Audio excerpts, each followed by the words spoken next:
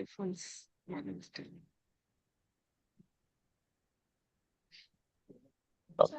दिनों स्टार्ट शुरू हो जाना बाहर का college Okay, first one.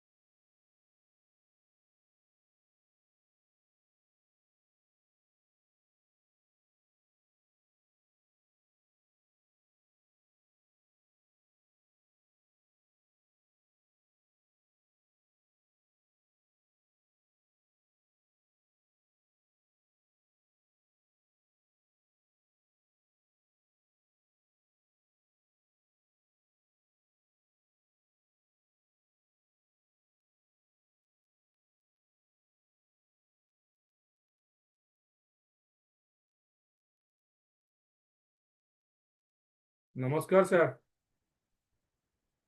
Bakshi sir नमस्कार। नमस्कार जी, नमस्कार। कैसे हैं आप? ठीक है। बढ़िया बढ़िया।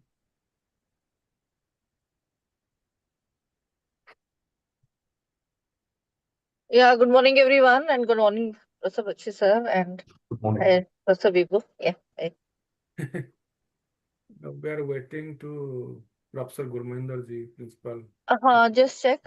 मैं just Otherwise we can start and maybe after Professor Bakshi sir we can request. एक बार फोन करता हूँ। Just give him a call. Yeah. Thank you.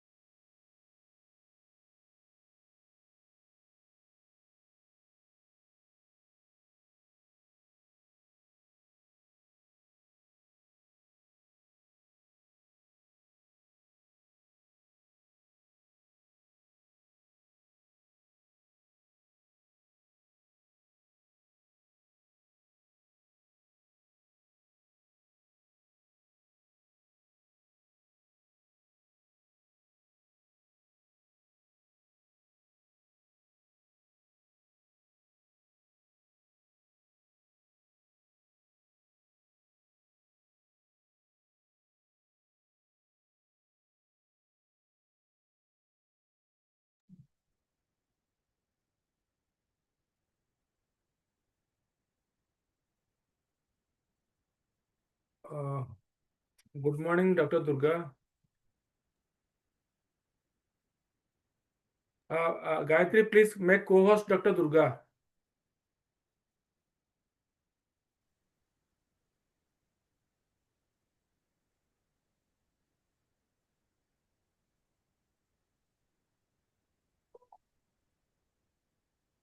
Okay.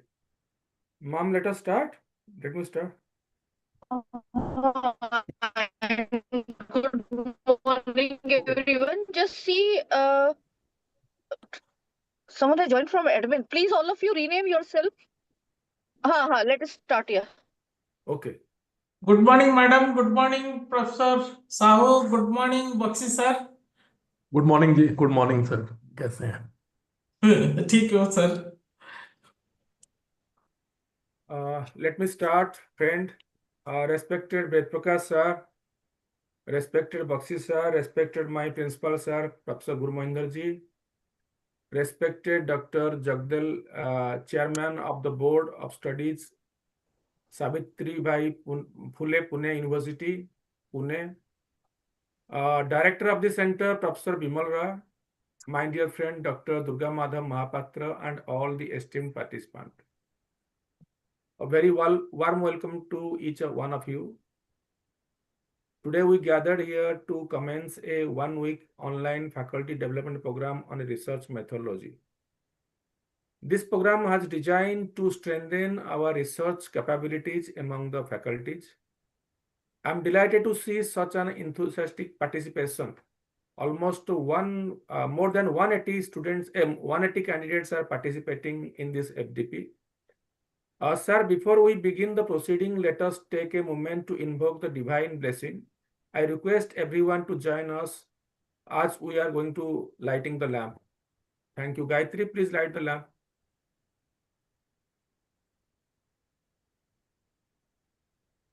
Gayatri? Okay.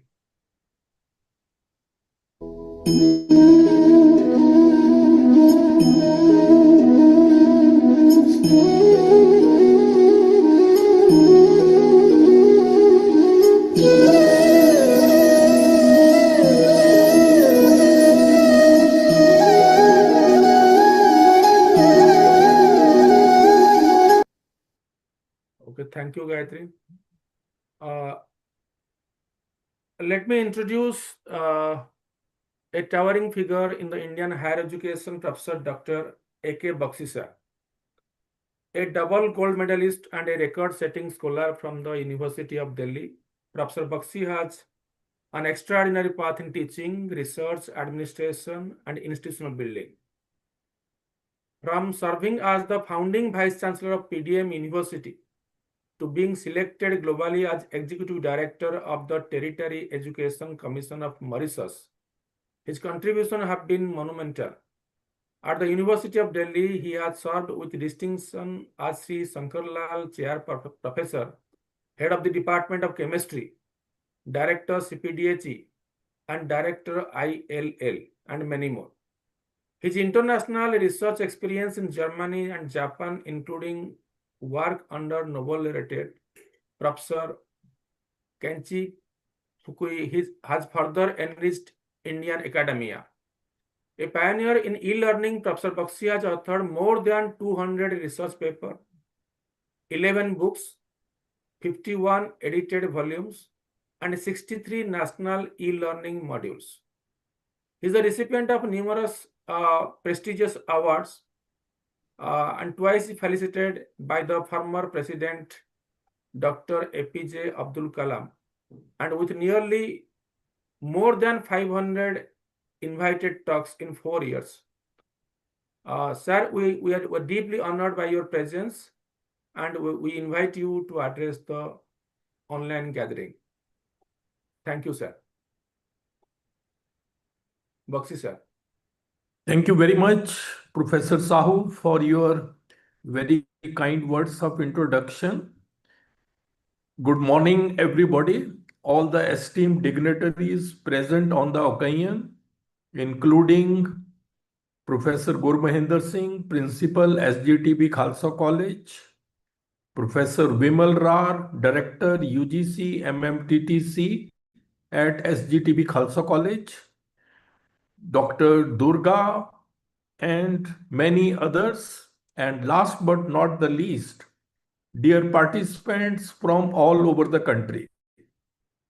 It's a great honor and a privilege to address you at the inaugural of this 1-week faculty development program on research methodology.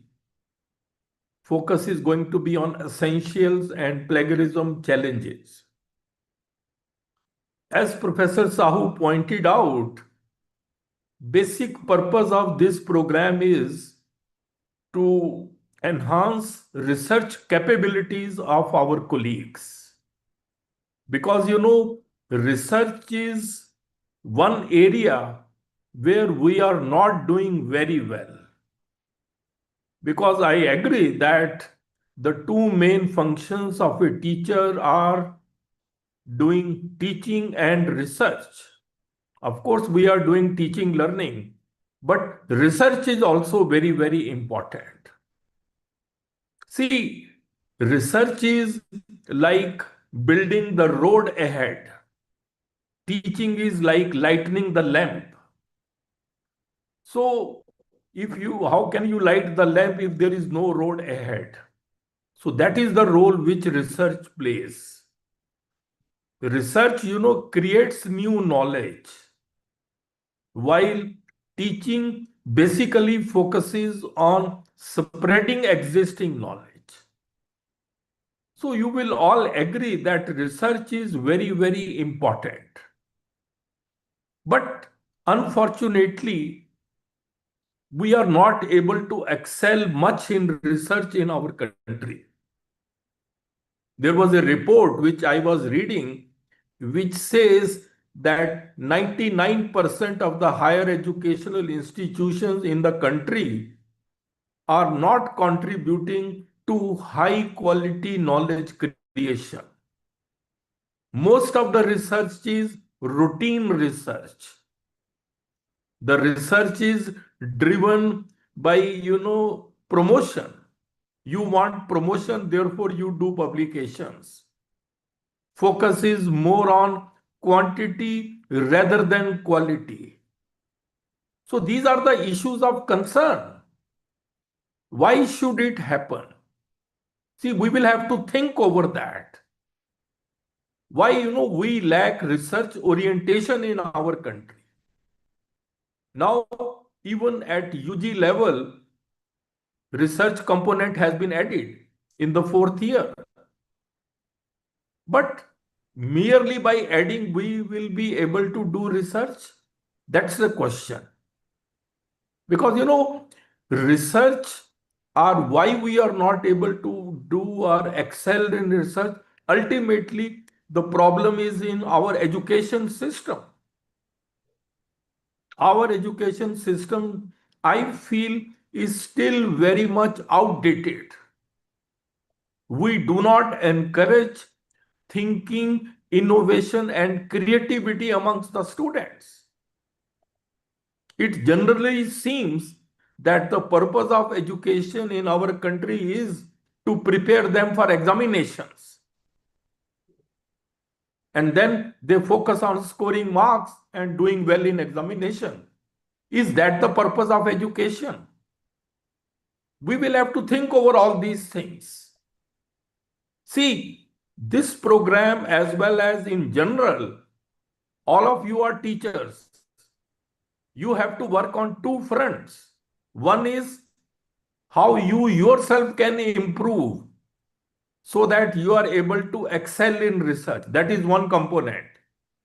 And second is how you can motivate your students to excel in research or prepare students for doing research in future. Both things are very important and both are our responsibilities. And we need to work on all that. I remember other day it was reported in Rajya Sabha that India's best science students are going to civil services. They are going for IAS, IPS and all these examinations. Many of the IITs, they have just become, the civil services factories. So what does it mean? It means there is something fundamentally wrong. Our students are not encouraged to do research. They are not trained for that. The research orientation is lacking in our students. They have passed, they have scored very high marks, and that's all. So that's not going to work. So I'm very sure that this program will focus on all these aspects. Because, we don't need to treat symptoms. We need to go to the root cause as to how can we excel in research. Because there is a crisis of innovation and creativity in Indian education system. I come from chemistry and I have seen that, no Nobel laureate has been produced in the country, especially in the field of science, while working in India after C.V. Raman, who got the Nobel Prize in 1930. It's now almost 95 years. So it's a question for all of us to think. And, we will have to change our education system. We will have to change the focus of our education system. We will have to follow new pedagogy for training students. All these are the challenges before us. And make our research career very attractive. That's also very important. See, if you look at the present data, only 0.5% of the students in higher education, they go to research or they go for PhD. Only 0.5%. Research capacity wise also, India hardly stands anywhere. So I think these are the issues of concern, and I am sharing all these things because I want you also to think over that. And have you ever thought why you are not also able to excel in research? Why we are not able to do, by the way? In my opinion, from my vast experience, whatsoever your field may be, you should have a very deep and sound knowledge in your discipline. That is the most important requirement. You should have clarity of concepts. You should have done a lot of thinking on the subject.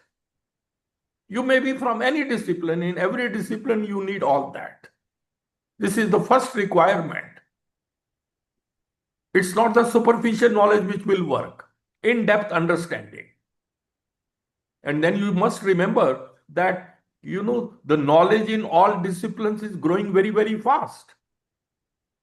There was a time when human knowledge was doubling in 150 years. Now, human knowledge is doubling in almost 73 days. So what does it mean? Your curriculum, even in education, becomes outdated as soon as it is created. And if you are to do the state-of-the-art research, you will have to be up to date in your research area because knowledge is growing very, very fast. And therefore, you have to work on that front also. How to be up to date in your research area. Must be aware of the latest developments. This is a very important factor. And for that, you need to have a very thorough knowledge of the literature survey, how to do the literature survey in your discipline. You may be from commerce, you may be from economics. Everywhere knowledge is growing very, very fast. And please remember, what you know in your discipline is only a drop, and what you do not know is an ocean. So much is happening. So a good researcher, or if you excel in research, you have to work on this front also, keeping yourself updated. And for that, you need to do literature survey. And for literature survey, the best thing now which has come is technology is coming to your help. So many electronic databases have come. You should be aware of how technology can help you in doing research. So many apps are there. You can do all that. So you can see so many fronts on which you will have to work. In today's world, which is a technology-driven world, you should be aware of various ICT tools also. Because with the advancement of ICT, it has totally changed the way research is conducted now. You might have done PhD few years back, but now so many tools have come which can be a big help to you in conducting research. And that also is something for which you have to be very, very familiar. But the most important thing which I still feel is the 21st century skills which all of you should have. See, these are the must for excellence in research. These come under learning skills. And under learning skills, the most important skills which are going to be helpful in research is critical thinking and creativity. These two skills are very important. Critical thinking means whenever you think of a new idea, you critically examine it. Creativity gives you new idea. Critical thinking evaluates those ideas, tries to refine them.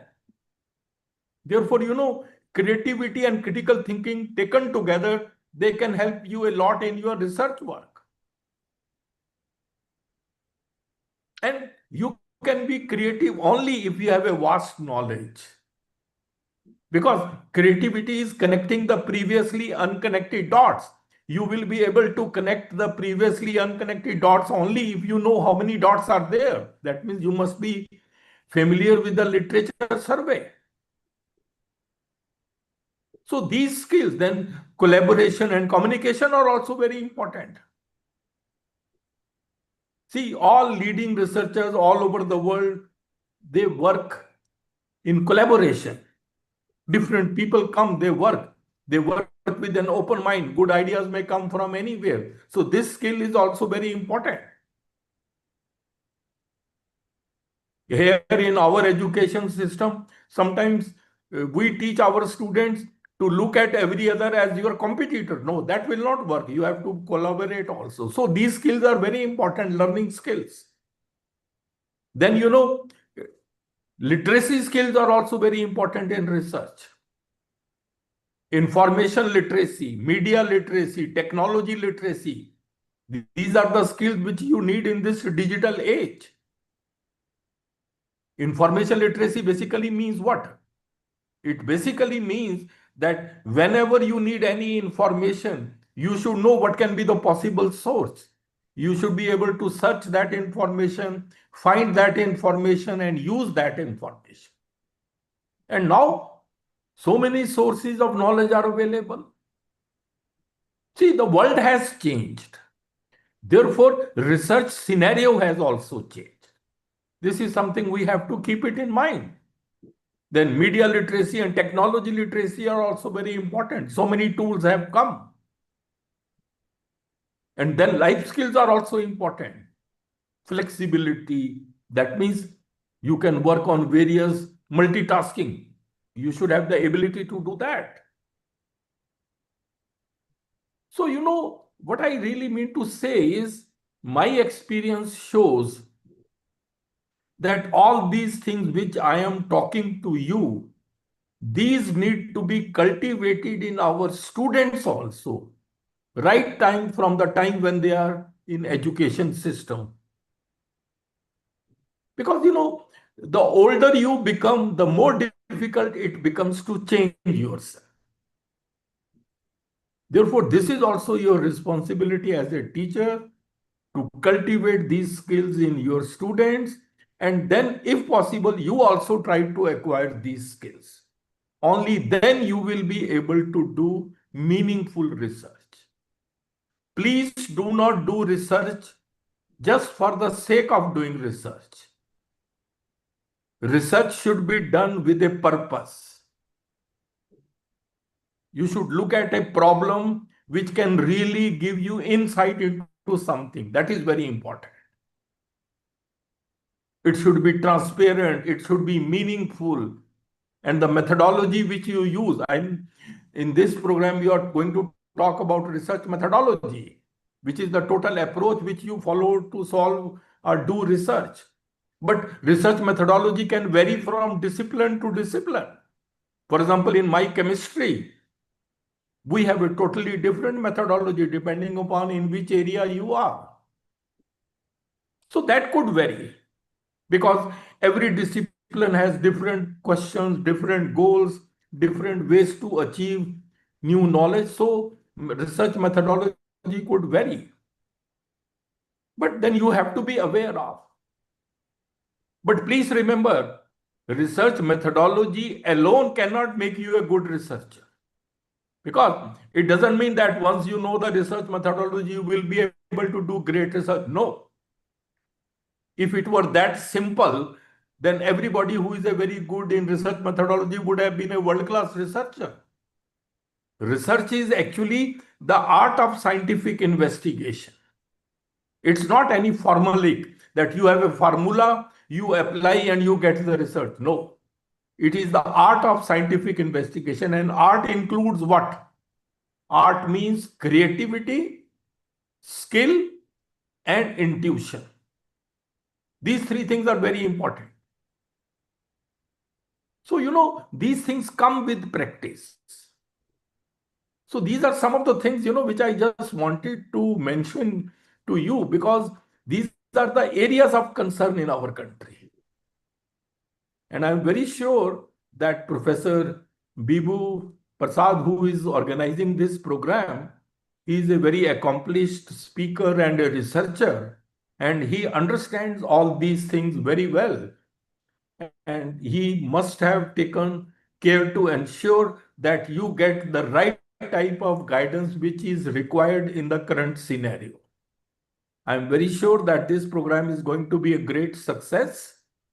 Maybe I will also come in one of the talks later on and try to get the maximum from these people and then try to make it a part of your career and life. And I'm very sure you will be able to do very well, because this is one thing on which our country still lacks. We have to do quality research, because research and development are inseparable. You cannot have development without research. Therefore, you have to focus on research, and that is what even our new education policy also talks, that we need to create a vibrant knowledge society. And what is the meaning of vibrant knowledge society? Vibrant knowledge society is a dynamic community where knowledge is actively created. That means you do research, then that is shared to bring about economic growth and development in the country. So all these things are actually interlinked. So thank you very much once again, and all the best to you. And over to you, Professor Bibu. Thank you very much. So thank you, sir, for your kind word. Now I would like to introduce the director of our center, Professor Bimal Rao. She is the pioneer woman, edupreneur, and a national leader in the field of e-learning. With over 30 years of experience, including a decade in the corporate e-learning sector, she has been a trailblazer in the integrating ICT into higher education. She has authored numerous research papers, books, and presentations, and has contributed significantly to national projects. Professor Rao conceptualized the iconic teacher's e-kit and played a seminal role in designing the 4-quadrant format for e-content under the UGC EPG Pathshala project. With 400 plus modules, 50 plus MOOCs, and leadership that enabled the center to train over 1 lakh teachers, her impact has been transformative. At the national level, she has contributed to major UGC committee, ODL, and online course regulation, and many more. She is currently serves on the task force for the Karnataka State Education Policy for online and distance education.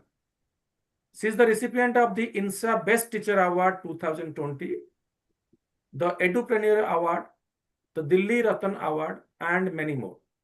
She stands as a role model for educators across the country. Ma'am, we warmly welcome you and request you to address the gathering. Good morning. Ma'am, thank you. Yeah, good morning, everyone, and thank you so much, Professor Bibu Prasad Sahu, for the kind words of introduction. Very respected Professor A.K. Bakshi sir, very respected Professor Ved Prakash sir, whom will be joining in some time. Very respected Professor Guru Mohinder Singh sir in absentia. I think due to some urgent requirement, he is not able to join, but he has conveyed his greetings to all of you and the program.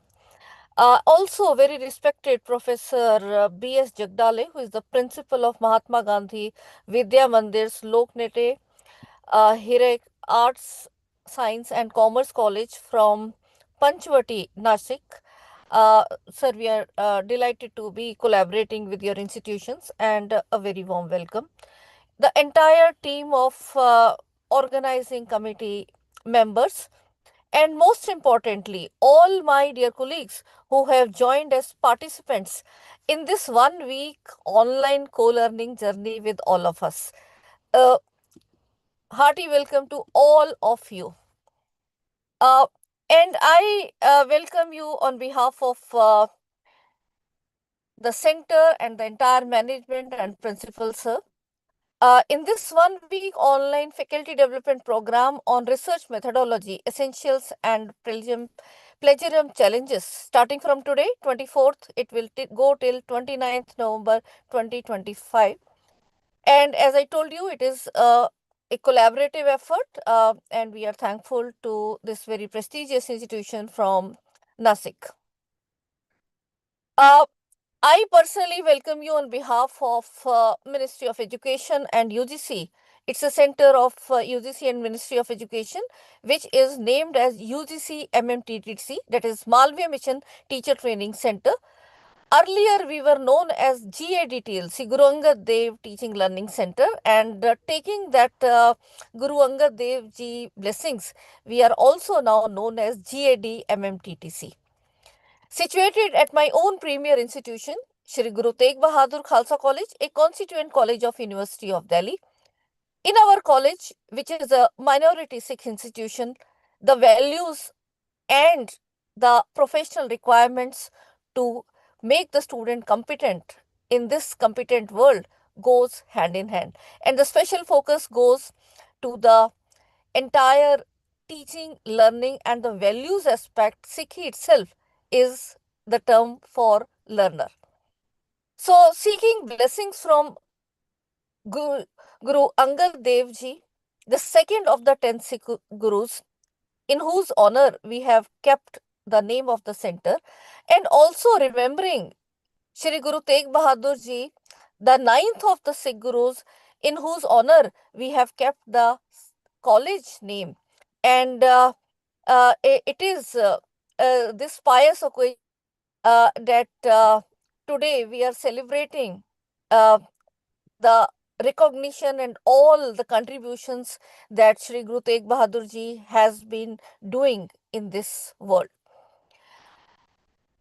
At the center level, the scheme has been named in the honor of Bharat Ratna Pandit Madan Mohan Malviya Ji, remembering this pious soul as well. And this entire program is being executed in the visionary leadership of our Prime Minister Modi Ji. I welcome each one of you with a virtual bouquet of flower, especially starting from all the participants and putting my gratitude to our senior team, patron Padma Bhushan Sardar Talochan Singh sir, who is the chairman governing body of STP Khalsa College, our two eminent mentors, Professor Ved Prakash sir and Professor A.K. Bakshi sir, and also welcome to Dr. B.S. Jagdale, who is the principal of Mahatma Gandhi Vidya Mandir Lok Nitya Vyatra Hiray Arts, Science and Commerce College at Nasik. And also my gratitude to Professor Gurmohinder Singh, the dynamic leader that our institution is blessed to have, and in his leadership, our center is taking greater heights.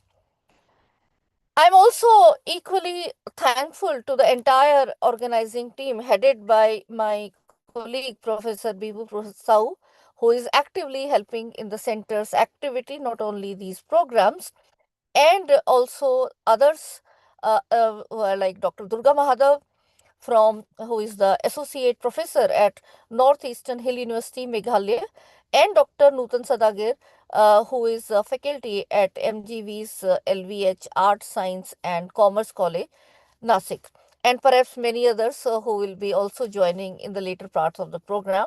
I am thankful to each one of you and I welcome each one of them.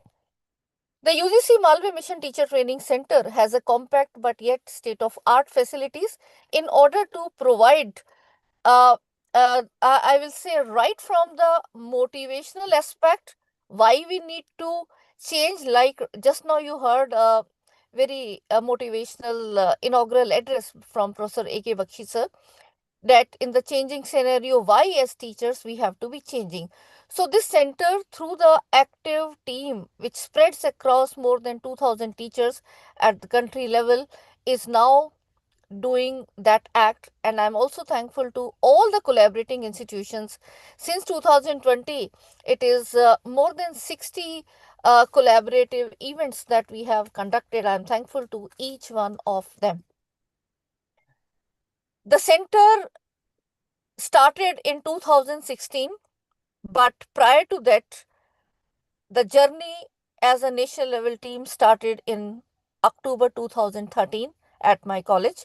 Although on the basis, our entire core team, we can say, they have their own expertise, more than 3 decades in the respective fields.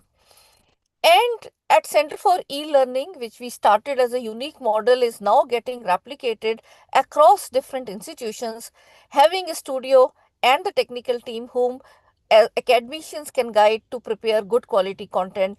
And that is the mammoth work that we did in EPG Pathshala project when we completed 89 courses, each having 35 to 40 modules in the 4-quadrant approach and across these 6 subjects. All this content is available on inflibnet.ac.in, and especially this becomes even more valued in the light of the 4th year coming, where majority of the PG level content has been shifted to the UG level. So I'll request all of you, you can refer to this content and use it for the better models like flip model in your classroom as well.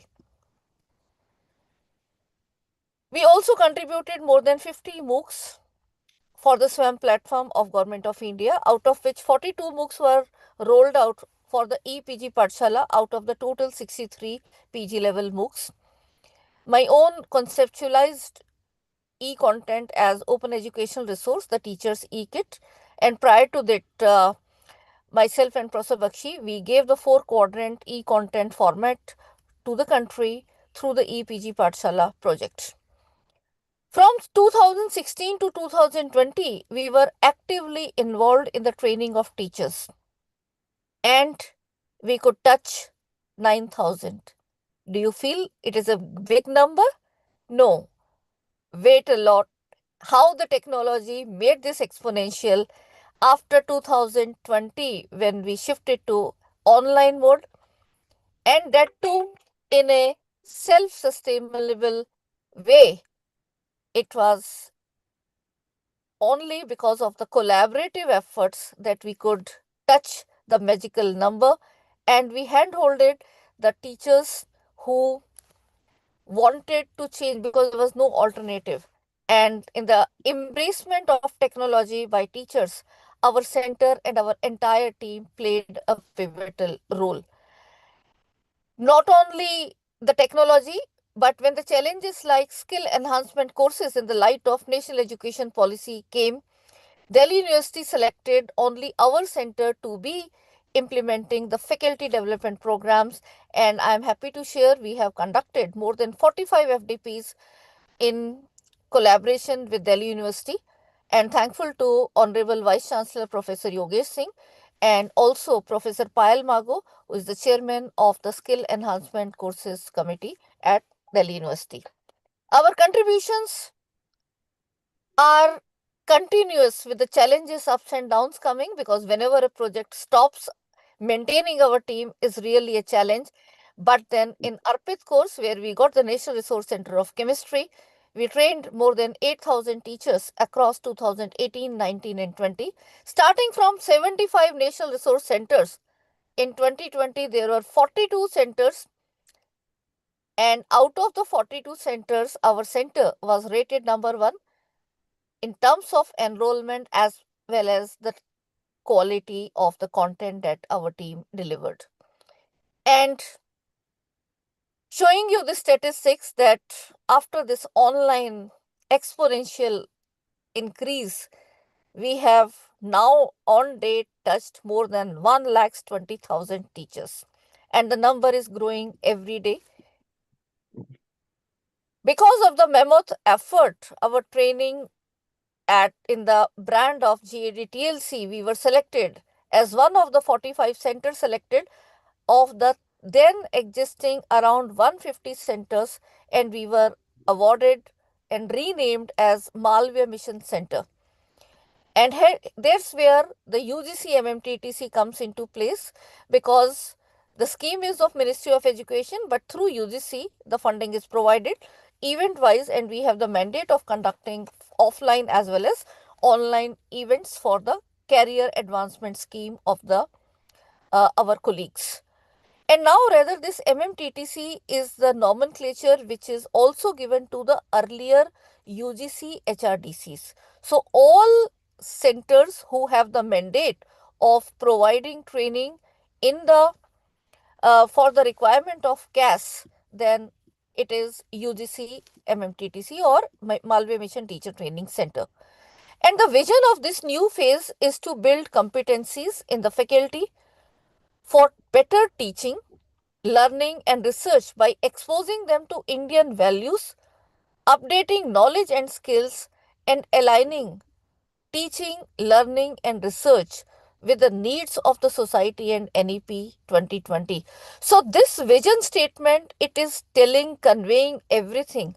So all our programs, whether it is the NEP orientation sensitization program, which have the mandate of training 15 lakh higher education teachers and providing them awareness that how this policy document, which is going to be guiding the entire education scenario, whether it is the school education or the higher education or the vocational education training and the skilling part, what are the various frameworks like National Credit Framework, National Higher Education Qualification Framework, the School Education Framework. So there are the frameworks that we need to understand in order to do effective implementation of NEP. And how as teachers we have to also integrate, because right now Professor Bakshi sir mentioned that good quality education is the base for good quality research. But how can it be done? Can we expect the students to be doing outstanding research just entering into the fourth year? Definitely not. The foundation has to be started from the school education system. And all of you, I am requesting, look into the class 6th, 7th, 8th books of your respective domain, and also watch out on the changes happening in 9th to 12th classes in the school education. There is a serious integration of experiential learning happening. And when you integrate the experiential learning and also the vocational courses, the competency of the student gets developed. The competency is not simply the knowledge, it is also the skills and the attitudes and values. There are so many research where even if the student is having good knowledge and good skill, but if the attitude, the collaboration and all interhuman, interpersonal skills, the digital skills, all these are missing, which are combined, called as 21st century skills, which perhaps I think Professor Bakshi will be talking in detail, and even in my session we'll be taking these into a different dimension. So all these need to be upgraded. It is high time, dear colleagues, that we stop thinking that we need these programs for the promotion requirements.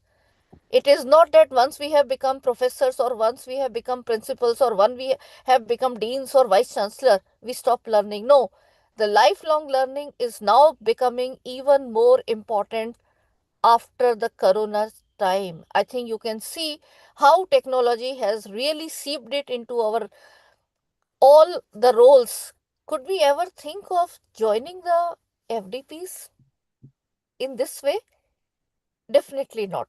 So these tools were available, but then these tools have to be used in a proper way.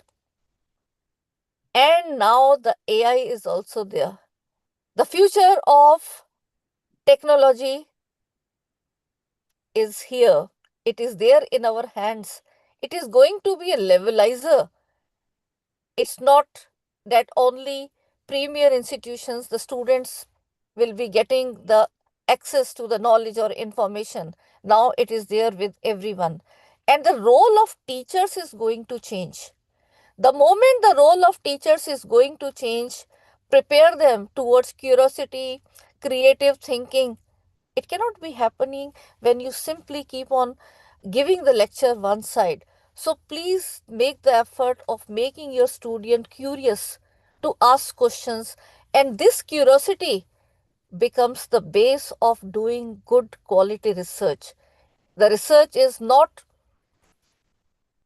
written and you have to just replicate. If you do that, you are just putting the points or the lines in your CV, but no content. And one thing more which the National Research Foundation, Anusandhan, uh, evolved under the ambit of NEP 2020, it is giving funding only when our research is meaningful to the society. It is also aligned to the sustainable development goals.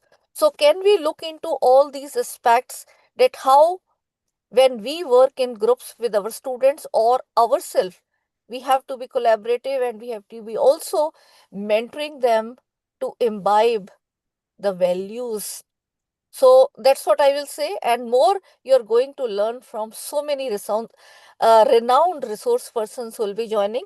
My special thanks again goes to Professor A.K. Bakshi sir for having delivered this inaugural address, and my thanks also goes to Professor Jagdali sir, who is the principal from our collaborating institution, to Professor Ved Prakash sir, who will be joining, Professor Bibu Prasad Sahu for taking this program uh, and leading this as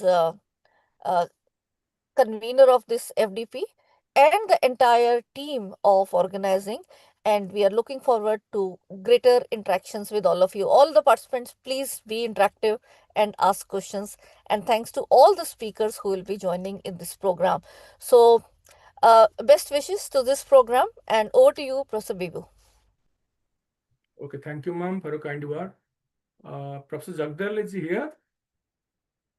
Yeah, he was He here. was here earlier. Now he's been disconnected. Professor Jagdal, Wait, I will contact. Wait. Dr. Nutan, Please. please do that. Yes.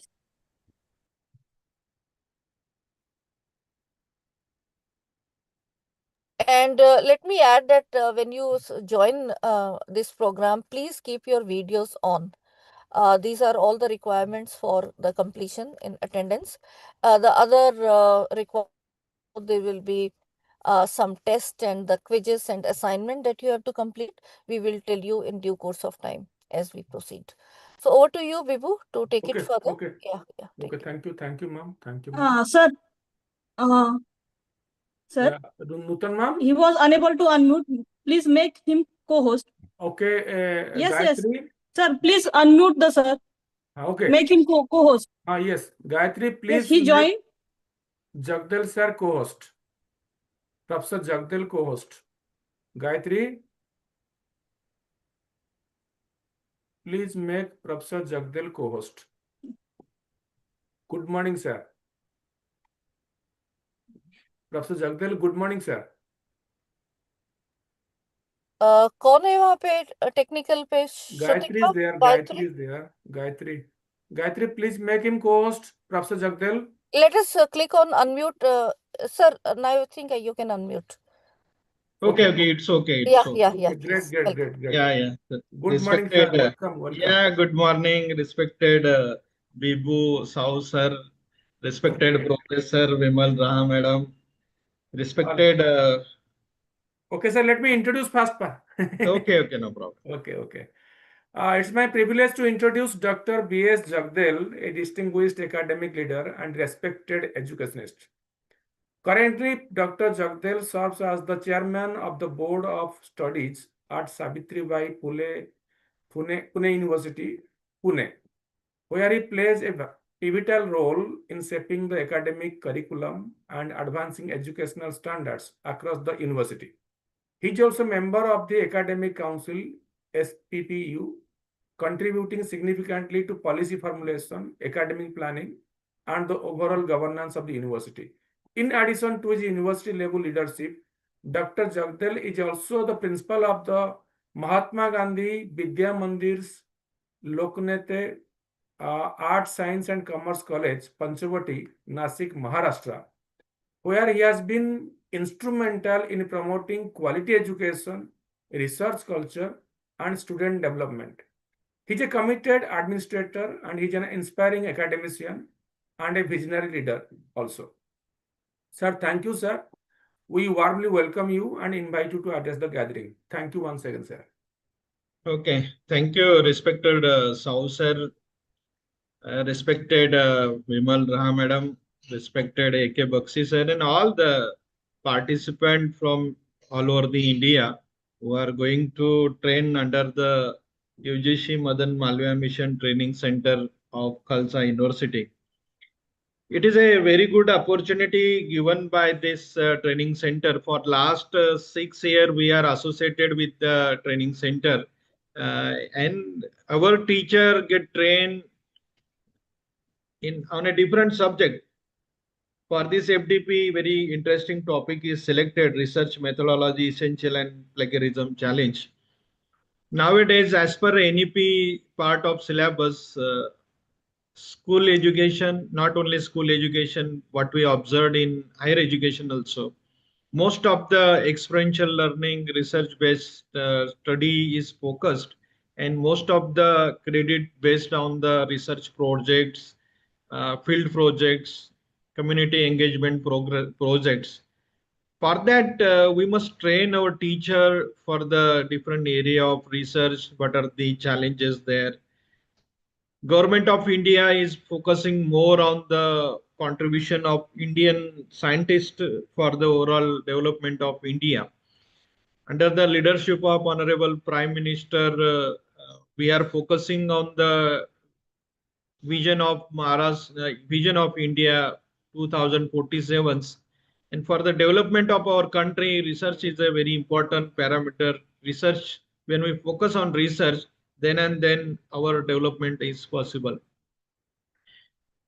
You know, the our scientists, our faculties are contributing a lot for the research, but the overall infrastructure we observed at the college levels or most of the university levels. Once we provide the advanced instrument facility for the research, then definitely each and every faculty, each and every institutions will be through their research idea will be contributed more for the research. Ours is a Mahatma Gandhi Vidya Mandir Loknete Venkatrao Hiri College located in Nasik, heart of the Nasik city, where Kumbh Mela is organized. And in this college, we are running 12 research center, though it is a affiliated college of the Savitribai Phule Pune University. And in that, 176 students are doing their research. One of our faculties are enlisted in Stanford University. That is a 2 percentile scientist. For last 3 years, Dr. Vishnu Adole is enlisted as a scientist in that list. With this, there are a lot of other researchers also are doing very good. Dr. Neertan, Dr. TV Power, and many more researchers are doing in chemistry and electronic science, mathematics, even social sciences. We have a good number of PhD students, and our researchers are doing very good publishing in a good quality journals publications we have. But what when we go to the instrumentations or laboratory areas, we are somewhere lacking behind. We can't compare our infrastructure with the universities and big IITs.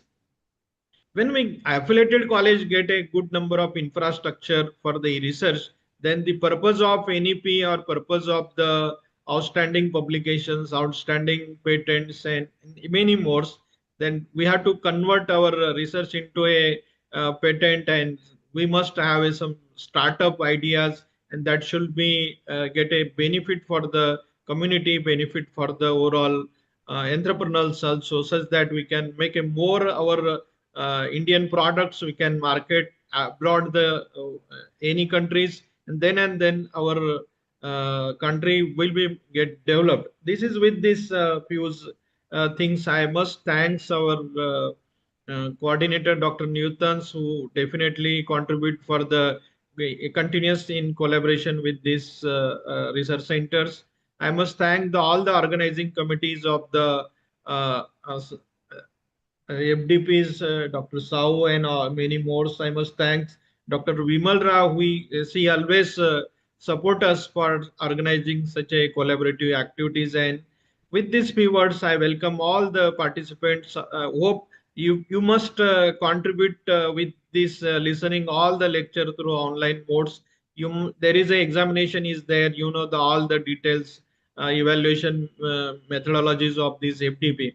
Every teacher must be concentrate on this all the lectures. Hope many more scientists will be going to contribute it through an online mode for this research. Hope this with this request of this participant, I thanks all the organizing committee. Thank you very much. Thank you, sir, for your kind word. Thank you, sir. And we also look forward to even greater collaboration. I think Professor Vibhu Prakash sir has joined, so we can. Okay, has joined. Yeah. Sir, Gayatri, can we please check make him your co-host. audio? Make sir co-host. Gayatri, I think sir can unmute. Professor Prakash sir, if you can. Yeah, I'm there. Yes. Haan ji, Yeah. yeah. Rather, good evening, sir, Namaskar. and very Good warm evening. welcome to you. Please. Good evening. Thank you. Namaskar. So good evening So, is Professor there. Vibhu, yeah, Yes, take it yes, forward. yes, yes. Okay, thank you, sir. Last but certainly not, I am honored to introduce a stalwart of Indian higher education, Professor Ved Prakash. He is the only academician to have served the UGC at its three highest levels: chairman, vice chairman, and secretary. Under his visionary leadership, the UGC made a remarkable advancement in curriculum reform, internationalization, scientific research, skill education, and social equity. He transformed NIEPA NIPA into a university as its founder vice chancellor and has previously served as chairman, NCTE advisor, education planning commission, professor and head, NCRT, and joint director, SSC, among many other esteemed roles. A US Fulbright scholar, he has been visiting faculty at the University of Windsor, guest faculty at Harvard University, and consultant to the World Bank. He has represented India in nearly 30 countries and served on the jury of the prestigious UNESCO APEID award for a decade. With numerous publications and distinguished career spanning over 45 years, Professor Ved Prakash remains one of the most respected educational thinker of our times. Sir, it is an honor to have you with us today. We sincerely invite you to deliver the keynote address. Thank you, sir. Professor Bibu Prasad, thank you so very much. And it's always a pleasure to see you. And a special thanks for the kind words that you have used. You have made a very long introduction, though it was not needed. Let me express my sincere thanks to the organizers of this program, first for having invited me to speak on a very important subject, which is of topical significance. I'm grateful to Professor Bimal Rar and Professor Bibu and Professor Gurmohinder Singh, principal of Khalsa College, University of Delhi. Very good. It's morning for you, though it's late evening for me. I'm talking to you from a very far off place. I'm on the other side of the planet. What I propose to do in the next 45 minutes, I would be reflecting on 7 different aspects. I'll highlight the significance of research first. Then I will share with you the major breakthroughs in sciences and social sciences which have revolutionized the world. I'll be reflecting on the evolution of research from the ancient time to the present time. How have we traversed a long distance insofar as research is concerned? Then what are the various types of research which we do undertake, and each one has its own significance? And then what are the global research trends in the present times? And I will be focusing on some select countries insofar as the status of research in those countries is concerned. For instance, I'll be sharing something about the United States of America, Great Britain, China, India. Where do we stand vis-a-vis, the rest of the countries in terms of our share in global research? And then towards the end, I would talk about what is the way forward insofar as the agenda of research should be for each one of us. I hope you will all agree that research is an important mandate of the university system. And while university system has the dual responsibility, on the one hand, it has the responsibility of preparing educated and skilled workforce. On the other hand, it has also to uh,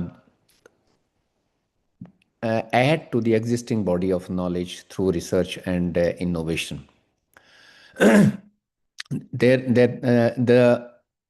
reason for the active universities are, we all know that social organizations, and they have to create learning ambience within that social context.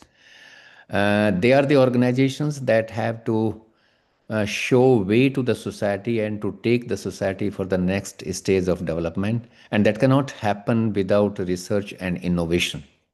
And it is for this reason that they have to fulfill the dual responsibilities. I mean, preparing the skilled and educated workforce on the one hand, and addressing the local, regional, national, and global concerns to address the complex issues, actually. So, universities are expected to play a critical role in the intellectual and socio-economic development of societies. And research is fundamental to fulfilling this role. Engaging in research allows us to advance knowledge, support innovation, enhance teaching quality. We cannot improve quality of the instructional materials, actually. We cannot improve upon the pedagogical processes without research and innovation. We cannot contribute meaningfully to national and global progress. These are the valid reasons as to why universities must actively participate in research. You all will agree with me that if we wish to generate and advance knowledge, we cannot do it without research. It is research that enables universities to expand theoretical and practical understanding across disciplines. It is again research that allows scholars to question existing assumptions, develop new frameworks, theories, and technologies. Without research, universities would merely become the centers of transmission and certification of outdated information. That is not the purpose of the university education, actually. If we wish to enhance the quality of teaching and learning, we need research. It is again research that enriches teaching learning processes by ensuring that educators remain updated with the recent developments in their respective areas of specialization. It is only a research active faculty that brings fresh insights, contemporary examples, and real world applications into the classrooms.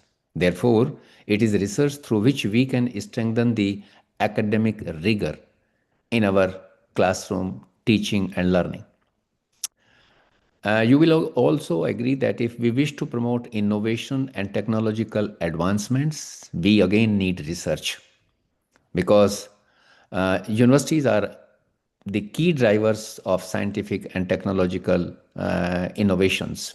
Without research, can we ever imagine new discoveries, products, methods, and technologies? We cannot. It is the university-based research that often leads to breakthroughs in engineering, medicine, agriculture, social sciences, etc. Again, if we wish to solve societal problems, we cannot do it without empirical evidences. And it is only through research that we can address pressing challenges, be it climate change or poverty, inequality, health crisis, governance issues, financial issues. It is again only through research that we can contribute to economic growth through innovation and knowledge creation. Similarly, if we wish to preserve and advance culture, our own culture and other cultures, and if we wish to advance human understanding, that too cannot be done without research. It is only through research that we can preserve cultural heritage and deepen understanding of human societies.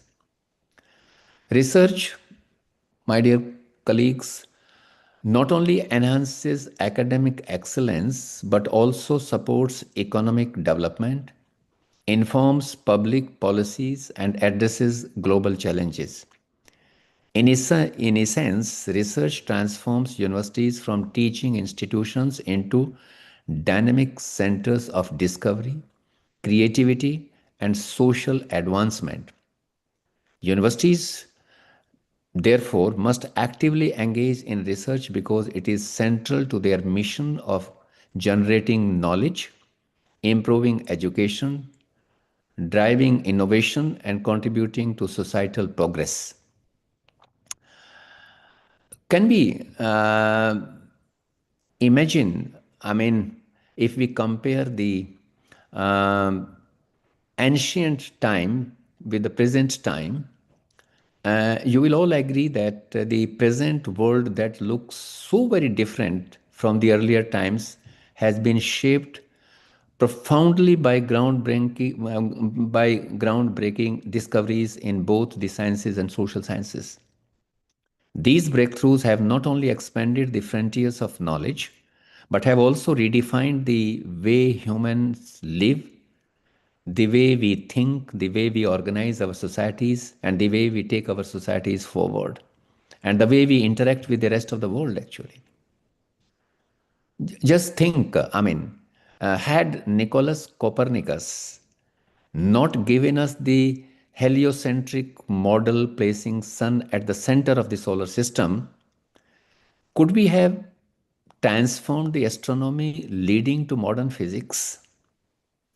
Without Newton's laws of motion and universal gravitation, we would not have been able to make technological progress, engineering advancements, and space explorations, which we are witnessing today. Without Darwin's theory, we would not have been able to explain the diversity of life, nor formed the basis of genetics and ecology that we have today. Without discoveries by great minds like Louis Pasteur, we would not have been able to revolutionize medical sciences and health and hygiene. Can we imagine the present time without the Einstein theory of relativity? Could we have understood, could we have developed quantum physics the way we have developed it today? Could we have defined the concept of space, time, matter, and energy without the theory of relativity? We would not have been able to harness the benefits of digital revolution without the inventions of microprocessors and computer networks. Similarly, in social sciences, without the contribution of brilliant minds like Jean Rousseau, Adam Smith, we would not have been able to understand the nuances of social contract and nor economic theories. You will all agree that these breakthroughs in the sciences and social sciences have been central to the transformation of human civilization. While the sciences has provided tools for survival and innovation, the social sciences have shaped the way societies think, govern, and interact. These discoveries continue to influence global developments, guiding humanity towards greater progress, understanding, and sustainability. Universities, therefore, are the places to expand these legacies through research and innovation. We cannot do without research. Modern societies need more number of research-intensive universities. Having said that, let us see how the research has evolved and where has it reached today from the ancient time. The development of research can be understood through chronological stages from early human inquiry to modern scientific and cross-disciplinary system. In earlier time, actually during the ancient time, when knowledge was holistic and not divided into subjects.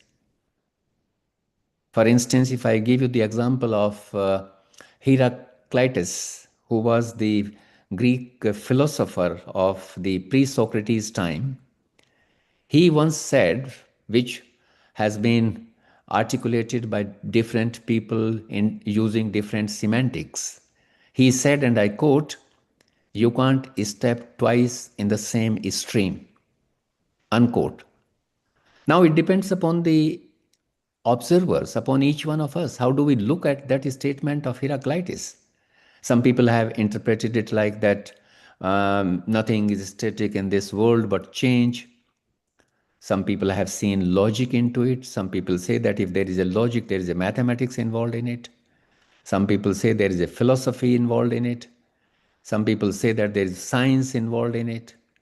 People say there is geography involved in it. So in earlier time, the knowledge was not fragmented like we did it during 20th century and late 19th century actually. The knowledge was holistic, and at that time, inquiry was based on observations, experiences, and philosophy. That is what Heraclitus did actually.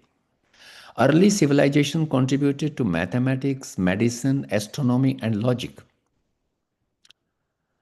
Then we entered into the disciplinary research when we created the structures of disciplines in the name of physics and chemistry and geology and botany. This has happened in late 18th and late 18th century.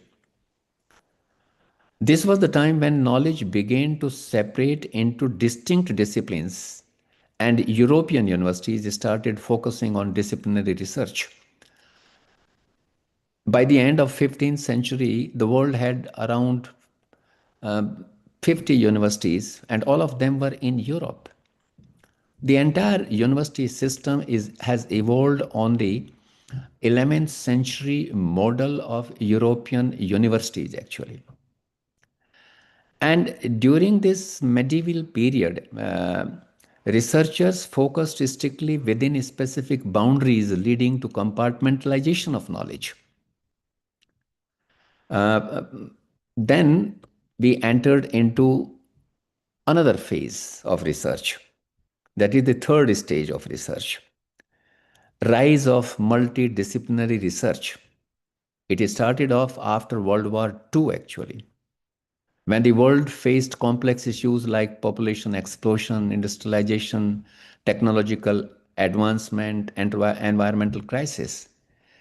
During this time, it was realized that no single discipline could address these problems alone. So several disciplines started working side by side on common issues. Those results of studies were placed together, but they were not integrated. Each discipline continues to maintain its identity. That was the era of the multidisciplinary research. I mean, people in different areas of study focusing on the same issue, but they were doing it independently. They were not integrating their findings. They were not corroborating with each other actually at that point in time. Then came the fourth stage, development of interdisciplinary research. The era of interdisciplinary research started during late 20th century when people thought that complex issues like climate change, community health, energy, social inequality, they cannot be addressed entirely on the strength of a single discipline. And therefore, it requires thematic approach. It requires dissolving boundaries between the disciplines. People realized at that point in time that we need to dissolve the boundaries between the disciplines, because new knowledge, they realized that new knowledge lies at the intersections of different disciplines. And thus research entered into the integration and synthesization of methods and theories, principles and laws from across the discipline. And today we are emphasizing more on interdisciplinary research because it provides nuanced perspectives to the students. When students start connecting knowledge from different disciplines and try to address the complex, real world complex problems, that warrants interdisciplinary research. It has also given emergence to new areas of studies, in the form of cognitive sciences, automation, robotics, bioinformatics, etc. The people are also talking about, started talking about now a stage further, that is the transdisciplinary research. This is an emerging area of research which goes beyond academic disciplines. It involves different stakeholders, not only universities, but it involves society, it involves government, it involves industry. It focuses on real world solving, world problem solving issues like sustainable development. Now, sustainable development is such a subject which includes governments, policies, science, community involvement, and therefore this research, this transdisciplinary research, goes beyond academic disciplines, involving different stakeholders like NGOs, government agencies, industry partners, local community. Academicians, together with other stakeholders, co-create knowledge and find solutions through transdisciplinary research. So, having talked about these different stages of evolution of research, starting from the ancient time when the knowledge was looked in a holistic manner, and then we fragmented it and talked about disciplinary research, then we transited from disciplinary research to multidisciplinary research, and then interdisciplinary research, and now we are also talking about transdisciplinary research. The concept of research has thus evolved from simple curiosity-driven inquiry to complex, structured, and collaborative investigation. Today's research era emphasizes interconnected thinking, interdisciplinary problem solving, and the blending of knowledge systems to solve global issues. The research is therefore a systematic and objective process of collecting, analyzing, and interpreting information to increase understanding of a phenomenon. Over centuries, the meaning, methods, and the structures of research have evolved dramatically, influenced by scientific progress, societal needs, technology, and philosophical viewpoints. Broadly, Professor Bibu might be talking about all that, but I would like to mention that broadly we classify research under different categories. We talk about basic research, wherein we focus on the basic aspects of certain knowledge components. And then we talk about applied research, when we use the findings of the basic research to solve certain problems. We can also broadly classify research into quantitative research, qualitative research, experimental research, descriptive research, historical research, analytical research, and action research. So one can classify research into various categories actually. My time will not permit me to reflect on each one of them, and I hope that during the course of your program, someone is going to define all these. What do we mean by descriptive research? Yes, Where sir. people simply observe, records, and describe what is happening. Similarly, historical research, analytical research, and action research, etc. Now, let me also talk to you about the global research trends. As I have said earlier, modern societies need a greater number of research universities. There are still millions of things that have yet to be discovered. Like there are certain diseases for which we have no cure. We have been working very hard, be it AIDS or be it cancer or be it certain other disease actually. In fact, the world's requirement is growing for interdisciplinary research to solve these complex issues. It is evident from the fact that if you look at the list of the names of the Nobel laureates actually, and in the last 1.5 decades, you will find that majority of them are those who have defied the basic boundary of a specific discipline. and which is why the greater focus is on interdisciplinary research, and for local and regional and global concerns, it requires transdisciplinary research actually. Interdisciplinary research is becoming increasingly important in tackling multifaceted issues in science, technology, society, and the environment. And I got an opportunity to participate in a conference some couple of months ago in Goa, and I was asked to inaugurate that conference on the philosophical works of Professor D.P. Chattopadhyay. I thought that I must look into the teaching of philosophy in the leading universities. And then what I did was that I browsed through the curricular provisions of 4 or 5 universities, namely Oxford, Cambridge, MIT, Massachusetts Institute of Technology, Harvard University, and University of California at Berkeley. And I found out how are they teaching philosophy. They have integrated subject like philosophy with biotechnology, with artificial intelligence, with chemistry. So the lesson that we need to draw today is that the time is the time of interdisciplinary research and transdisciplinary research. Though there are significant challenges, one can't deny for the implementation of interdisciplinary research. But the potential benefits in terms of innovation, comprehensive understanding, and real world impact make it necessary to address the needs of the modern world.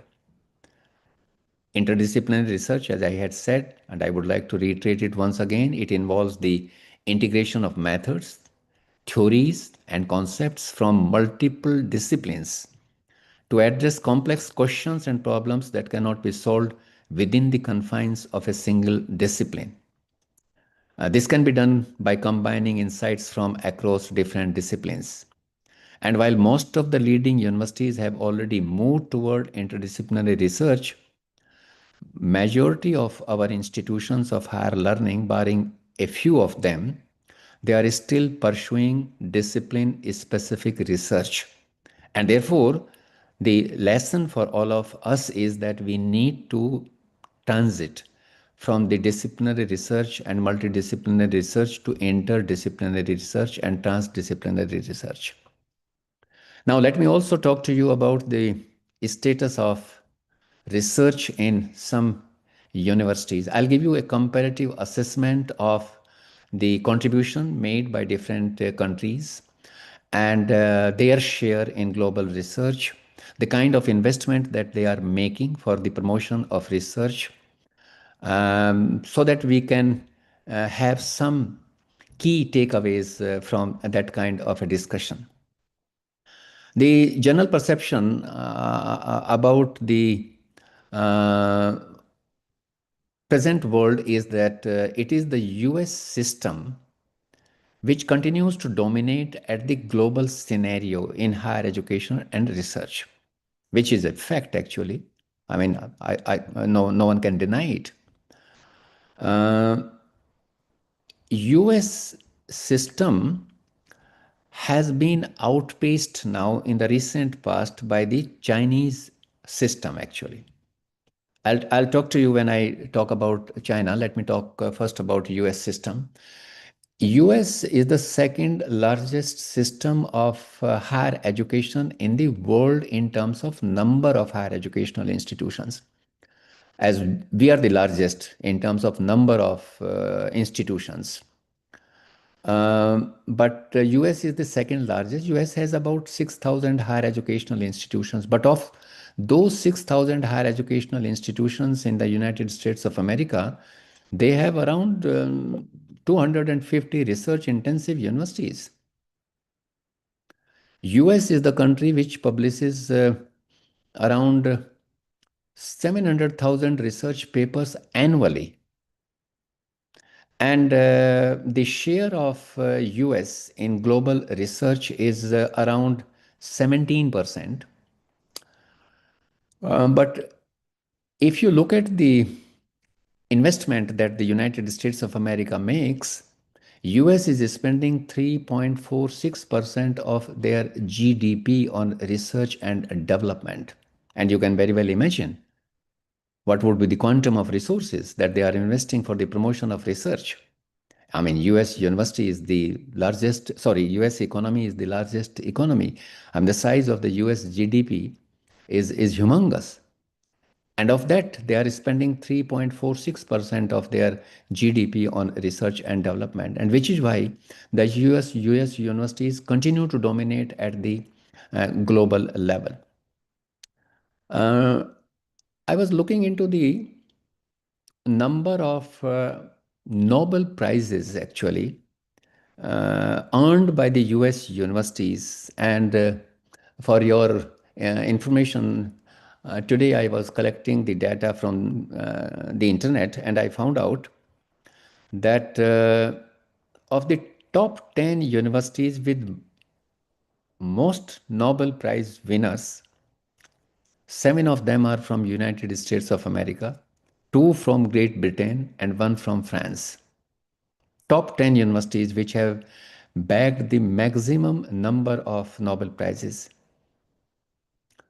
And of the 50 top universities with most Nobel Prize winners, I found out that again US is on the top with 26 from US, 8 from UK, 8 from Germany, 2 from France and Switzerland, and I mean rest are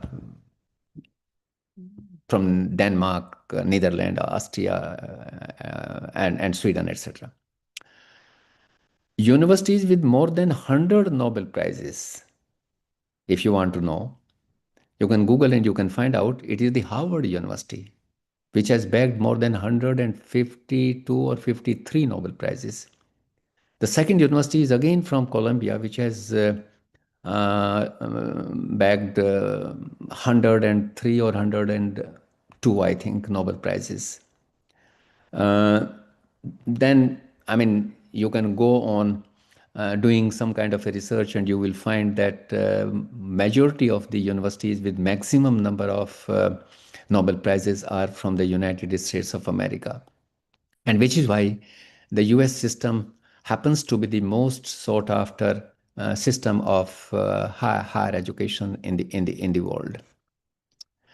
If you look at, but don't forget about the investment that they are making, 3.46%. And another beauty of the US system is that they don't make distinction between a private university and a public university when it comes to financing of research, like we have it. For instance, when I was with the University Grants Commission, we were not providing financial, we were not promoting, research in private institutions by way of providing them financial assistance. The UK is another very important system of higher education. UK has about, UK system is a smaller system. They have around 200 higher educational institutions, and they have about, as compared to that of 200 research intensive universities in US, UK has about 3 dozen research intensive universities. The UK universities are publishing around 250,000 research papers annually, as against, you can't see one is to one correspondence between UK and US because UK is a smaller system. The UK's share in global research is around 8%. And UK is also spending 2.91% of their GDP on research and development. I mean, the first molecule for COVID-19, which is why was created on the campus of Oxford University. So UK also has a fairly large number of research intensive universities. Let me now talk about slightly about China. China has, as I said earlier, China has outpaced the United States of America in terms of their share in global research. China today is publishing more than 1 million research papers annually, And the China's share in global research is around 20% today. China is spending 2.445 or 43% of their GDP on research and development. But China is following a different policy as compared to that of, which is very different from UK and US. They are following the policy of double first class. And for them, double first class means the first class is a, a department of a university which has the potential to compete at the global level. They identify that potential department and provide financial assistance on a large scale, and that too on a protected basis to that department. Similarly, they also identify universities with potential for excellence and then provide them financial assistance on a prolonged basis. So, which is why they call it double first class policy for promotion of research. And I mean, to top it, they are spending 2.43%. The Chinese economy is also humongous, actually. The GDP, the size of the GDP of China is also very large. When we look at our own system, we find that, I mean, I do not have authentic information, but on the basis of my experience, I can say that we have around 200 research intensive organizations, which also includes standalone institutions like CSIR institutions and some other standalone institutions like Center for Cellular and Molecular Biology, CCMB, in Hyderabad, and there is one in Mysore also. I'm forgetting the name of that. CFTIR or something like that. Yeah. So we have around 200 research intensive organizations in our country, including the premier institutions, the universities, and some standalone institutions. We have been publishing around 275,000 research papers annually. So our share is slightly higher than that of UK, but that comparison is also not very correct, because the UK system is a very small system and we are a very large system. Our share in global research is around slightly higher than United Kingdom, Great Britain. But when we look at the investment that we are making for promotion of research and development in our country, we are spending only 0.65% of our GDP on research and development, which is no match to 2.43% of the GDP of China, 2.89 or 98% of Great Britain, and 3.47% of United States of America. But still, I mean, our teachers and scientists are contributing 275,000 research papers annually. If we increase our investment in research and development, I'm sure that our teachers and scientists can substantially improve our share in global research. This is the important point that is to be made, and that should be realized by us at the national level and at the provincial levels, wherefrom we are financing our institutions of higher learning. India needs to invest much more to increase its standing at global level in terms of both volume and quality of research. Now, having said that, I would want you to go through the QS, ranking of 2026, which will let you know that what kind of universities have participated from our country in the QS global ranking and where our institutions stand. I was going through that list and I found out that some of our institutions have improved their ranking this year, actually. If you compare the past 2 years' data, With the present QS ranking of 2026, you will find that some of our institutions have improved their ranking, but very few of them are there from our country, actually. None of them has figured in the top 100, actually. Only some premier institutions have figured in the top 200, not in top 100 or top 50 or top 10, actually. Anyway, I mean, now, what is the way forward that I would like to way forward for pursuing meaningful research in the university system? I think you all will agree that research is the backbone of knowledge creation, innovation, and societal progress. In universities, it is crucial that research transcends mere publication metrics and contributes meaningfully to both academic advancement and real world impact. Let us see what could be key steps forward. One is that we need to encourage curiosity-driven inquiry and interdisciplinary collaboration. There is a need to organize regular seminars and create idea-sharing forums that can keep the research environment dynamic. The another important initiative could be that we align research with societal needs. We need to incentivize projects with social, environmental, and economic relevance. And for that, we need to collaborate with industry, NGOs, and government bodies to ensure practical applicability.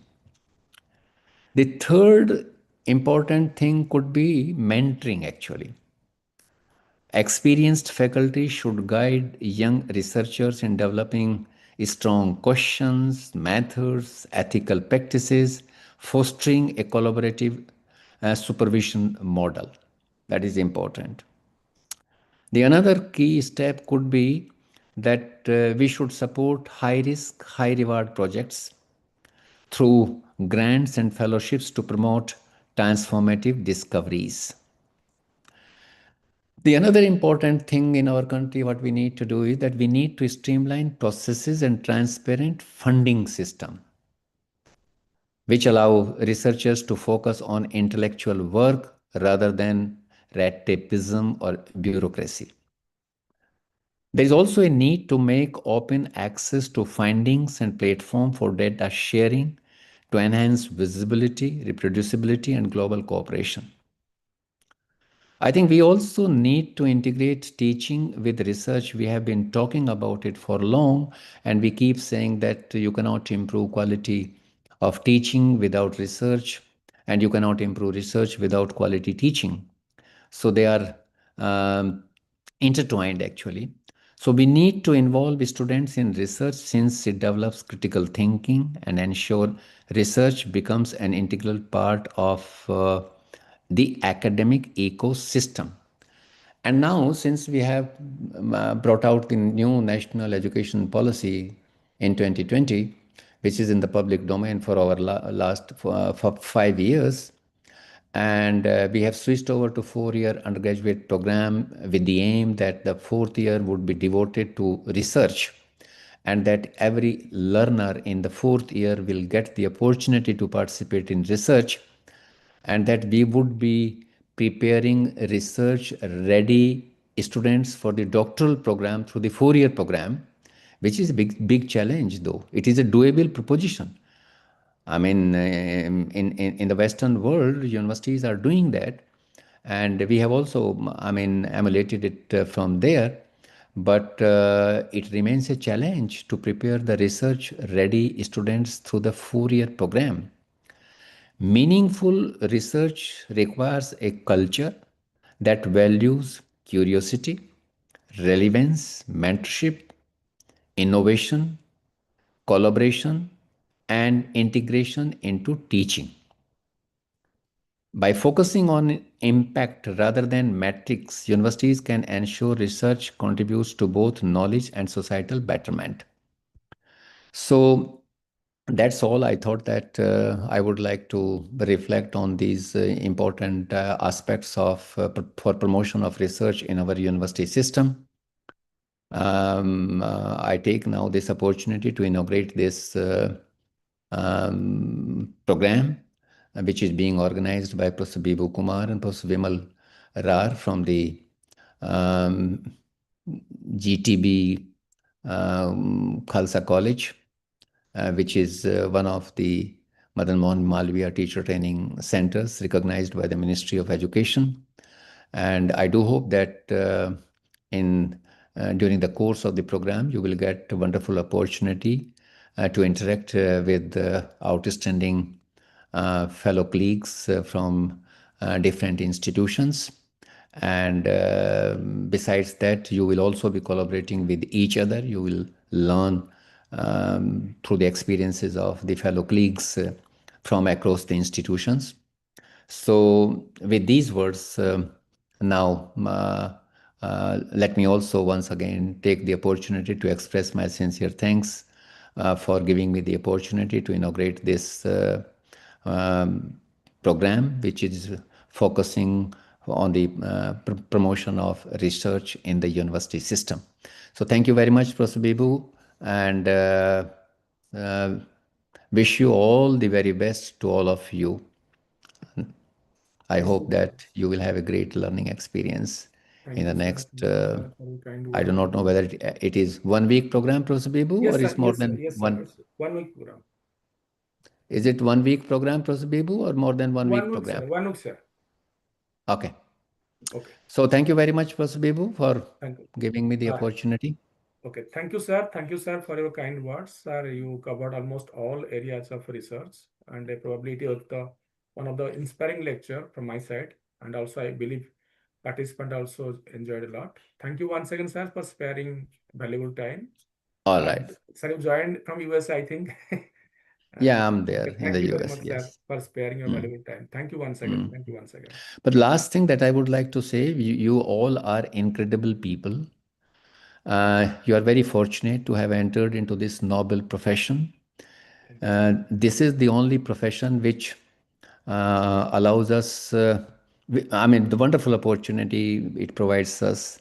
Whatever little we do, it adds to our qualifications. And therefore, I would want you to set a goal for yourself.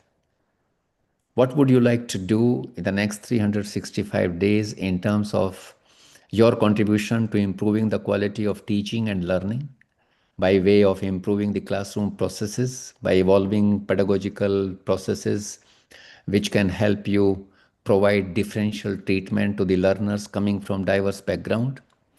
And then, apart from teaching and learning, what kind of contribution would you be able to make in terms of your contribution to adding to the body of existing knowledge, actually?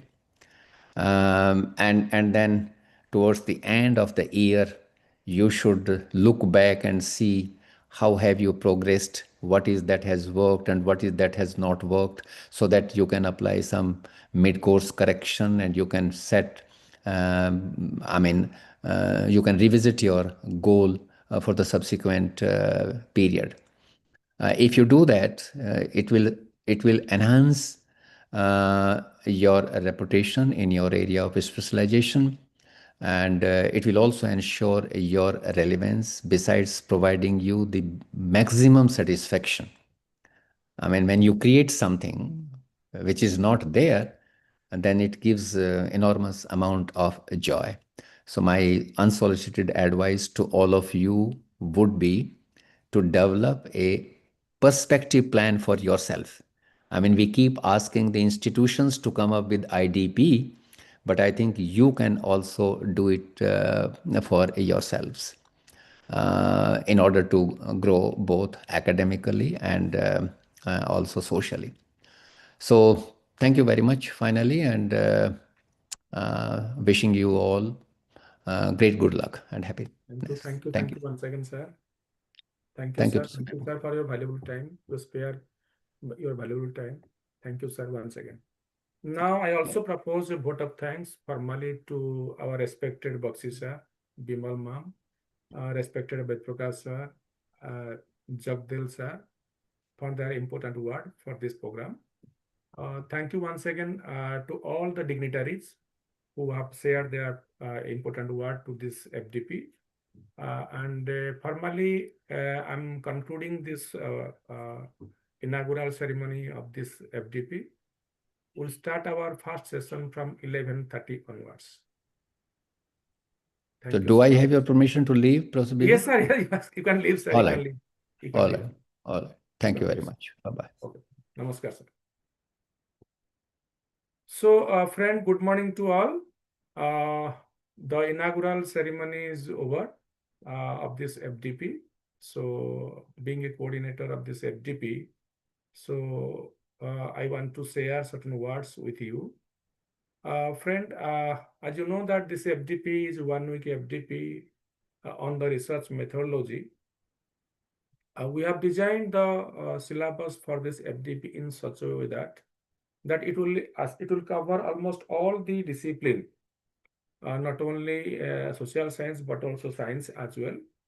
So what we will cover in this FDP, let me share with you. We'll cover the basic introduction of research methodology from literature review to data sampling and the hypothesis formulation. And we'll also cover how to write a good quality of a research paper, why your manuscript get rejected, and also we'll cover the SPSS part, Excel part, how to do research through Excel. And we'll also cover some technical part of the research like structure equational modeling. And apart from that, we would like to cover the plagiarism aspect also. So because the plagiarism is becoming a kind of word among the Indian researcher, people are getting afraid to do research because of plagiarism. Nowadays, another word is coming apart from plagiarism is AI content generation. Because without AI now research is impossible, but with AI there is a problem.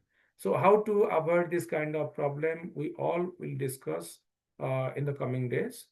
And we'll start this research methodology lecture from the introductory part, because in this platform, many are the professor, many are the associate professor, many are the assistant professor, many are the PhD holder, many are not PhD holder. So we have to take care all the faculties from the non-PhD to professor level. So we have designed our course curriculum in such a way that so first 2 days, we'll keep our lecture to the basic level. We'll start that from the research methodology to plagiarism and referencing. Then we'll come to the technical part. So thank you very much, friend. And technically, we'll start the first technical session from 11:30 onwards, right? So 11:30, you have to rejoin from 11:30 a.m. And one thing I would like to share with you. So apart from that, you have to fulfill certain assignments, right? What assignment? You are supposed to submit 2 quiz and 1 assignment we will declare, we'll discuss with you later. So you have to give both the assignments, quiz and the assignment which we are going to decide what kind of assignment will be it is. So both these you have to complete unless until you won't get certificate, number 1.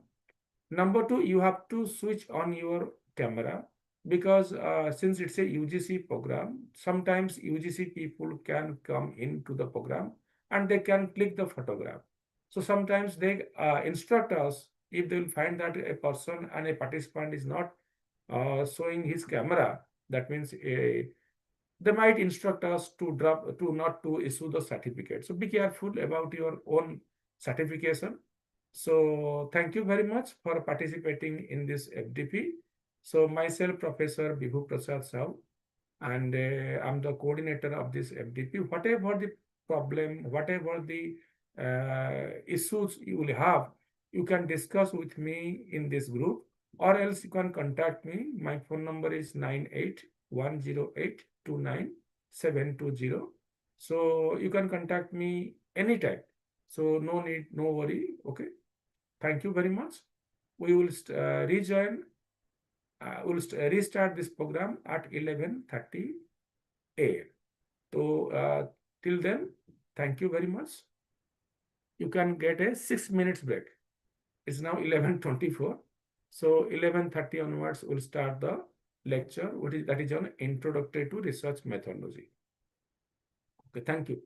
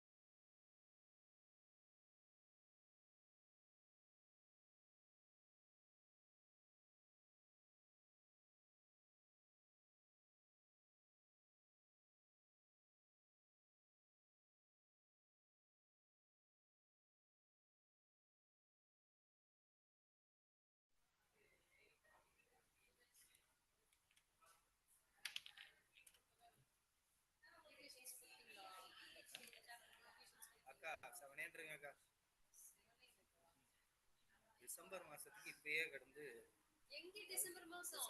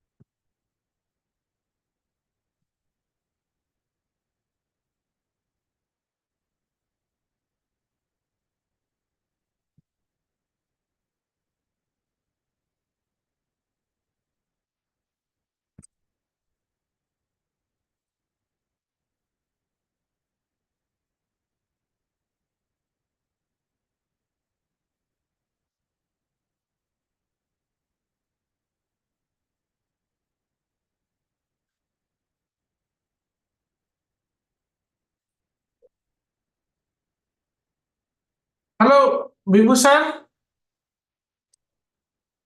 Hello, Vibhu sir. Yes. Okay. Now we can start the next session. 11:30. Just 1 minute, Okay. 2 minutes wait. Okay.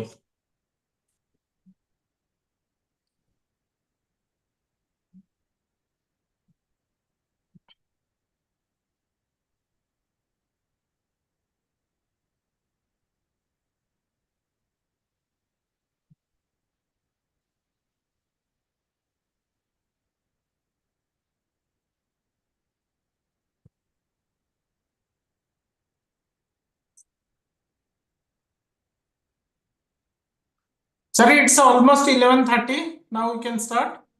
Yes. Yes. Good morning, participants. Now next session. It's a great pleasure on my part to introduce Professor Bibhu Prasad Sahu. Professor Bibhu Prasad Sahu is a distinguished academician and researcher with over 20 years of teaching and research experience in commerce. He is currently serving as professor at SGTB Khalsa College, University of Delhi. His academic journey includes teaching at prestigious institutes such as Siram College of Commerce and Sri Venkateswara College and Sri Aurobindo College and also Shahid Bhagat Singh College, all under the University of Delhi. And he has also served visiting faculty at several reputed institutes like Delhi School of Economics, Jamia Millia Islamia, and Rukmini Devi Institute of Advanced Studies, Technia Institute, New Delhi.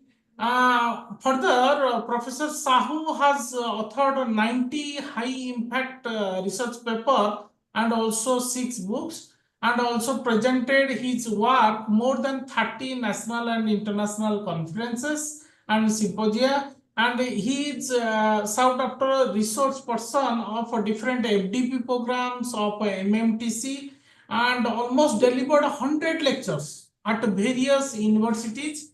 His research interest area is sustainable development, which explored a new dimension. And also he has undertake one ICSR funded minor research project. The title is Sustainable Agricultural Practices in India, Economic and Environmental Viability of Farm Inputs Used in Wheat Production in Uttar Pradesh. And since January 2017, he has also associated with TCS as a consultant, as a subject, and he's also a subject expert in accounting and finance and taxation in different confidential work also. And Professor Sahu's career reflects a rare blend of academic excellence and research acumen and industry engagement, and making him a respected name in the field of commerce and education. And he is a very much familiar with accounting education. He is a very much confident in accounting and research and training activities.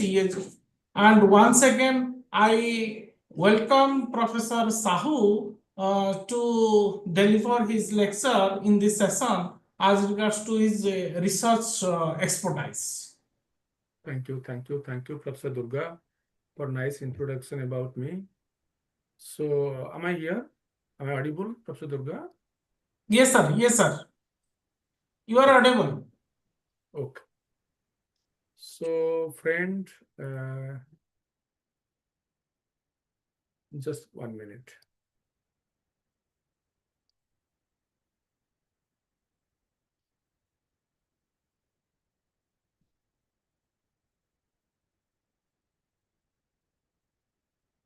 So, my PPT is on, Professor Durga. Okay. So, can anybody share in the chat box? My PPT is visible to everybody.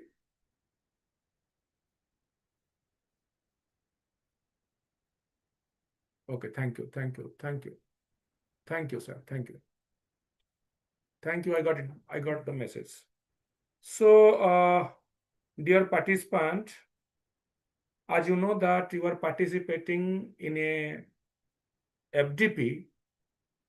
The FDP title is the Research Methodology and a Plagiarism Essential.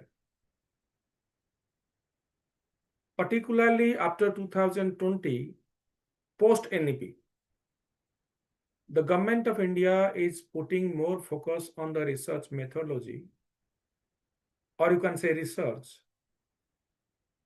So in this context, now the government of India introduced research from the graduation stage onwards. So henceforth, research is becoming a very important, you can say, subject for not only for the graduation, but also for the post-graduation onwards. Students, faculties, whatever may be. Earlier, the faculties of higher education in India was engaged in the academic activities. Nowadays, we are forced to engage in other activities. Apart from our academic activities, we are being said to do research.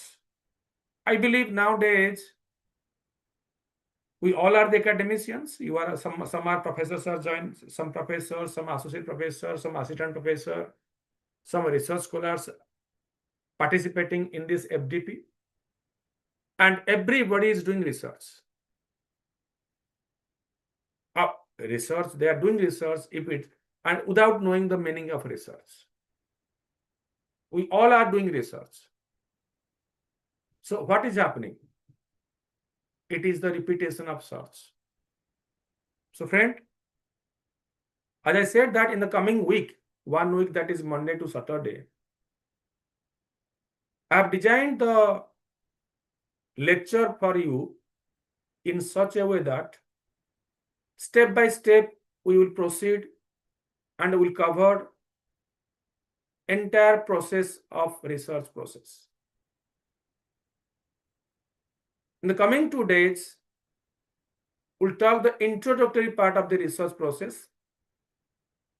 Probably it might be little boring to some people, for some people, because we assume that we know everything.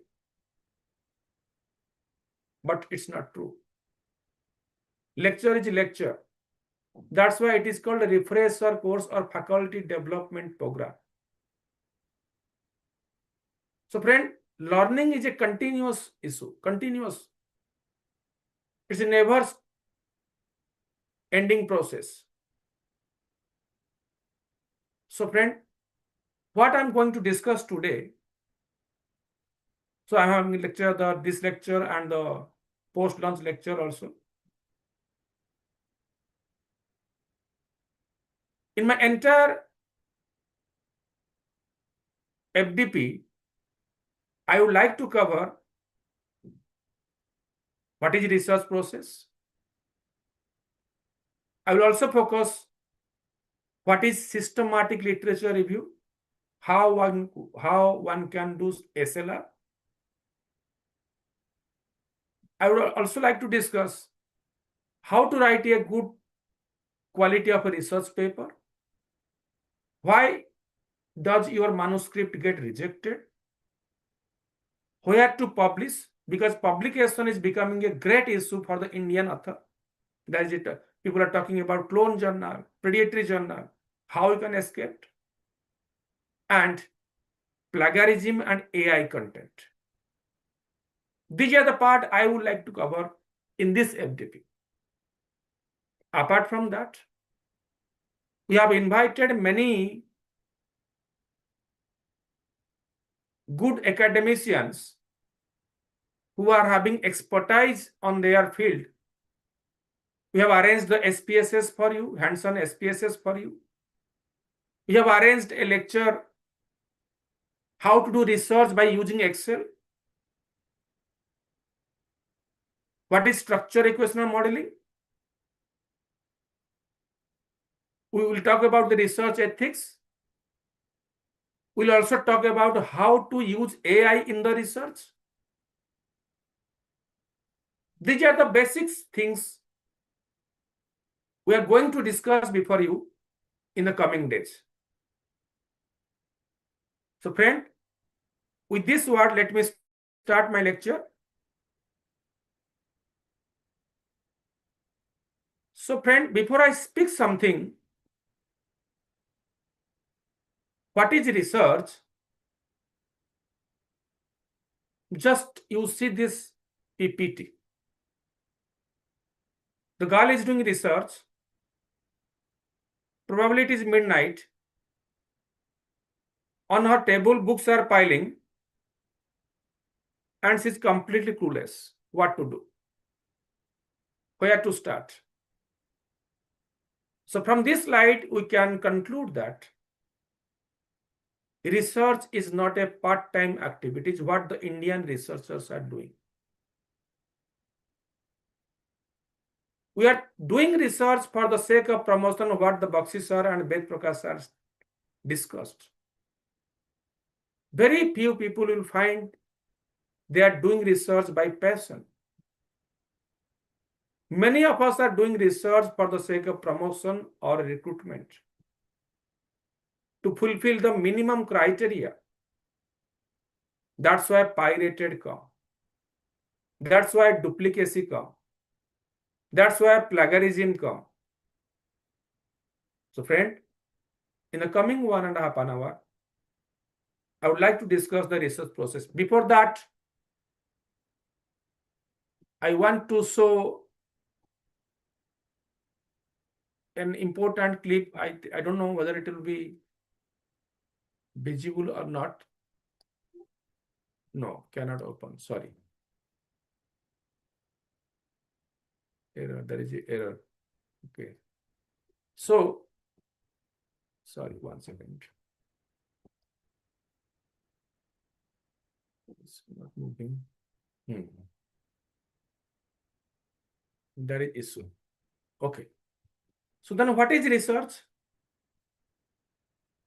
So friend, research is consisting 2 words. Re and search. Friend, I will go from the basic. Re means again and again. Search means collection of information.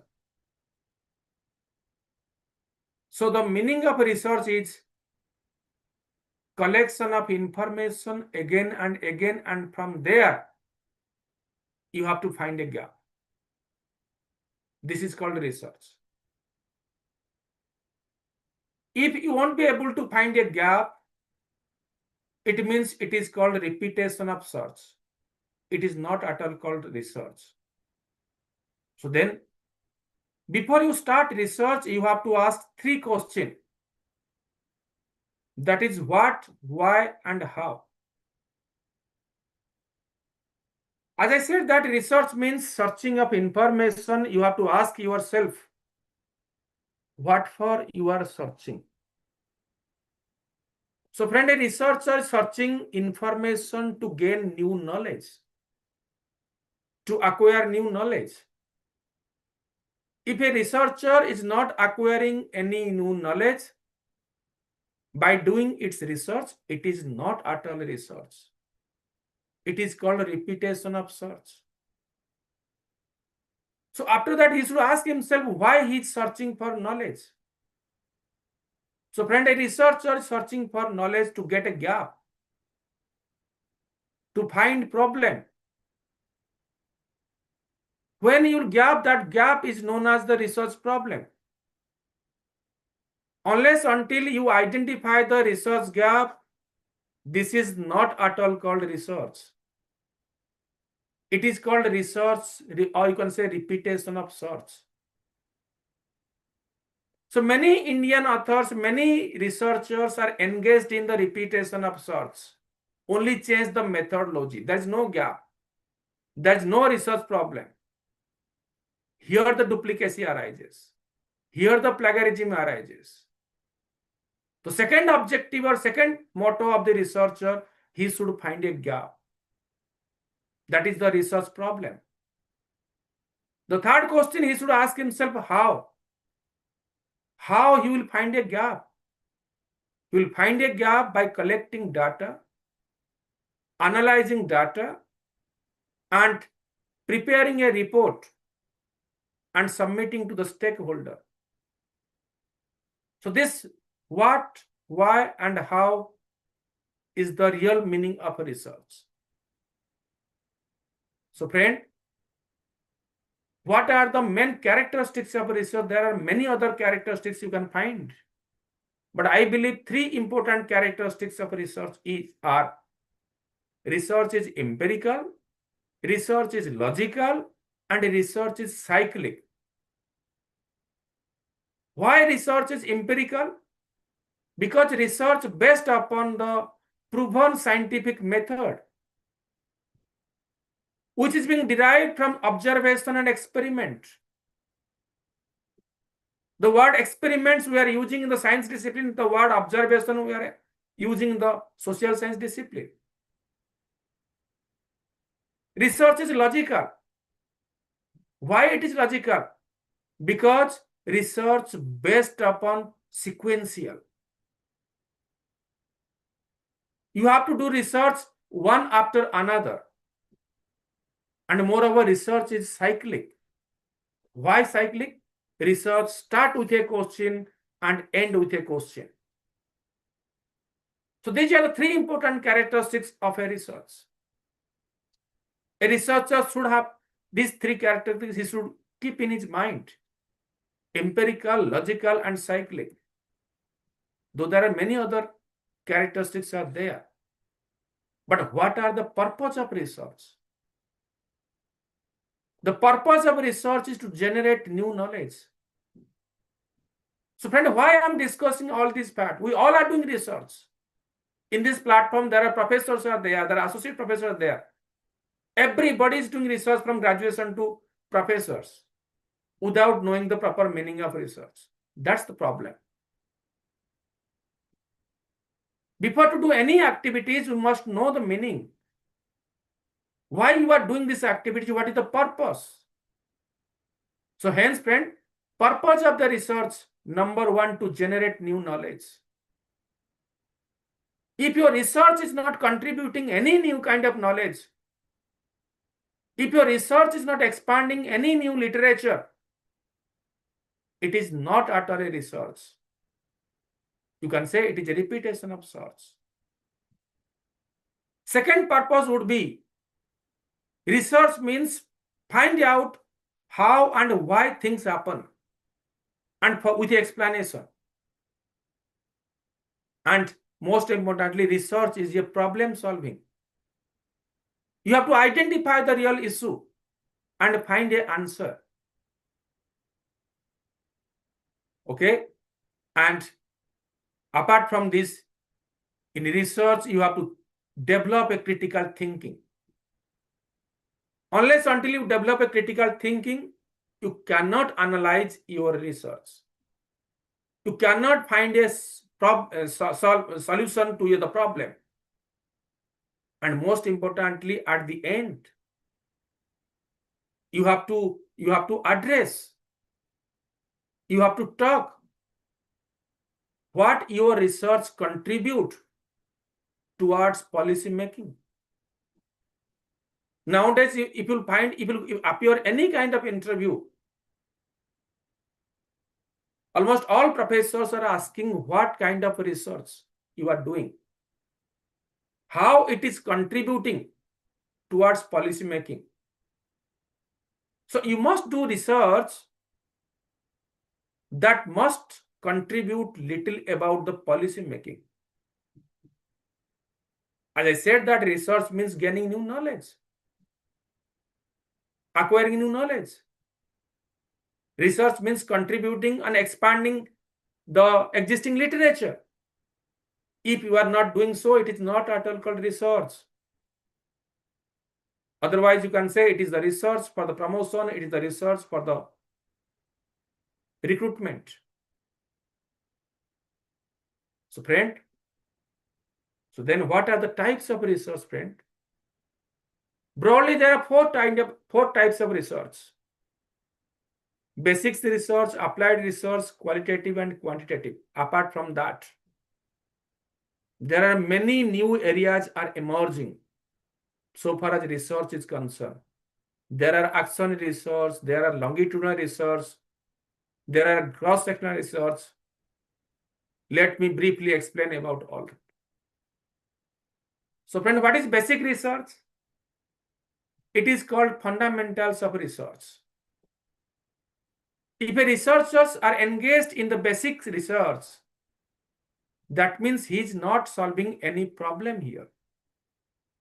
He is not finding any answer to any specific problem. Here he is just improving its knowledge. For example, as per Newton theory, The Newton tried to know why the apple is falling down. What is the reason behind it? Here, Newton is not solving any basic problem.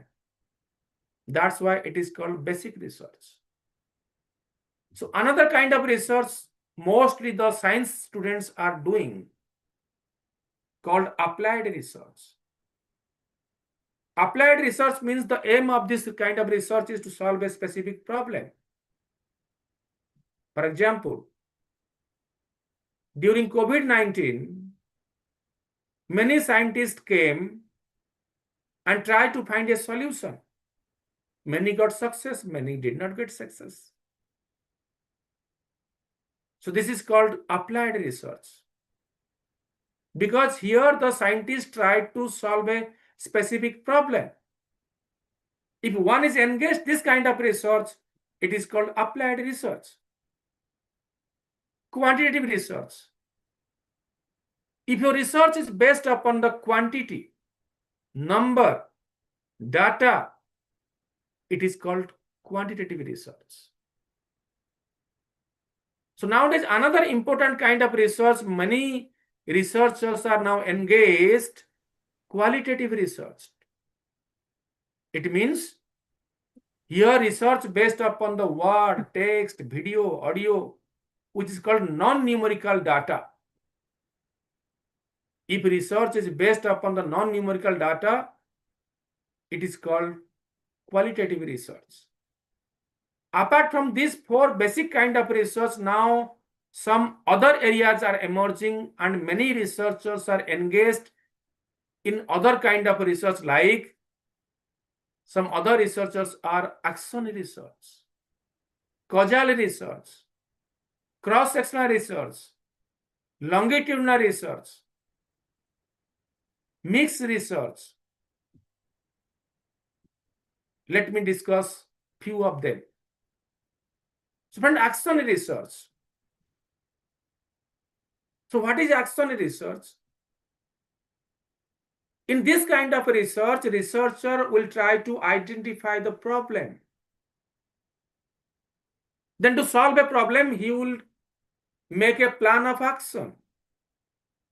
And he will implement that action and he will truly observe and find the success rate and again revise its action plan. Mostly this kind of research is being carried out in the case of teaching. For example, a teacher wants to explain a methodology to a students. So how he will introduce? He has to make a plan and try to explain before its students. Then he has to get a feedback, how many percentage of students able to get understand. If he found that result is not favorable, he might revise his plan and improve it. So this kind of research is known as action research. Friend, another kind of research, now the researchers are engaged, causal research. It will find the cause and effect relationship between the variable. For example, a researcher is engaging in a research like he wants to examine what is the reaction of male employee in a company if that company offer work from home to the female employee. So it means if the female employee will get chance to do work from their home, what will be the reaction of male employee? So this kind of research is not causal research, cause and effect research. Another two important kind of research, cross-sectional research and longitudinal research. The two researchers are nowadays emerging areas of research. So what is cross-sectional research, friend? Cross-sectional study is a type of research design where researcher will collect data from many different individuals at a single point of time. For example, I want to study profitability of public sector banks. So what to do? I have to collect data of a particular bank. What is the profit in the year 2019? What is the profit in the year 2020, 21, 22, like this? That means you are collecting data from many different individuals at single point of time. It is called cross-sectional research. Another kind of research is longitudinal research. So longitudinal research is a study design which collect data from the same subject repeatedly over a period of time. For example, you want to know what is the perception of an employee about its company in the first year, about its company from the same employee in the second year, in the third year, in the fourth year, and so on. That means you are collecting the feedback so far as employee's perception is concerned about the company over a period of time. What is the perception of that employee about his company for the first year, about his company for the second year? That means you are collecting data from the same subject repeatedly over a period of time. It is called longitudinal research. So friend, few days back, ICSSR invited longitudinal research project. They're going to award around 400, 500 scholars. Now ICSSR, which is pioneer to awarding project for the social science researcher, they are inviting exclusively the researcher who are engaged in the cross-sectional study or longitudinal research. So these two research areas are emerging a very hot area so far as social science research is concerned. So apart from that, nowadays people are engaged in the mixed research, part quantitative and part qualitative. So it is a new areas of research. That means part of your research is the quantitative data and part of your research is qualitative. For example, numbers tell you what is happening and what explain why it is happening. So if you will be able to do mixed research, now you can say it is a good kind of research. For example, quantitative data, that is the testing of score. Qualitative data, what is the perception of that student about that score? One part is quantitative, one part is qualitative. It is called mixed research. For example, investigating the impact of online learning on university students' performance and well-being. You are evaluating their performance and evaluating also their well-being, their health aspect. If you are doing this kind of research, it is the mixed research. Nowadays, almost many students are engaged in doing the mixed research also. So friend, apart from that, the deductive research and inductive research. Deductive research are kind of research scholar will be engaged when there are sufficient literatures are available. So when there are sufficient literatures are not available, the faculties and students will engage in the inductive kind of research. Apart from that, now government is encouraging to do policy research. What is the policy impact? Here you have to examine the government policies, government programs. Government is asking to evaluate. On that basis, they are inviting the project. Recently, ICSs are inviting project for the major and minor. There is a date you can apply. Prior to that, they invited another project for the family and family system. So this kind of research mostly based upon the policy research. You have to evaluate the government policies, government social benefit scheme, how it is having impact on the society. For example, recently the Bihar government introduced a plan to award they sent 10,000 rupees to each of the women of the Bihar for doing business. So what kind of impact it is? Try to evaluate. So this kind of research is known as policy research. So friend, after discussing a brief about the types of research, then let me talk about the research design. So friend, what is research design? I do not want to go detail. I'm just refreshing your memory. I'm laying a foundation about research. As a result, in the coming days, we can be little advanced. I'm just refreshing your memory. So friend, research design means you can say research plan, how to go, how to proceed, where the data will come, what kind of methodology will apply, where the resources will come, which kind of study it is, when the research is going to complete. It is called research design. Some are thinking that it is compulsory, some are thinking it is optional. I believe it should be optional. So friend, when you start research, the first step of research is what? Literature review. The first step of a researcher, when a researcher will start its journey, might be from the PhD to article writing, what is the first step?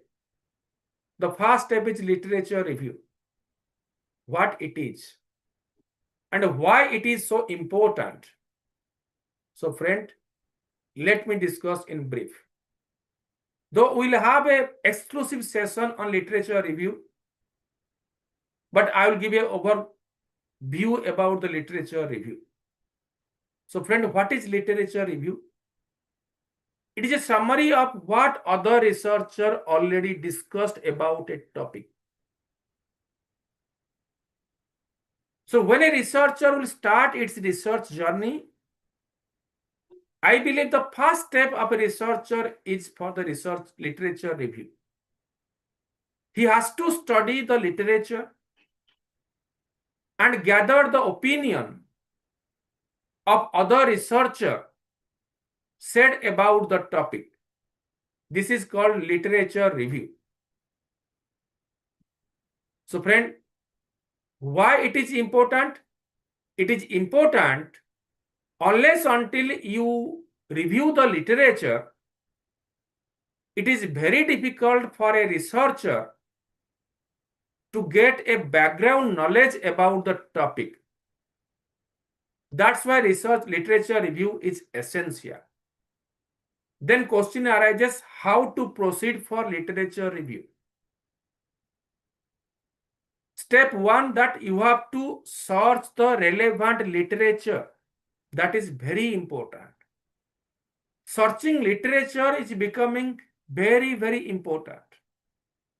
Where to search literature? How to search literature? What kind of database one should use to get literature?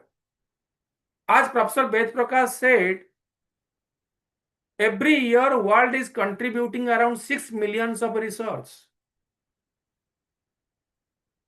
So then, either you are writing a article or you are writing a PhD thesis, to decide what type of literature you are going to include in your study is very important.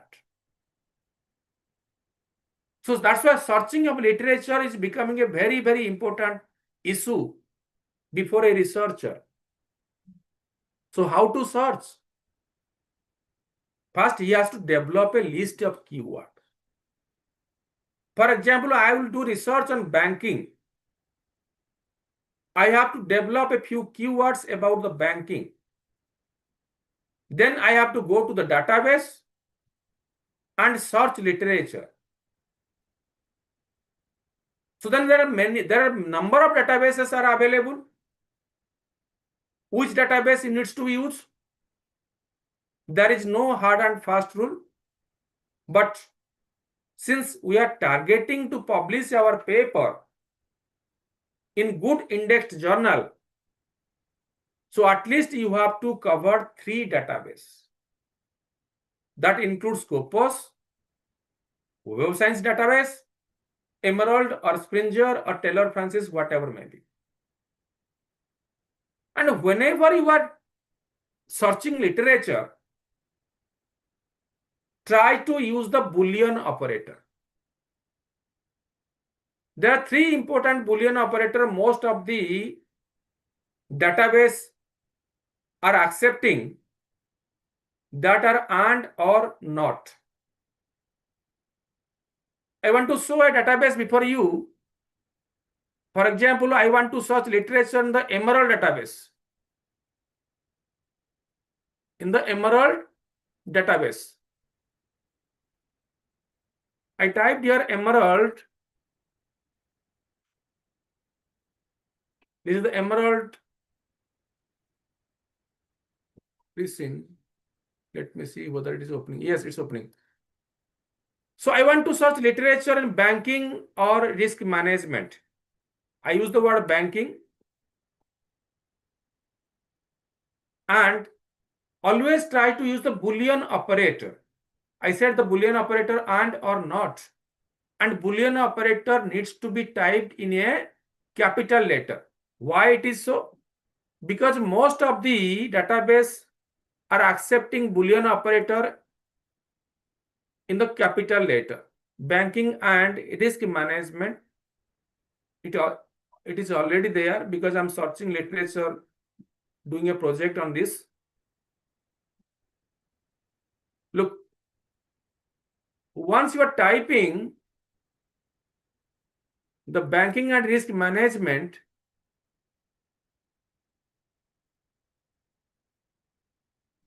so you'll get the literature. Just 1 minute. Look, how many results? 1,383 results. Here is a big question. Which article you have to include in your study? Which research article you have to exclude in your study? Now it is a $1 million question before the researcher. He has to be very particular. Okay, that part also I would like to discuss later on. But whenever you are searching literature, you have to search literature by using the Boolean operator. There are number of databases are there. Emerald, Scopus, all the sites are given. Then after searching literature, next part of the researcher is to evaluate and select sources.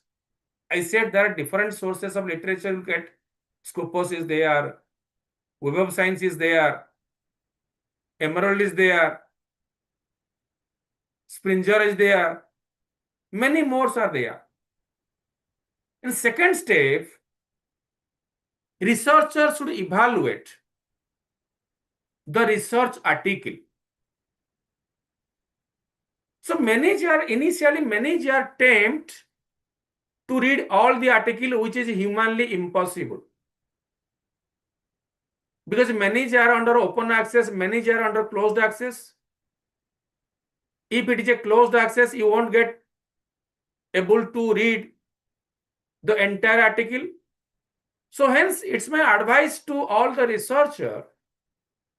Number 1, don't attempt to read all the research article. Rather, read thoroughly the abstract portion of that article. If you will find that it is interesting, then only go ahead. So focus on the abstract as well as bibliography of the research article and evaluate accordingly what extent it is useful for your research. Then after evaluating the literature, next step is to identify the theme. How to write the literature? You have to collect literature as per your theme, and then before writing the literature, you have to learn the pattern of literature, trends of literatures are being used by that journal. There are different kind of literature reviews are being used. Many are using narrative literature review, many are using scoping literature review, many are using critical literature review. Many are doing for SLR, systematic literature review. So you have to design your literature review as per the requirement of the journal.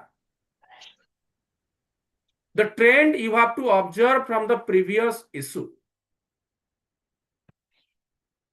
Then you have to organize the literature. You have to organize the literature in two ways. Either you have to organize the literature thematically, or you have to organize the literature chronologically. That is older to recent publication. Then it is up to the author which one he is liking. Then start literature review. When you are writing the literature review, don't copy and paste. You'll fall into the plagiarism. Make it summarization, then interpret it. And don't forget to cite the literature review. So far citation is concerned, there are different citation styles here. They are APA style, MLA version, Chicago version is there. As per the direction of the journal, you have to use the citation style. So then what are the types of literature review? Though there are many other types of literature review, I would like to discuss the two types: narrative literature review and systematic literature review. So friend, in our research, most of the researchers are engaged in narrative literature review, which is called traditional review. And nowadays, many researchers are engaged in systematic literature review. And what is systematic literature review and what is narrative literature review and why it is important to learn?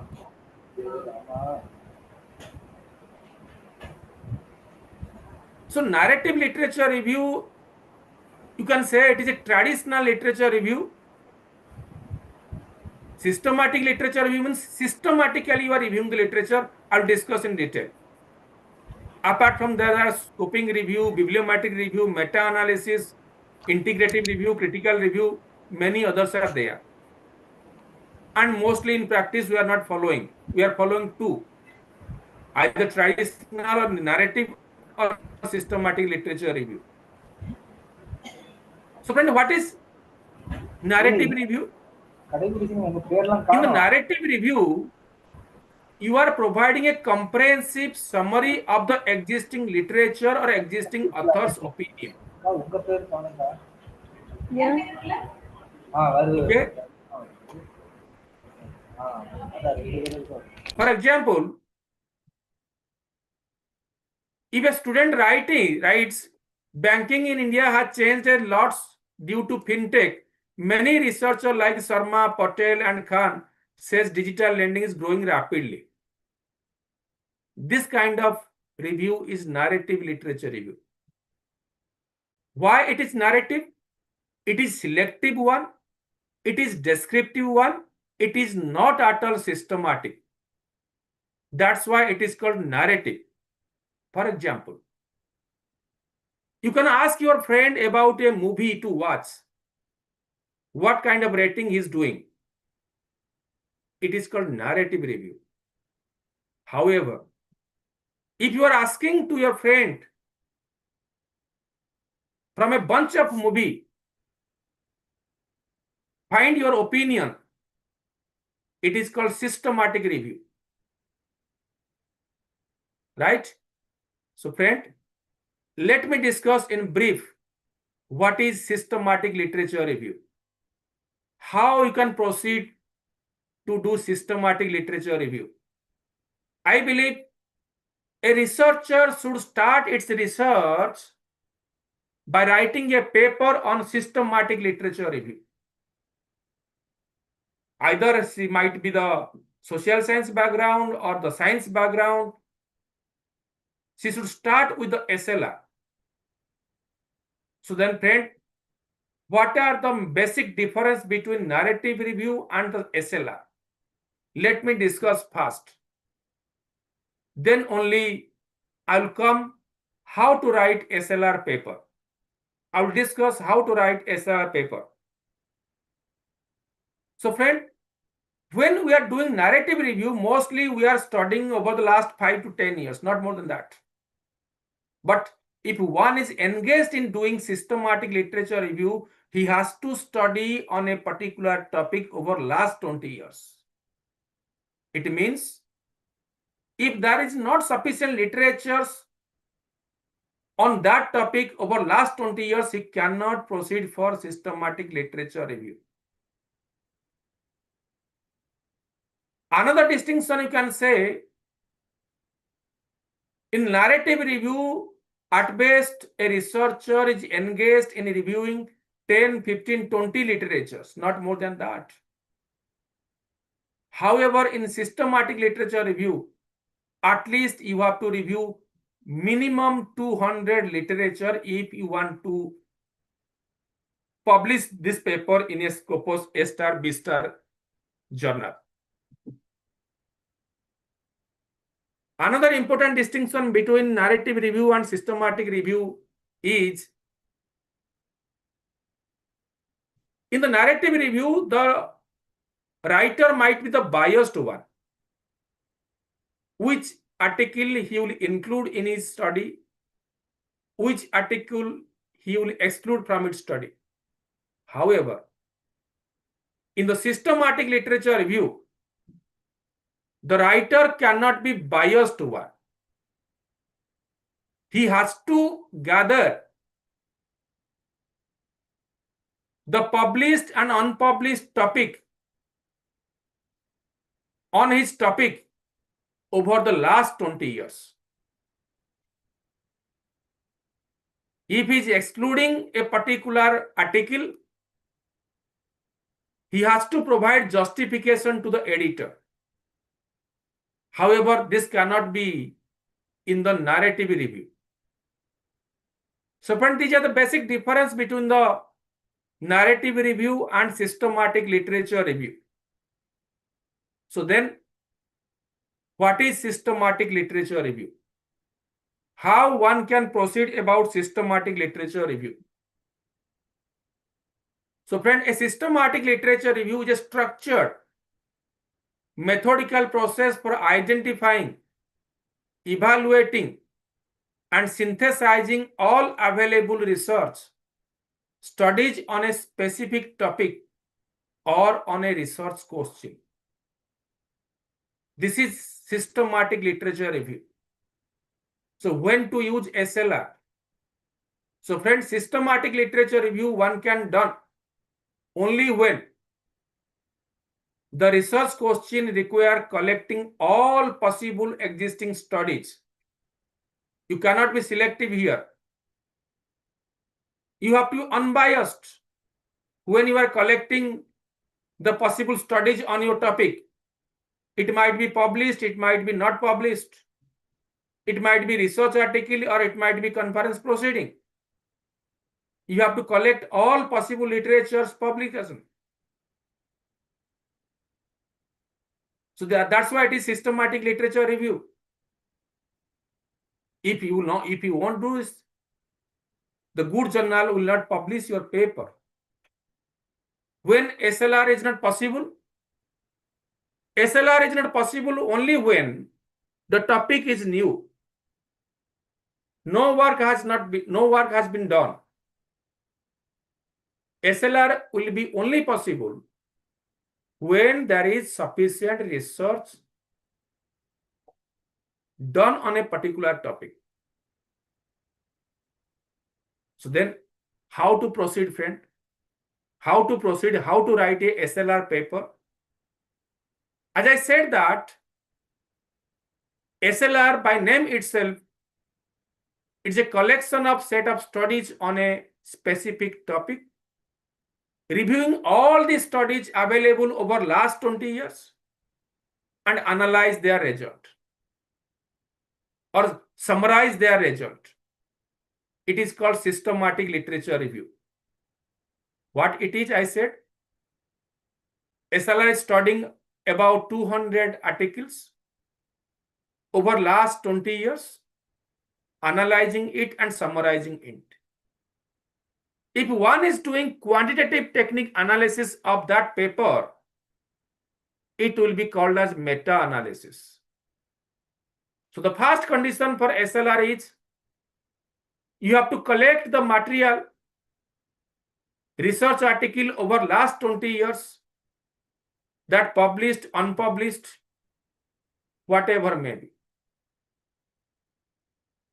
Right? So then why SLR? Why SLR is important for a researcher? I always advise and request to all the researcher, one should start with SLR if he wants to find a true gap.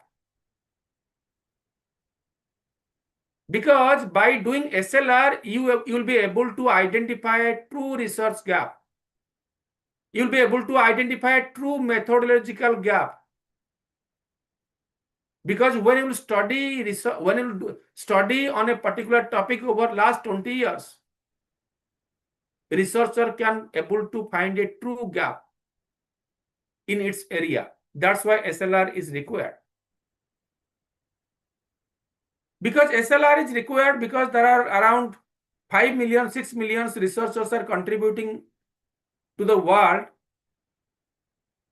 From that, you have to find research, possible publication research.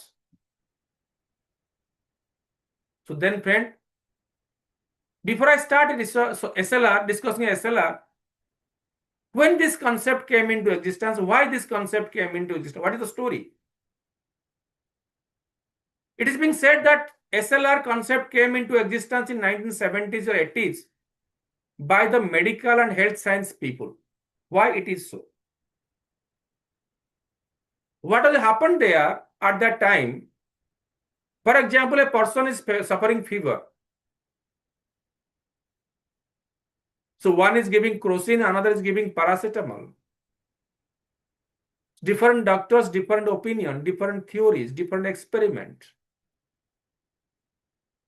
So how one will be able to study?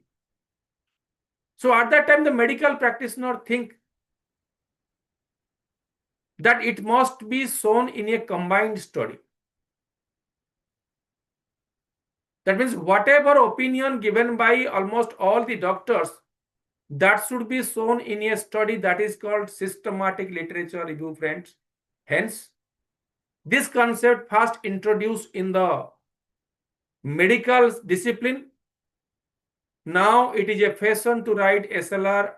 We almost writing SLR in almost all kind of discipline, might be science, might be social science, might be education, might be management, computer science and engineering, etc.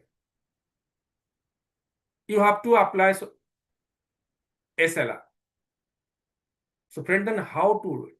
What are the process of doing SLR, friend? Let me discuss. And why nowadays publishers are very much interested in publishing paper on SLR. If you write a true SLR paper, that publication chances in a Scopus index journal will be relatively high.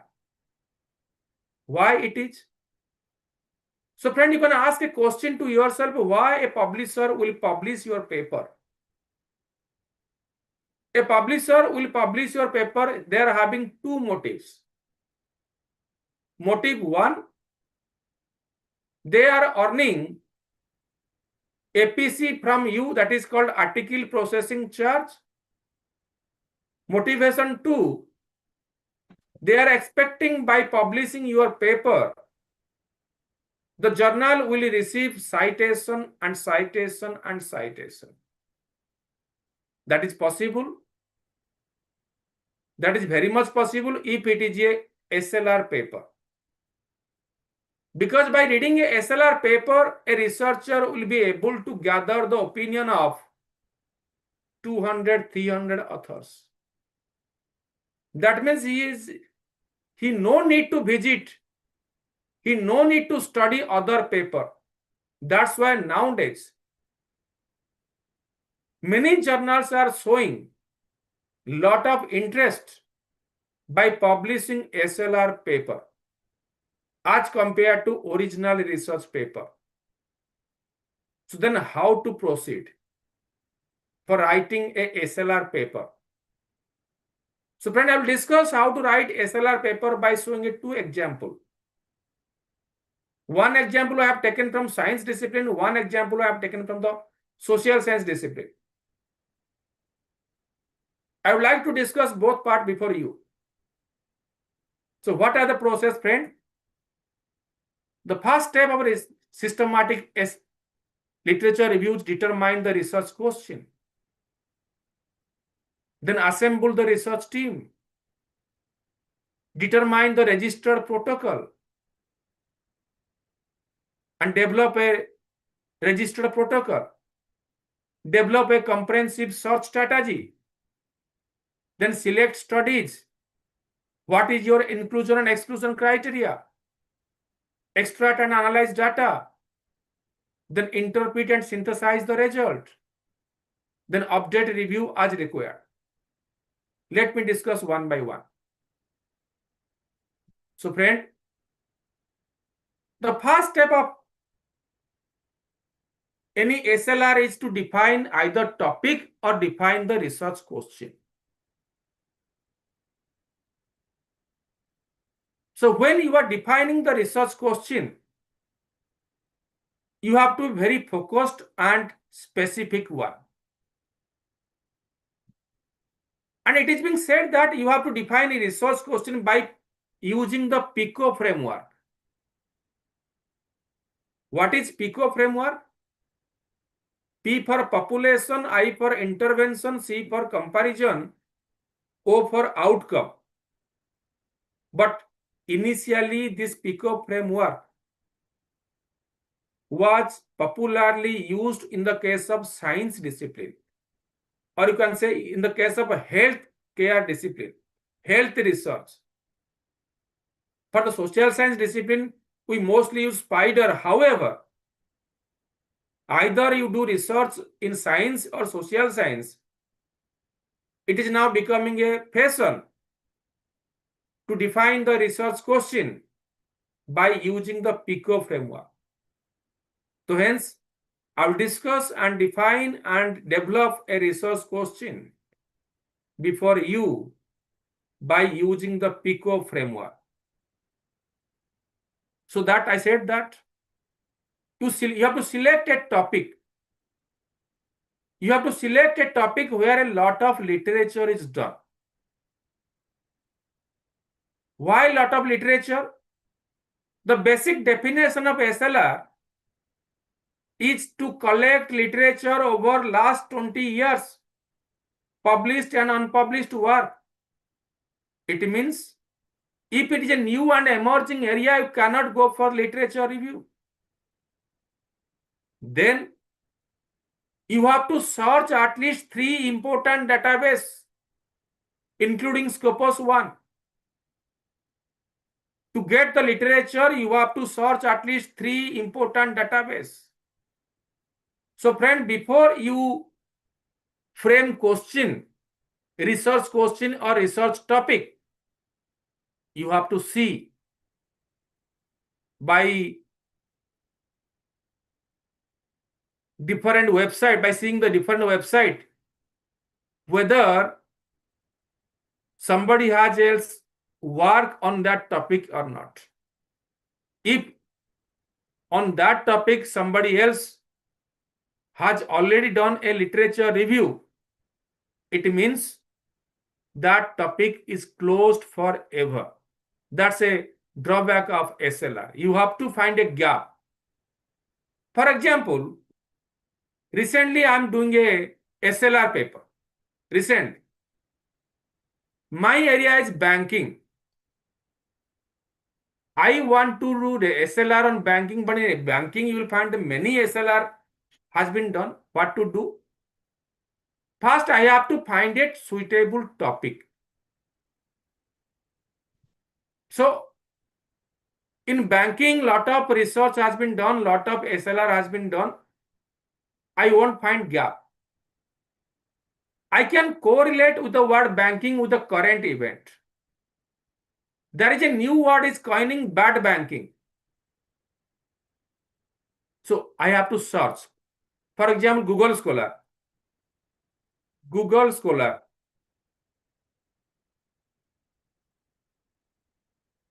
You can search the Google Scholar because rule says that if a research has been done, SLR has been done on a particular topic, you cannot proceed further. So when I'm searching the Google Scholar or Scopus database, you can write here, systematic literature review,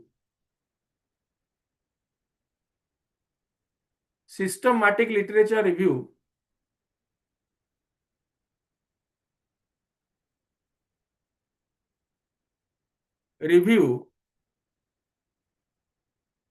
on, I said that the new word is bad banking. The alternative word of bad banking is asset reconstruction company.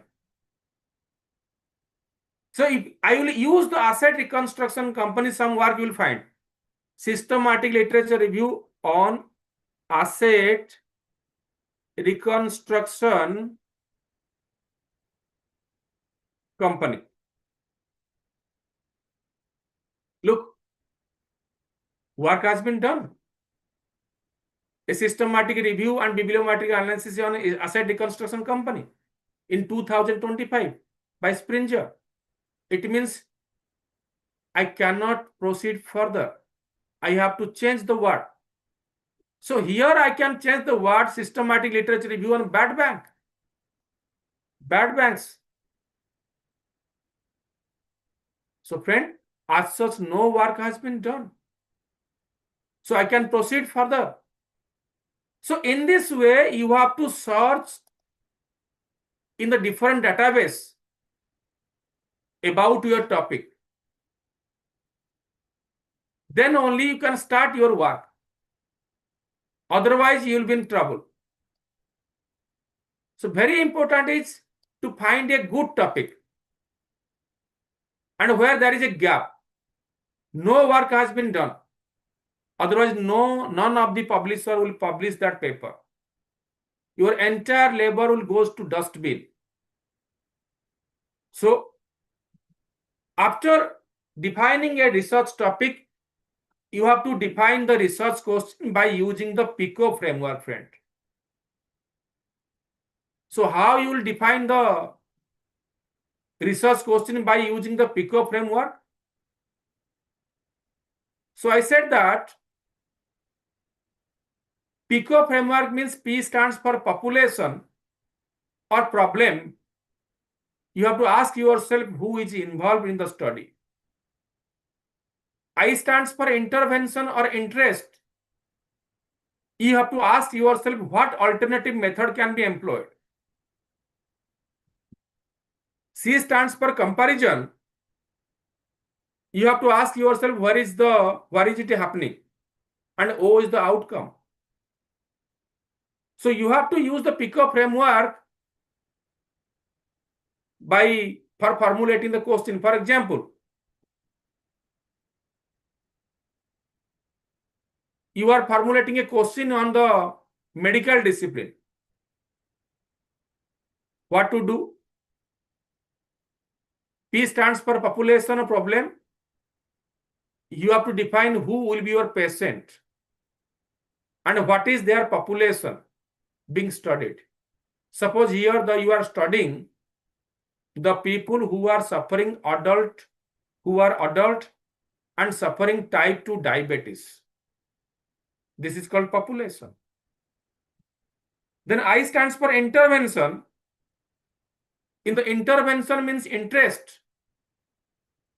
You have to discuss what is the main intervention or exposure. What alternative methods we can use.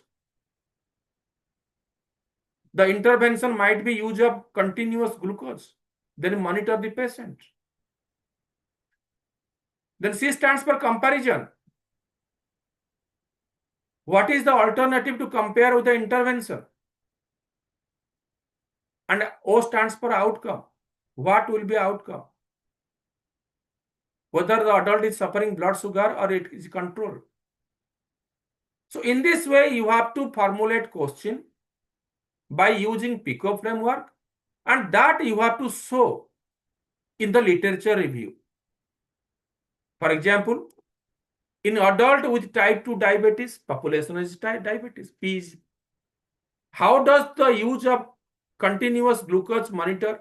This is the intervention. Compared to standard finger stick monitoring affect the blood sugar control. The O is the outcome. In this way, you have to formulate the question, PICO questions. Then you have to give language to the PICO framework questions. So then question arises, is PICO applicable to all disciplines? I said no, but mostly it is fashion that we are using PICO framework in the SLR. So there are some other framework are there, Spider, many others are there. Let me discuss another example. As I am doing a SLR paper on bad banking, I said, I have decided a topic, the effectiveness of bad bank in resolving non-performing loan. This is my topic. I'll do SLR on this, how to proceed. Though I have decided the title would be like this.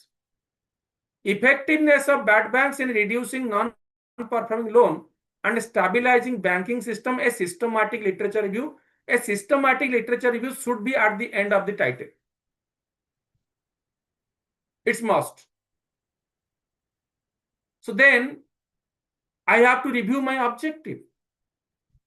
In this study, what is my objective? I have to evaluate the effectiveness of bad bank in resolving non-performing loan. This is my objective. Then I have to formulate a questionnaire, a question which is called research question by using PICO framework. So look at here, look at this table. P stands for population. That I have to define banking system with the NPL ratio. Here I have to define which country, whether it is India, whether it is Asia, whether it is South Africa, whatever it may be, I have to define. I stands for intervention. What kind of intervention there? That is the establishment of bad bank or asset management company. To reduce the NPL, government has find two solutions. That is bad bank or asset management company. Then C stands for comparison. What kind of comparison? Whether only bad bank will reduce the NPL or some other methods. Government is also adopting other methods. If there is no bad bank, government can go for recapitalization, resolution. Then O stands for outcome. Reduction in NPL. So in this way, you have to formulate the question by using the PICO framework. So here P stands for banking sector in countries facing financial distress due to high NPL. I stands for intervention. It means implementation of bad banks or asset management company. C stands for comparison. No bad bank or alternative restructuring policies or recapitalization. O stands for outcome. What is the outcome? Whether bad loans are reducing or not. Whether bad loans are resolved or not. This is the outcome. By using this framework, PICO framework, you have to formulate a PICO questionnaire. Look at here. In banking sector, affected by a high level of non-performing loan, that is the P. How does the establishment of bad bank? That is the I. Compared to other restructuring mechanism, this is the C. Affect the resolution of bad assets and recovery of the financial system. This is the O. So in this way, you have to use the PICO framework. I want to show a paper before you.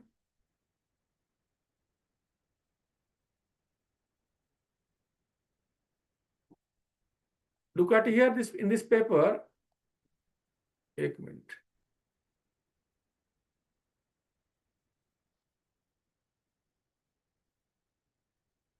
Friend, this is the paper.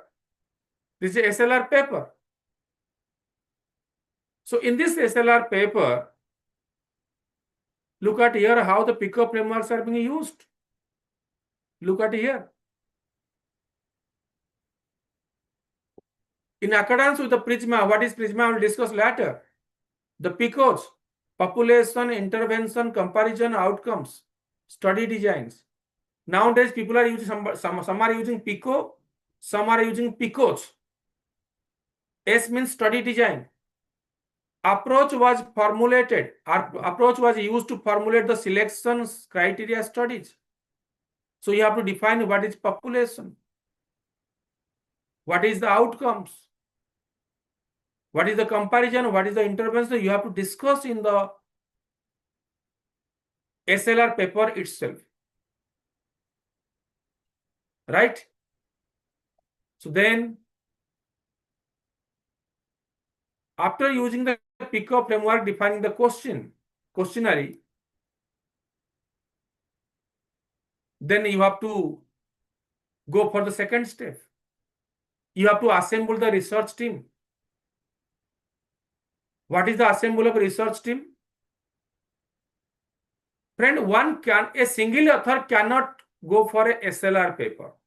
It is ethically incorrect. SLR paper can be done, or in SLR paper, minimum 3 authors should be there. Why? Why it is essential? Number one reason. Number one reason, it is a voluminous work. You have to review hundreds of papers for a person. It is very difficult. Number two, if there are three authors or 4 authors, there will be unbiased. So far as literature's inclusion criteria is concerned. And apart from that, if there will be a good research team, that's why I used to say you have to assemble a good research team for the smooth conduct of your research work, because you have to review a huge number of research paper. Out of thousands of research paper, you have to narrow down to 200 research paper or 150 research paper. It is a voluminous work. And you have to also show the concern. None of the important studies are missed.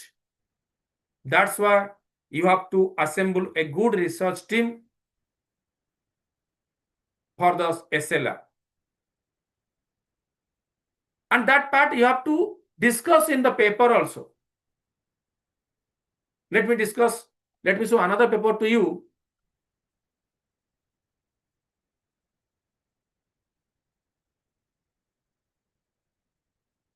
Take a second.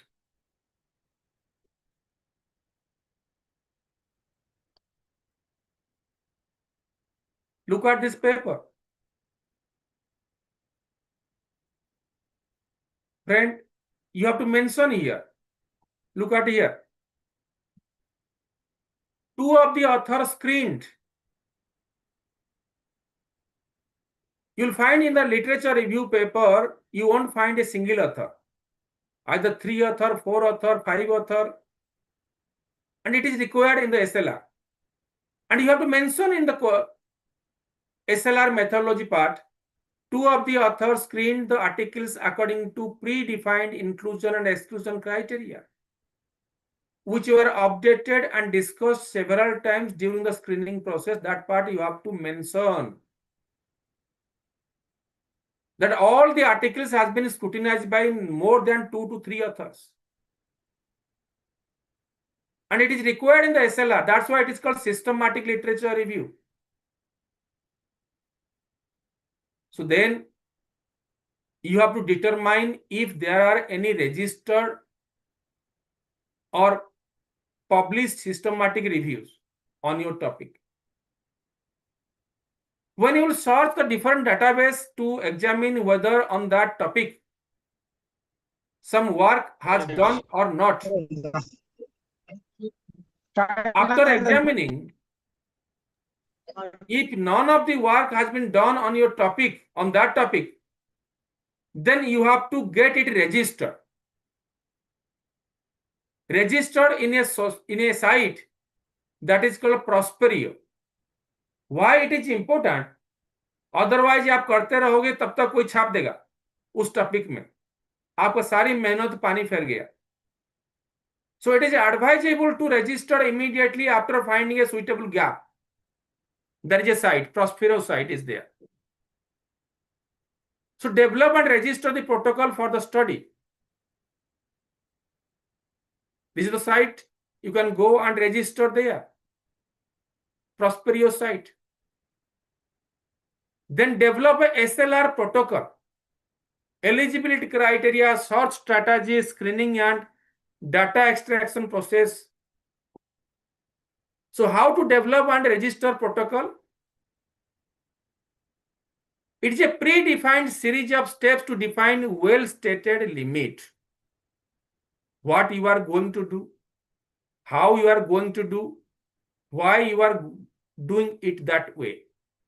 You have to define, you have to discuss in the paper. So here you have to discuss the search strategy, the screening and data extraction process, and quality assessment tool.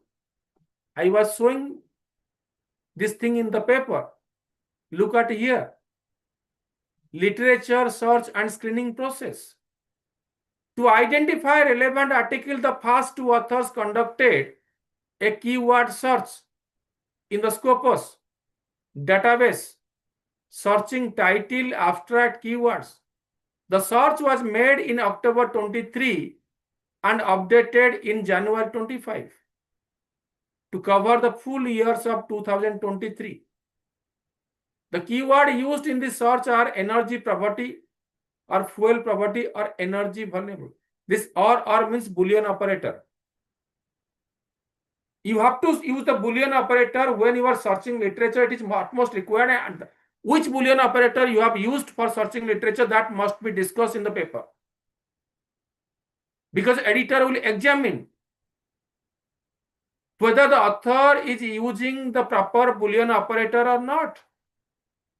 You can falsely claim that in this topic no work has been done or few work has been done. No.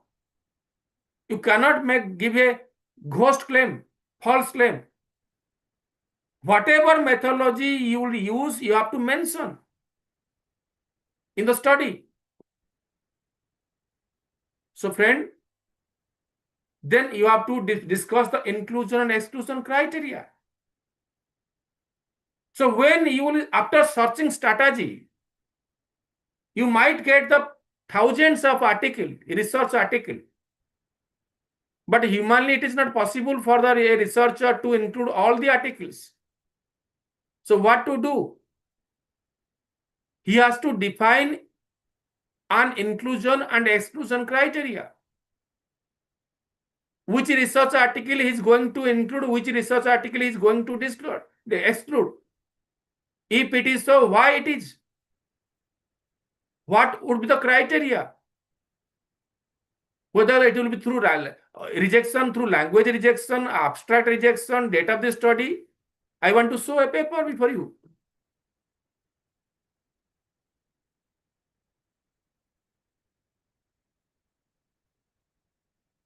This is another paper. Look, in this paper there are 1, 2, 3, 4 authors. Look at here. They have discussed the search strategy. The searched keyword included smart, tourism, technology. This is the keyword. Then they use the Boolean operator or technology or smart technology, another Boolean operator, and friend, Boolean operator always needs to be typed in a capital letter, and tourism, etc. They further said the search focused on studies published from 2014 to 2024 and identify the research article around 1,323 articles they have identified. Out of that, after screening, they have decided to include 218 articles. By using this inclusion and exclusion criteria. So what are the inclusion criteria, friend? The inclusion criteria is that they will include the article which are published between 2014 to 2024. It means they will exclude all the article prior to 14 and post to 2024. They will include the article in the area of business management and accounting on social sciences. That needs to be mentioned. They will include the article which are written only in English.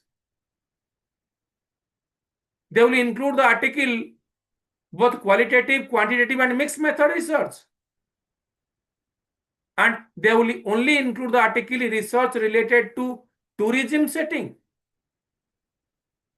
And what they will exclude? They will exclude all the article published prior to 14 and post 2024. They will exclude the article not written in English. They will exclude the article including lecture note, theoretical paper, meta-analysis, narrative review, and other types of literature review. They will exclude all kind of book, chapter, conference proceeding, paper, conference review, etc. So you have to mention in the paper what should be your inclusion and exclusion criteria. So friend, after discussing your inclusion and exclusion criteria, then you have to design a comprehensive search strategy. In the search strategy, you have to discuss which databases you are used. In my early lecture, I said that you have to use at least 3 databases for the SLR out of the available databases, including a Scopus one. And that part you have to discuss. That part you have to discuss.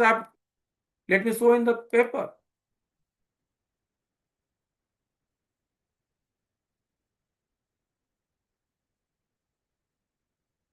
I've discussed. Look at here.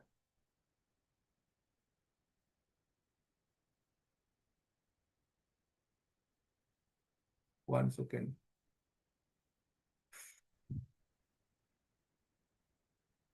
So where they get data? Either Scopus or Web of Science or any other database, you have to mention. एक second.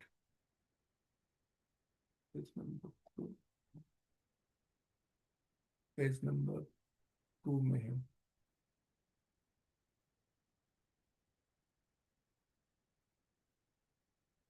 Look at here.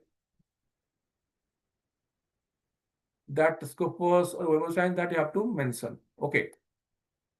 So then you have to design a comprehensive search strategy that I have to discuss. Just I am doing a SLR right now. I use the comprehensive search strategy, bad bank or asset management company or AMC, and non-performing loan or NPL or distressed asset, and banking crisis or financial restructuring or banking resolution. Then you have to screen the literature. So screening can be done by two stages. After gathering the literature, you have to screen the literature. Whether you will screen on the basis of title or abstract screening or full text screening. Many are using AI tool for screening the literature like Ryan and Covidence and Jotaro. Or you can go for manually. I want to show another paper before you.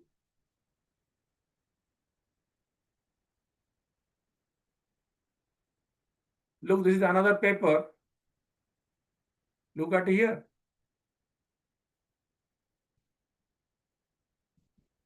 Look at here, friend. Literature search and screening process.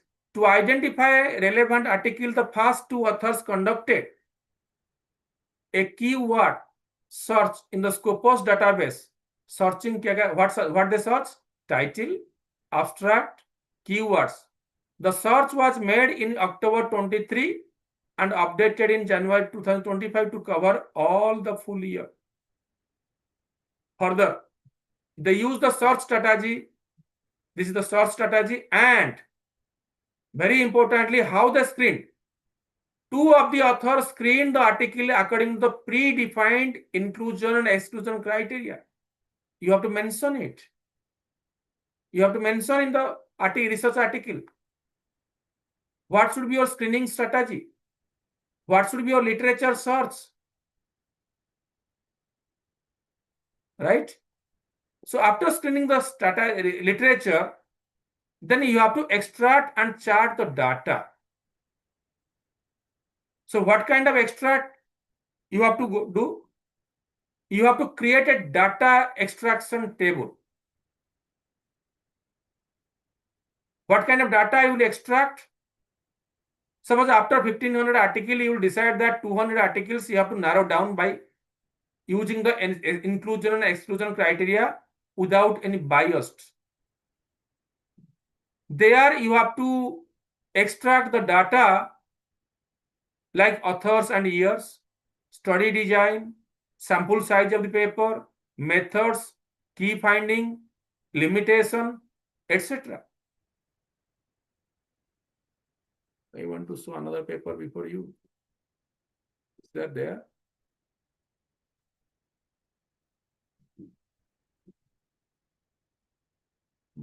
A second.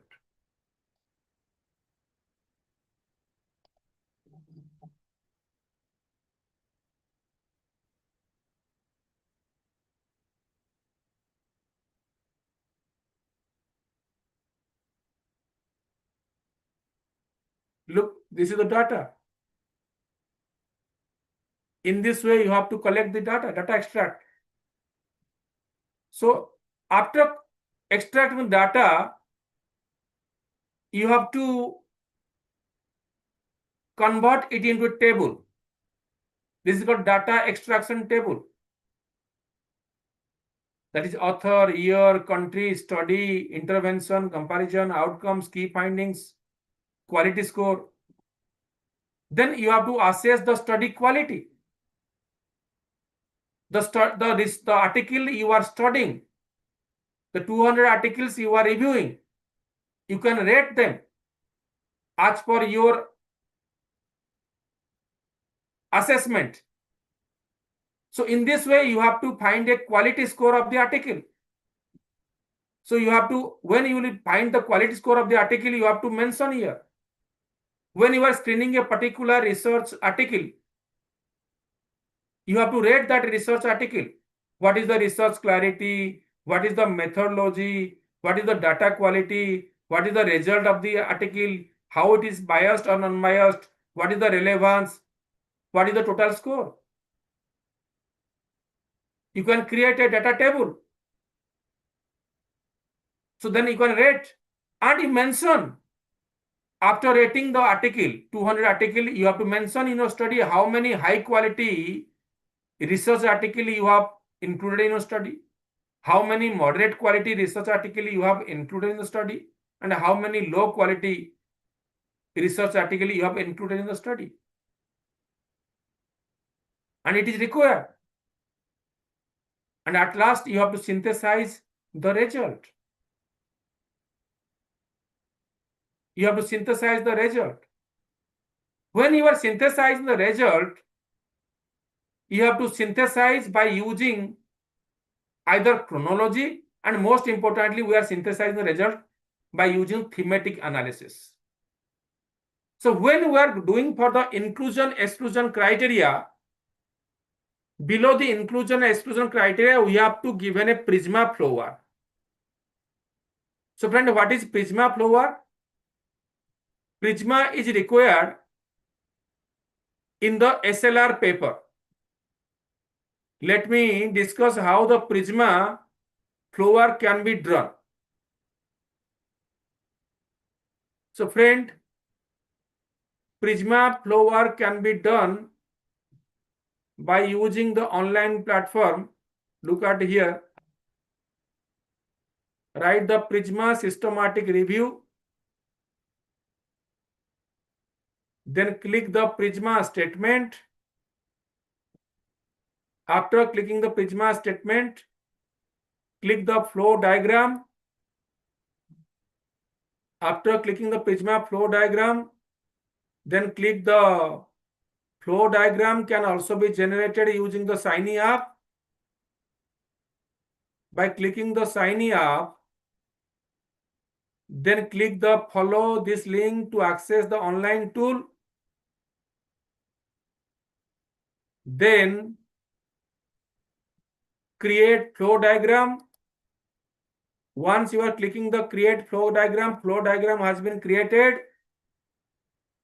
Then click to reset. Then here write down how many database you have included. Suppose you have included 3 database. The ones you are writing 3, automatically it will be reflect records identified database. How many site you have registered? Suppose 2 site you have registered. Automatically it will there 2 site. How many website you have included? Suppose 4 website. It will be there at 4. How many duplication you have removed? Suppose by when you are doing screening, suppose 50 articles duplication you have removed, because some articles are in the Scopus, same articles are in the Web of Science, same articles in the other database. Once you will put the data, automatically it will reflect in the diagram. What is automatically excluded? Suppose 10 articles automatically excluded. And what is the record screened? Suppose 150 record you have screened. What is the record excluded? Suppose 50 record you have excluded. What is the report sought? How many reports sought? Suppose 150, 140 reports sought. Report not retrieved. Suppose 60 reports not able to retrieve. So in this way, you have to include all the data. And after including all the data, you have to include this flow diagram in your study. How it is? You have to download PNG. Once you are download PNG, or you can go PDF also. This is the Prisma flow work diagram. Look at here. Prisma flow work diagram that can be pasted in your research article. Just I am showing to you. Look at here. Prisma flowgram diagram. This is the Prisma flow work diagram. So this flow work diagram needs to be given in between inclusion and exclusion criteria. And it is mandatory. You have to show in your SLR paper. So friend, with this word, I'm winding up my presentation. So we'll meet you again at 2 p.m. Any discussion, any query for this session, you're most welcome.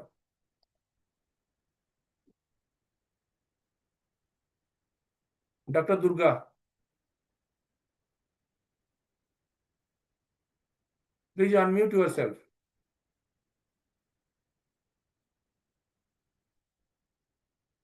Any question, friend? Or else we can discuss at the end of the session, that is at 4 p.m. Hello. Yes, Dr. Durga. Thank you, sir. Your informative as regards to research foundation. And once again, I thank you, and you spare a time for this particular session. Thank you. Thank you, participants. And the next session will start at 2 p.m. 2 p.m. only. 2 p.m. Okay, thank you very much. Thank you. Thank you, sir.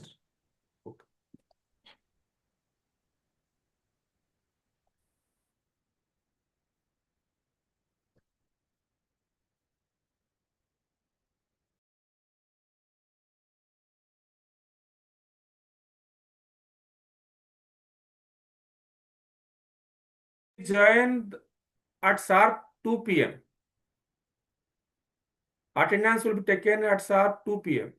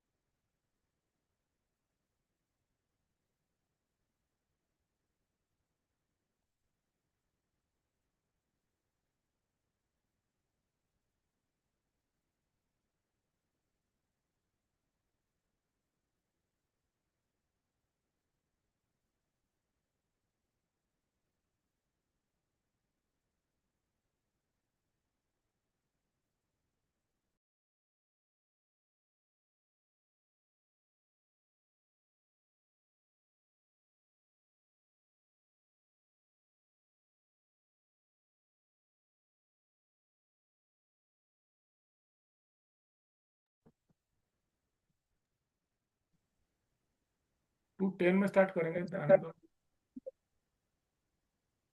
Hello, everybody. Professor Sahu, are you here? 3-4 minute wait कर लो। Professor Sahu?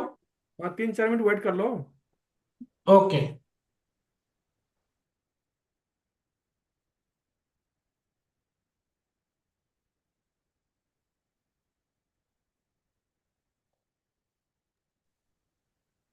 Professor Sahu, are you okay, sir? 1 minute रुको। हमें audible? Yes, yes. Yes, sir. हाँ 1-2 minute रुक जाओ।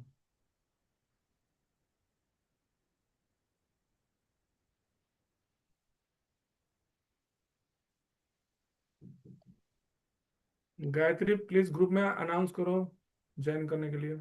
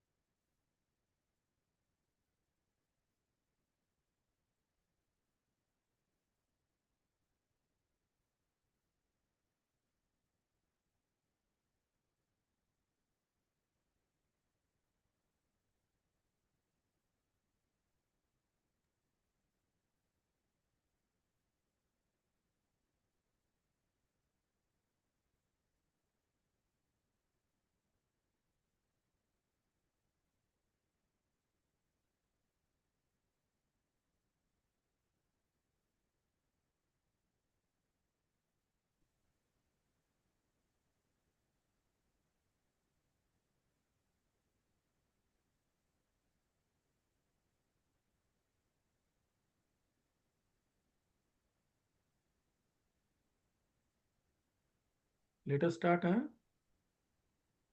Yes, sir.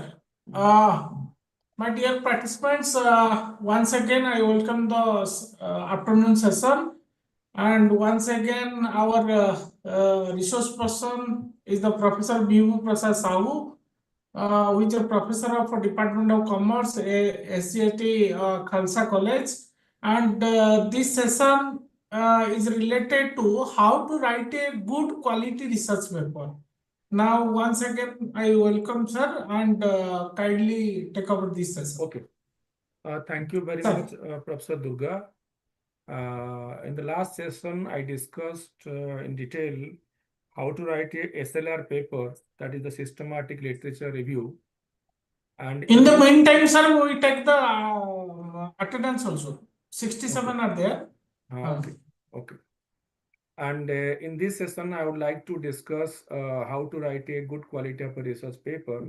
So why I think that I must discuss this part in this FDP, because right now, particularly in almost Indian universities, might be private sector, might be public sectors.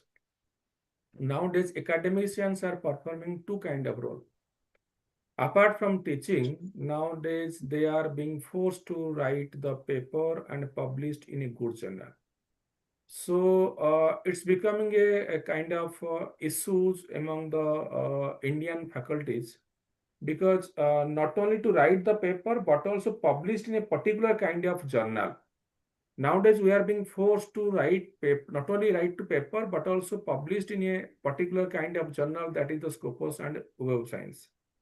So in that context, I would like to discuss what are the expectations by the Scopus writer, Scopus publisher from the Indian authors. I would like to discuss that part only. Okay.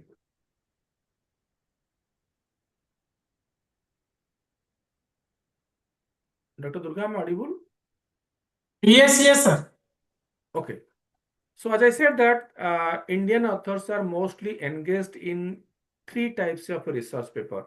So far the writing is concerned, most of the Indian authors are engaged in 3 types of research paper. One is the review paper. Nowadays it is being called a systematic literature review paper that I discussed in my previous session. And most of the writers are engaged in the original research paper. And a few are mostly medical science and management discipline students or the scholars. They might engage in writing the case study paper. Nowadays, nobody is writing book review, because in writing the book review, neither UGC nor anybody else recognizing our work. So none are engaged in writing the book review. So in this session, I would like to discuss the how to write a original research paper. As I said that I will discuss that how to write a original research paper. So then how to write original research paper? As I said that we all are interested to publish our paper in a Scopus journal or Web of Science journal. So then almost all these Scopus and Web of Science journals are the international publisher. So then what are the format they are accepting? So all the international publisher, they are accepting a particular format so far as original research paper are concerned. The format is the IMRAD format. It means the research paper which having at least 4 parts. That is the introduction part, methodology part, result part, and discussion part. This is called original research paper. It does not mean that a research paper should not have more than 4 parts. But if a research paper will have at least 4 parts, that is introduction, methodology, result, and discussion, it will be called as original research paper. So then what is quality research paper? So people are talking about quality research paper. Is there any single definition so far as quality research paper is concerned? I believe no. Different author, different views, different definition. But to my mind, if I talk about the Indian context, a quality research paper will be if that research paper will get chance to published either in a Scopus Index journal or Web of Science Index journal or ABDC journal, then that research paper will be called as quality research paper.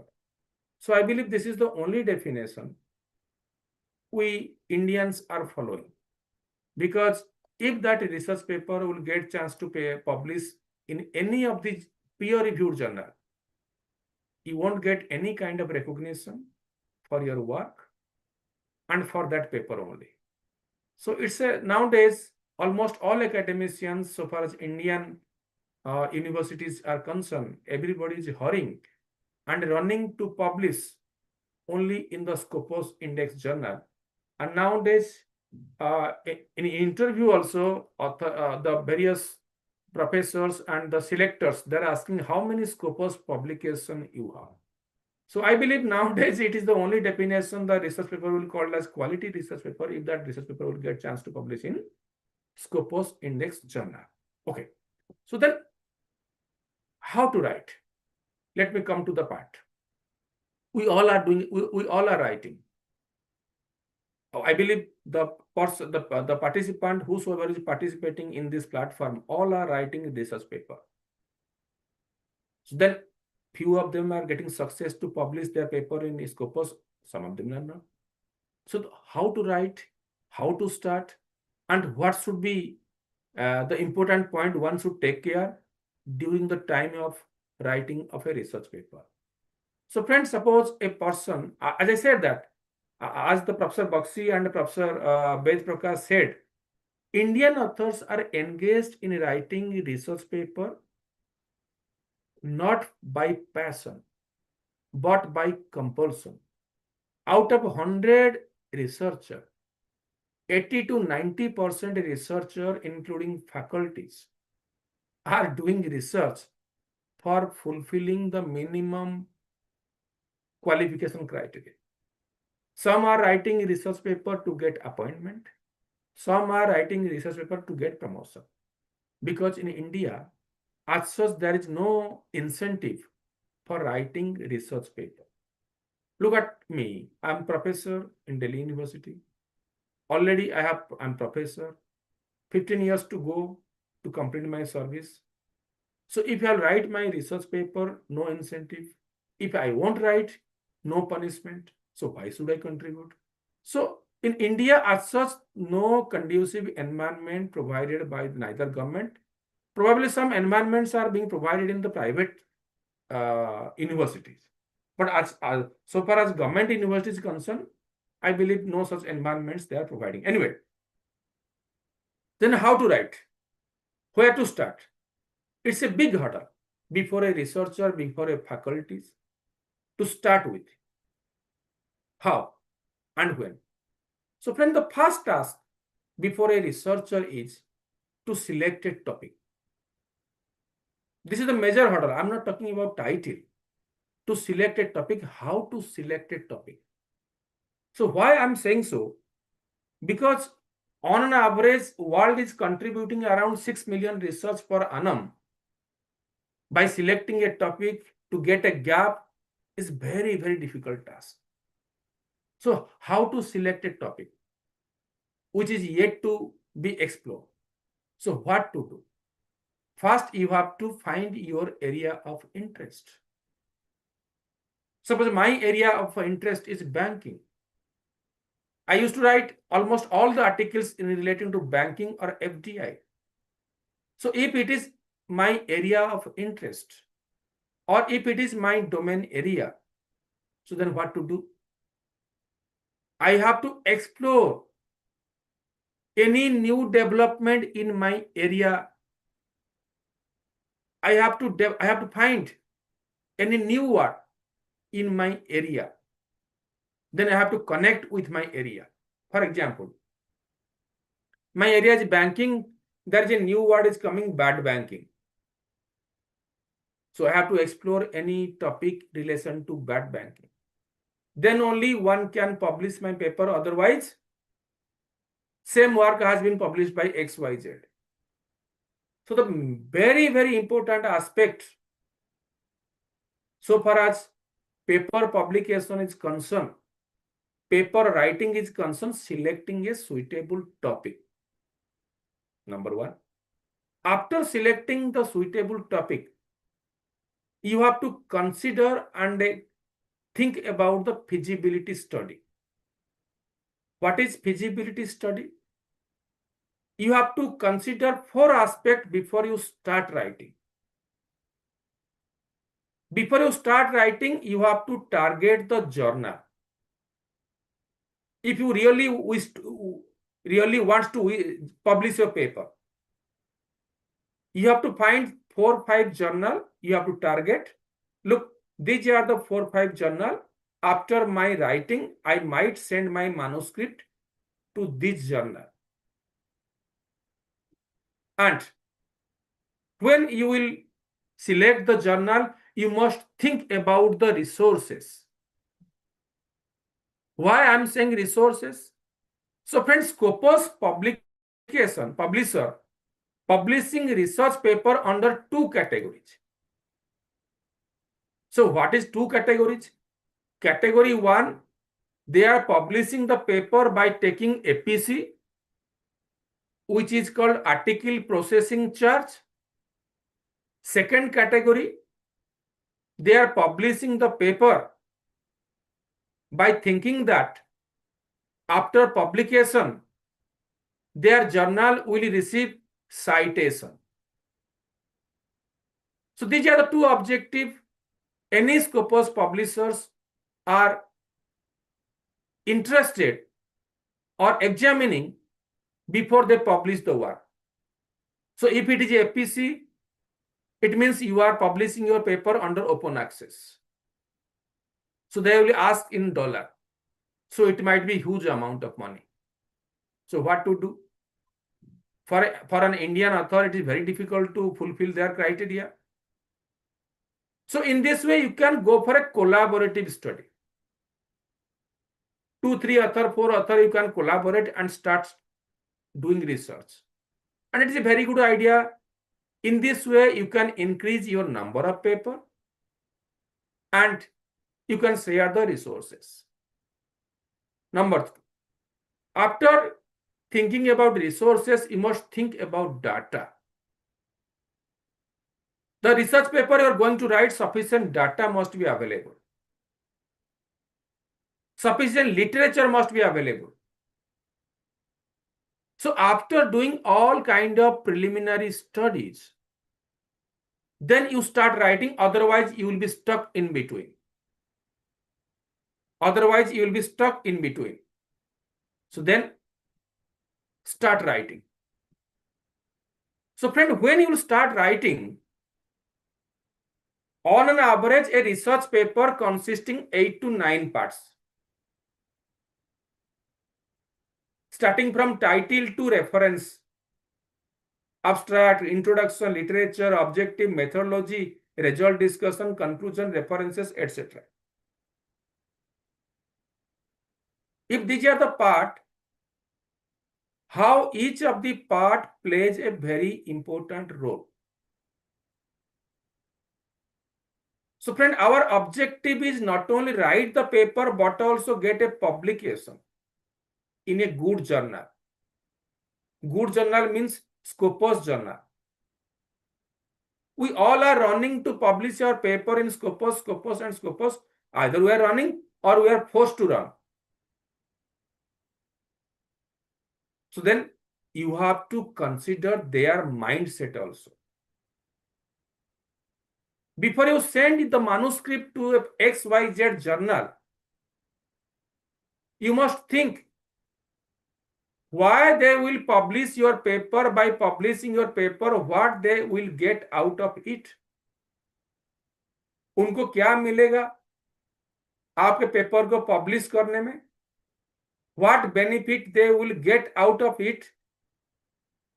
That part you must consider before you send your manuscript. So friend, let me discuss before you how each of the part will play a very important role so far as acceptance and rejection of your paper is concerned. How you will convince the editor and reviewer to publish your paper. That is very important. After AI, writing a research paper is not a difficult task. Now everybody is using writing the research paper. I will discuss that part also. And we have specifically designed how to use AI in the research in the days to come. So first part is the title. How title play a very important role. I said that title to references, these are the compulsory part.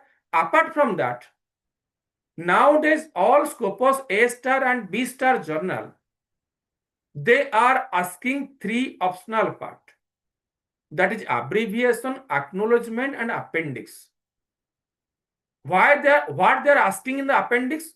They are asking in the appendix the data.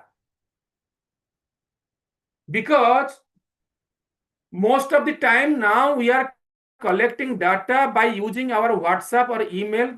I believe all these kind of data are fraudulent. That's why nowadays many publishers, they are asking data to examine them by father. Anyway, let me come to the first part, title. So friend, how title play a psychological role so far as your acceptance and rejection of your paper. So what are the points one should take care during the selection of title? As I said, that title might be in 3 ways. Some are using declarative title, some are using descriptive title, some are using interrogative title. It is up to the author which title will be good. He is the right person to decide. But what are the points one should take care? So friend, there is a proverb in English. First impression lasts long. So title play a psychological role in the minds of the editor. So friend, when we are sending your manuscript is scrutinized by 2 billion. Billion number 1 editor, billion number 2 reviewer. If billion number 1 will be happy, he will send your manuscript to the reviewer. Otherwise, he will go for desk rejection. Out of 100 paper, it is being researched that 60 to 70% paper are being rejected by the editor, which are called desk rejection. So how to escape? So friend, editor is a non-subject expert and a reviewer is the subject expert. So what are the points editor will examine? So friend, as I said that first impression lasts long. You have to be very careful when you will decide the title. So what are the points? Number 1. When you will decide the title, your title should not be neither so short nor so long. Again, I am saying there is no hard and fast rule so far as word limit is concerned. But many researchers believe the title should be between 8 to 15 words. Again, I am saying there is no hard and fast rule. Title should be neither so short nor so long. It should be crispy, catchy. So then, this is the first point. Title should be within 8 to 15 words. Number 2. In many titles, you will find the title and subject are quite mismatched. So why it is happening? It is happening because most of the Indian author, first they decide title, then they start writing, which is absolutely wrong. So friend, can you say that before delivery, can you name the baby? Baby might be a boy, baby might be a girl. So don't decide title before formulation of a hypothesis at least. Otherwise, there are chances that there will be complete mismatch of title and subject, hence desk rejection. Editor will not get any punishment by rejecting your paper. He will find lame excuse to reject your paper. You have to be very careful. Editor is a non-subject expert, friend. Number 3. Title should be either in a single phrase or a question form. It is up to the author. Number 4, most important. In many titles, you will find there is a grammatical mistake.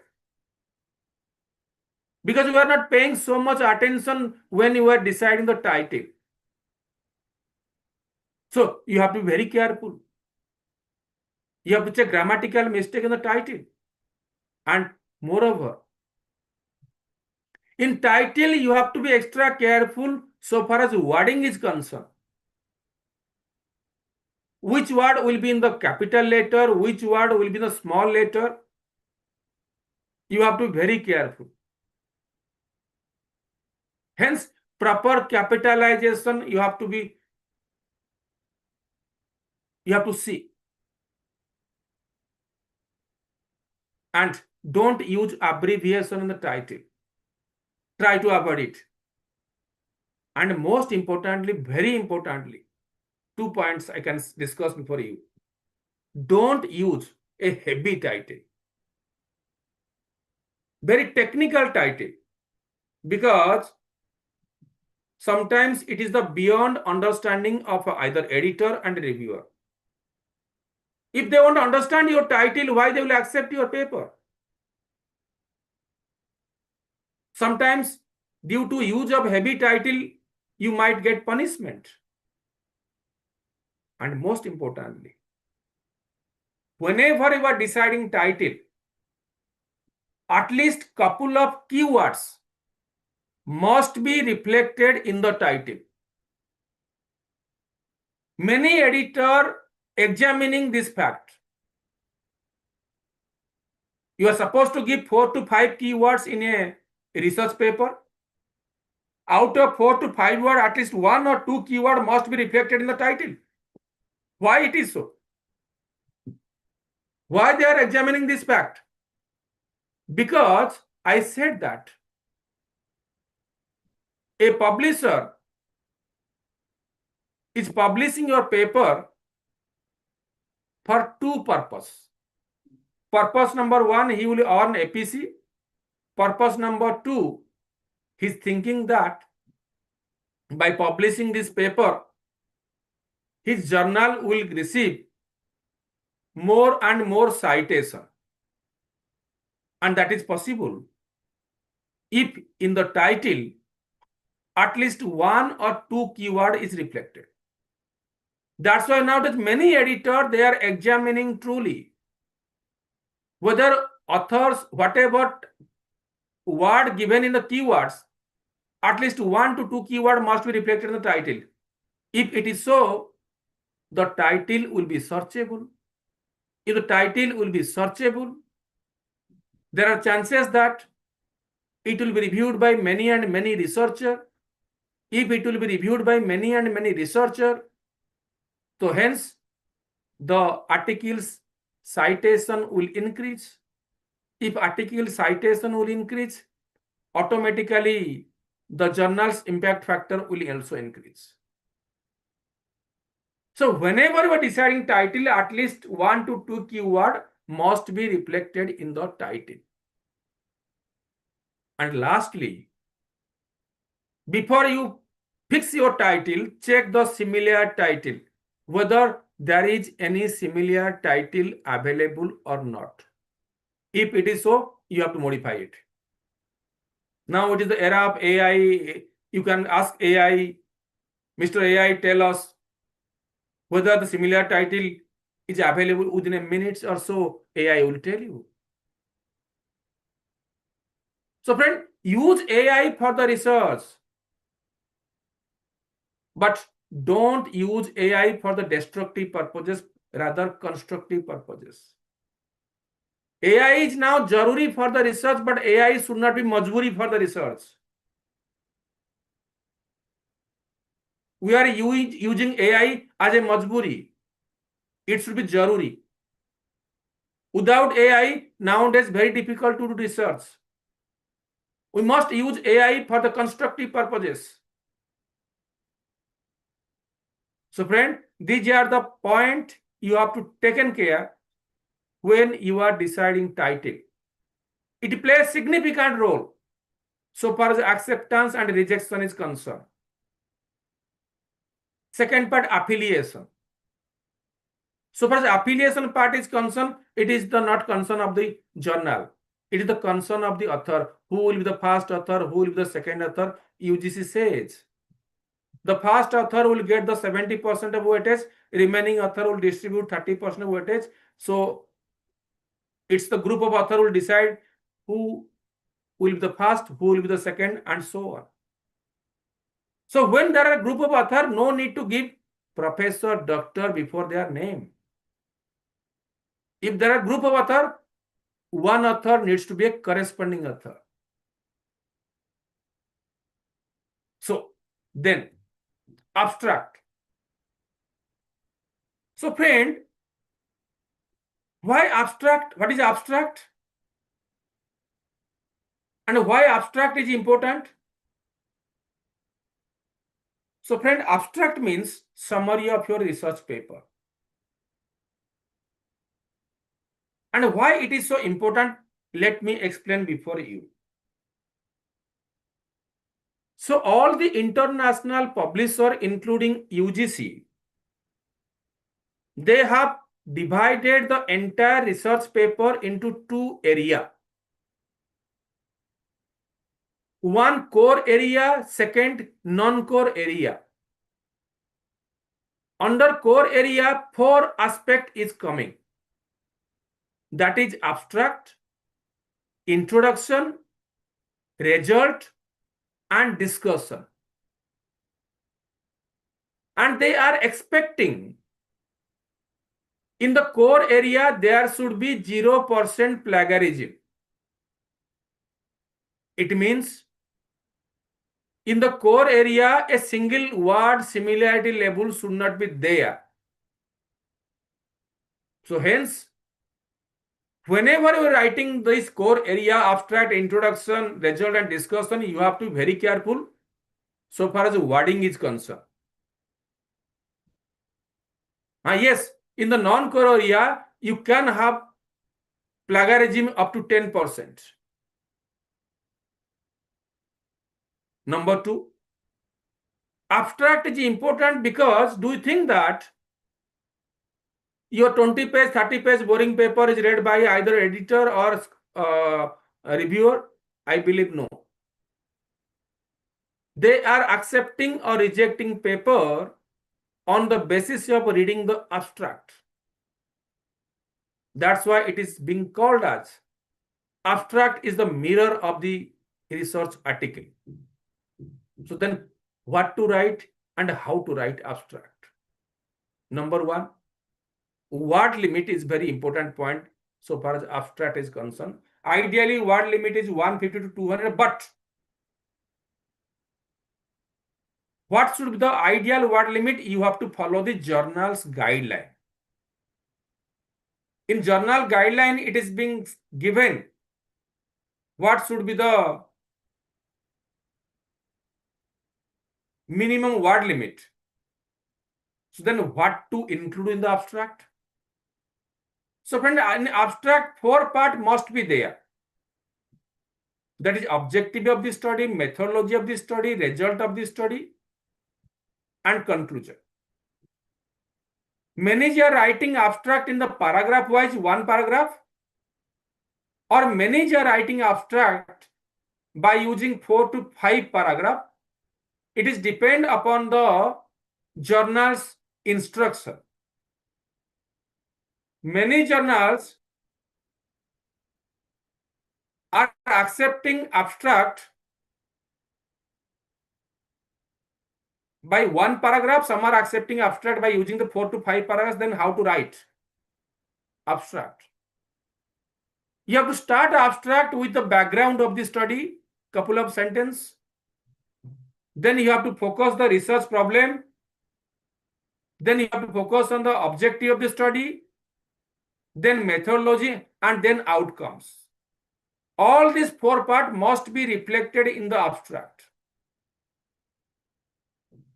Then what should not be in the abstract? So friend, in abstract, there should not be any kind of abbreviation. In abstract, there should not be any kind of references. In abstract, there should not be any kind of table, figure, and chart.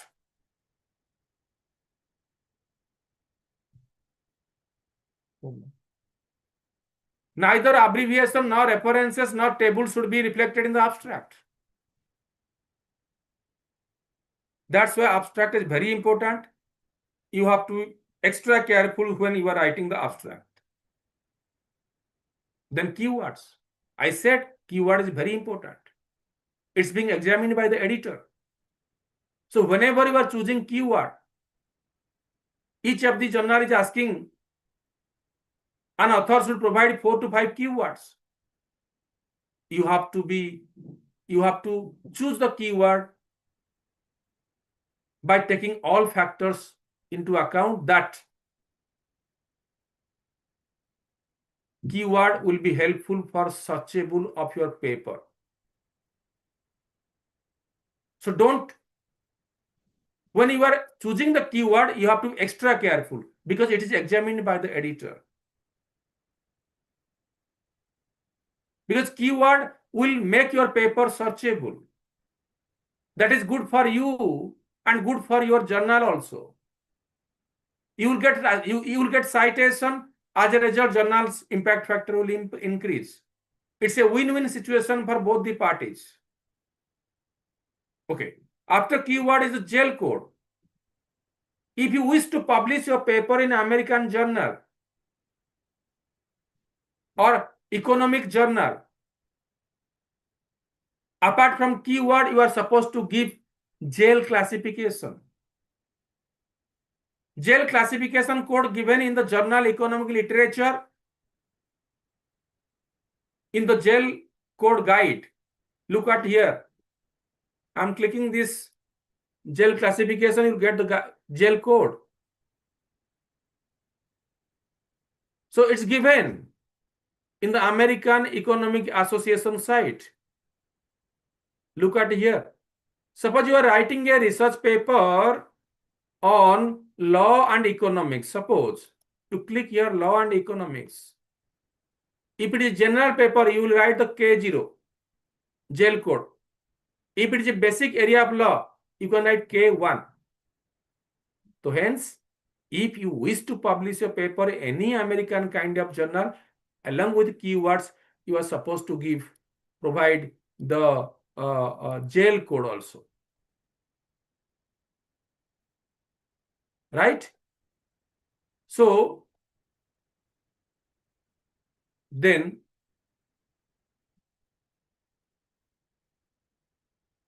after jail classification, the next important part is introduction, friend. As I said that introduction is again coming under the core area. So each word of the introduction part should be constructed by you. If you really want to accept your paper, write introduction on your own. Don't use AI for writing introduction, abstract, result, and discussion. You'll be in trouble. So then how to write introduction? So friend, out of mostly a research paper is 5,000 to 6,000 word, roughly. So out of that, almost 20% is the introduction part. Though it is 20%, but it requires 60 to 70% of labor. So hence, don't take lightly when you are writing the introduction part. And one cannot write a strong introduction at one go. It required at least 4 or 5 revision, friend. Write, read, revise, again rewrite. Only after 4 or 5 revision, you will get a strong introduction. Why it requires strong introduction? Because it will play a psychological role in the minds of the reviewer. Many does not know what to write in the introduction. Many believe that in a research paper, only research methodology section is important, remaining section is unimportant. Bhai sahab, research methodology section will come after 4 or 5 stages. Prior to that, either editor or reviewer both will read abstract and introduction. If they will find that it is interesting, they will go ahead. Otherwise, they will reject the paper. So that's why I used to say that one should write strong introduction. So then what one should include when he is writing a strong introduction? So friend, when you start writing the introduction part, you have to start with a opening statement, or you can say interesting sentence, or you can say strong sentence which utmost required to grab the reader's attention or editor's attention. Because the first paragraph will decide the character of your research article. The editor will assess what extent the researcher is strong so far as language is concerned. So hence, opening statement should be robust one. In the second paragraph, you have to discuss, you have to introduce the subject. You have to talk about definition. And then third paragraph, you have to discuss the research problem you have identified. You have to discuss what are the missing points by the earlier researcher.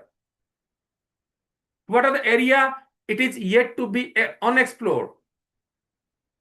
By writing this, you can justify your study. And finally, you have to discuss what will be your broad objective. What are the area the study is planning to address? And all the paragraphs should be well connected with each other. It should be logically written. It should be logically flow. That is possible only after 4 or 5 revision. Read, write, and revised. Even if after writing the conclusion part, again you read the introduction and revise it. That's why I used to say strong introduction is required. Because it is read by the editor as well as reviewer. They are not going to read your 20-30 page paper. By reading the abstract and introduction, they will gather sufficient information about the research article. So hence, write the strong introduction in the research paper if you want to really accept your paper in a Scopus journal. Then, after introduction part is the literature review. I discussed in my previous class. What is literature review? Summary of the previous researcher, what they said about your topic. Here question arises. How to write a literature review section? It's a very important section. Because by doing literature review, you have to justify. You have to find the research gap. You have to identify the research problem. So then what to do? You have to search literature from various databases, or else you can use AI as well. I'm not promoting any AI. But if you want to collect a research paper from one platform, you can use AI. One of the AI, you can say Semantic Scholar. I sometimes use this kind of AI. Look at here. Semantic Scholar. Suppose you are writing a paper on banking. My area is banking. That's why I talk to banking. So I'm searching literature in the area of banking. In spite of going to XYZ portal, XYZ database, you can write your banking and Boolean operator use and risk management.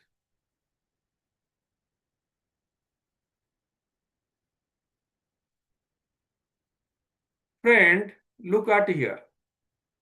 In one AI, how many articles are there, friend? 9,83,000 results.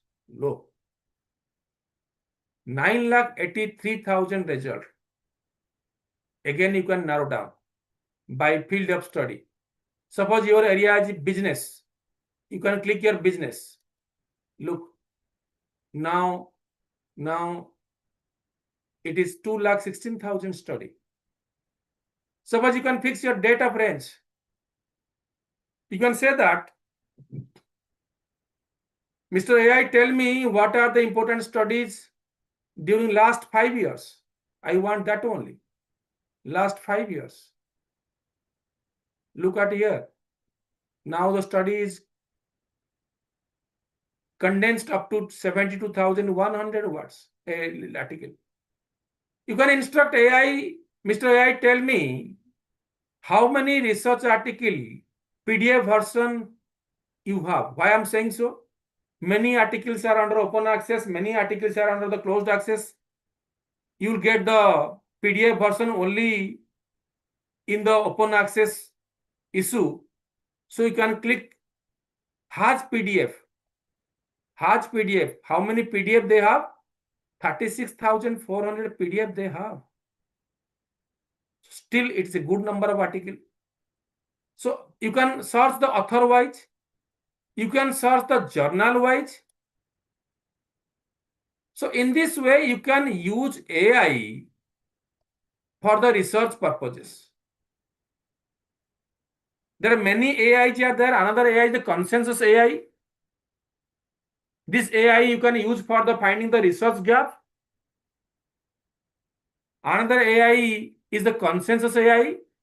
You can ask this AI any kind of research question. He will find immediate answer. And they can draft outline. They can draft create table. All are free, friends. Then you can use another AI, Research Rabbit AI. You can use another AI, SCI Space, to finalize the research methodology or testing the method. This AI is very good. You can also use AI, Perplexity AI, which is quite free. To identify the research topic, Perplexity AI is very good. Or you can finalize the methodology by using the Perplexity AI. This is, friend, all are free version. Again, I am saying, without using AI, nowadays writing research paper will be a lengthy procedure.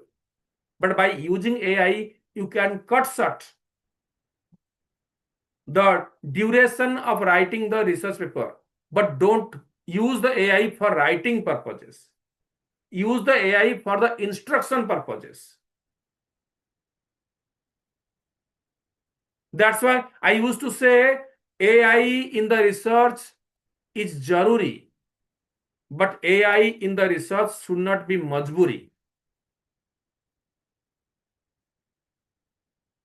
So then, after gathering literature, then how to write the literature review section in the research paper, that is most important. So friend, you will find in any research paper, many researchers out of 70 to 80, out of 100, 70 to 80 researchers, they are writing literature review section, starting from X said what, Y said that, Mr. Brave said that, Mr. Kalpe said what.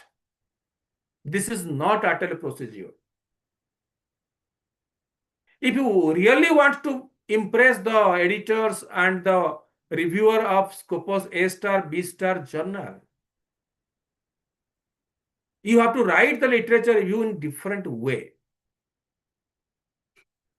Don't straight away start the writing literature review from the what said what, who said what. Rather, you start discussion with theories relating to your research problem. Give a 2-3 line, 4 line review of the existing theories available for your research problem, for your research areas. And then try to integrate that research area with other area. For example, you are writing a paper in the HR, you can try to connect with marketing. If you will be able to do so, it will bring a nobility in your work. Because nobility in the research is very important, that many researchers, many reviewers looking for. So try to integrate one area of theory with the other area. It means you are expanding literature, you are expanding theory. Or if possible, try to refute one existing theory, and it is possible also. Because theory which was developed 50 years, 60 years, 100 years back in the AI era, what extent that theory is relevant, you can examine. Try to refute one existing theory or challenge one existing theory, then start literature review section. Then start writing literature review. Whenever start writing literature review, you have to organize the literature either thematically or chronologically. And I believe always, I always advise, arrange the literature chronologically. If you arrange the literature chronologically, it will give a sufficient reason for the editor as well as a reviewer to accept your paper. Why?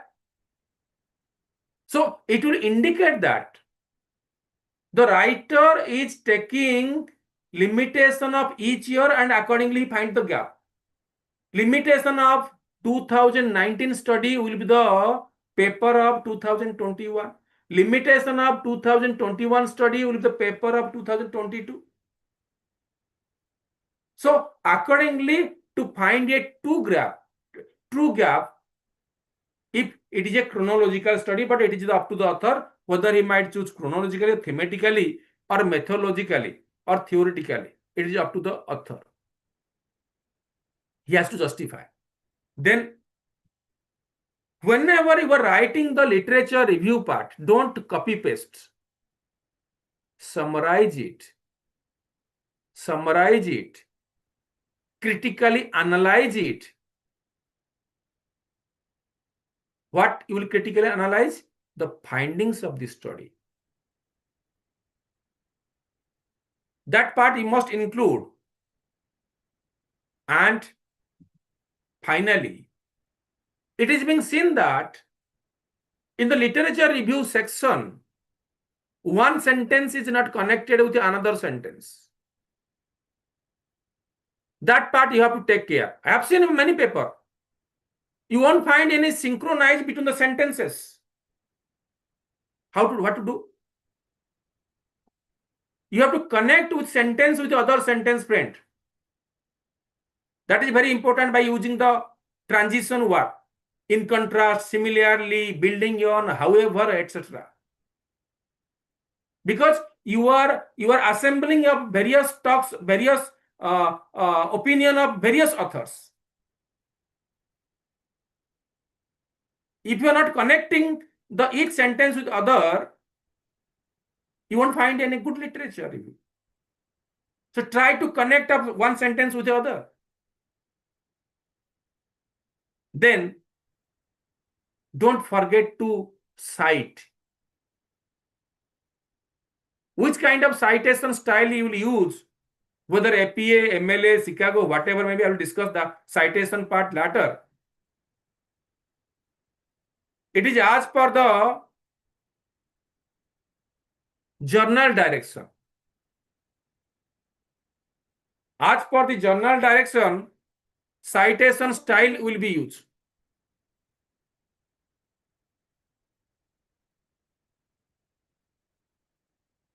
And you have to use that citation style only.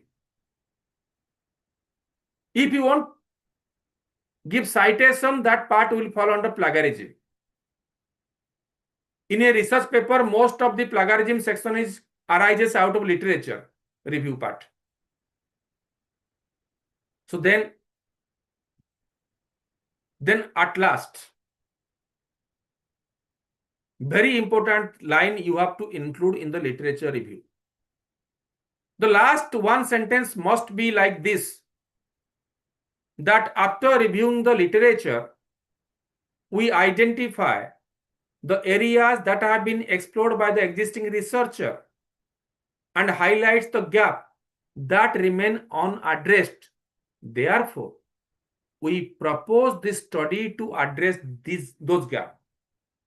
Why this sentence is, I believe, it is essential. So, friend, in this AI era, digitized era, many research are being done duplicate way.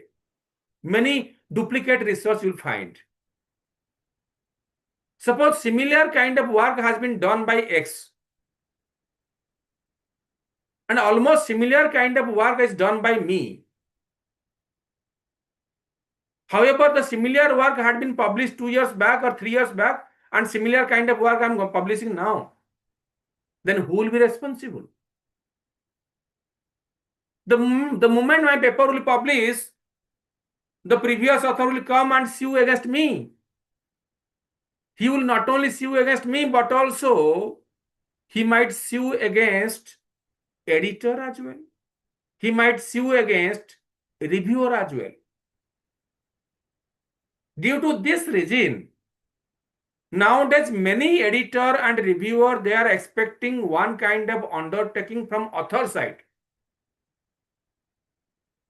By sir, whenever you are writing this sentence, that from the previous studies I found none of the researcher addressed this area, therefore my study planning to address those gaps. It means you are giving a blanket undertaking that previously no study has been conducted, therefore I am proposing this study. So then whatever liability will arise, it is the author's liability. Neither the editor will be responsible, nor publisher will be responsible, nor reviewer will be responsible.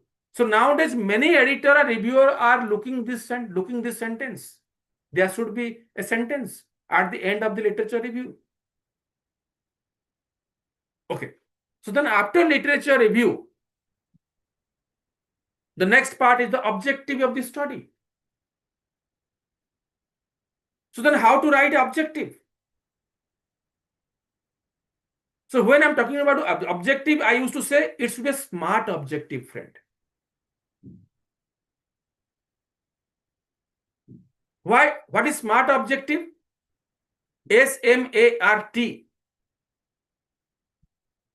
The objective you are formulating, that should be specific one. The objective you are formulating, that should be measurable one. The objective you are formulating, that should be achievable one. And your objective should be realistic one and time bound as well. That's why I always advocate your objective should be smart objective. Specific, measurable, achievable, realistic, and time bound. So many are asking questions, sir, how many objectives should be there? So many are writing the vague objective. For example, to understand, to explore, these two words are vague. So what is the correct word? To analyze. Look at here. Vague objective, to understand climate change. Clear objective, to analyze the impact of climate change on crop yield in the eastern India. So use the action verb when you are writing objective. Use the action verb like to examine, to evaluate, to compare, to assess, to determine, to analyze, to identify. Don't use the word to explore.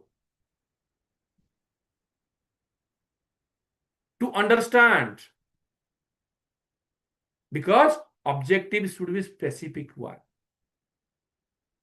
There should not be any kind of ambiguity in the objective. And most importantly, friend, objective and hypothesis are twin sister. Or you can say it is the two sides of a same coin. Therefore, objective should have complete alignment with the hypothesis or research question. Your objective should be derived from the hypothesis and vice versa. There should not be mismatch between objective and hypothesis. So then what should be the pattern of writing? Many are writing objective by using the bullet point. Many are writing objective by using a paragraph. It's up to the author.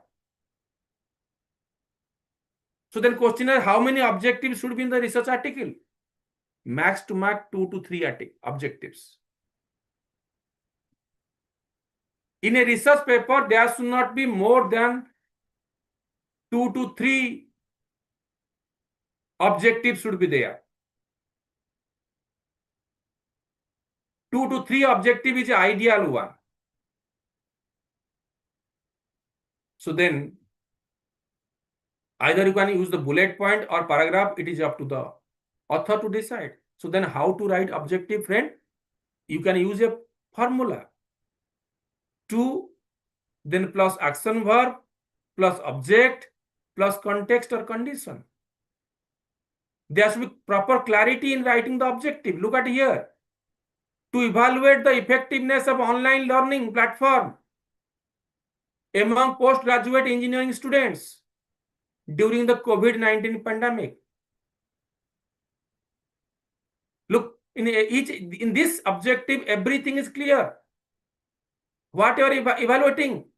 You are evaluating the effectiveness of online learning platform. What is your population? Population is engineering student, postgraduate engineering students during the COVID-19 pandemic. So there should not be any ambiguity in the objective. So after objective is the hypothesis. So friend, what is hypothesis? Hypothesis means it will show relationship between two variables. What are the two variables? Independent variable and dependent variable. It means whenever you are formulating hypothesis, at least in a hypothesis statement, two variables must be reflected. That is one independent variable, one dependent variable. If there is no two variable in the hypothesis, it is called vague hypothesis. That hypothesis cannot be tested.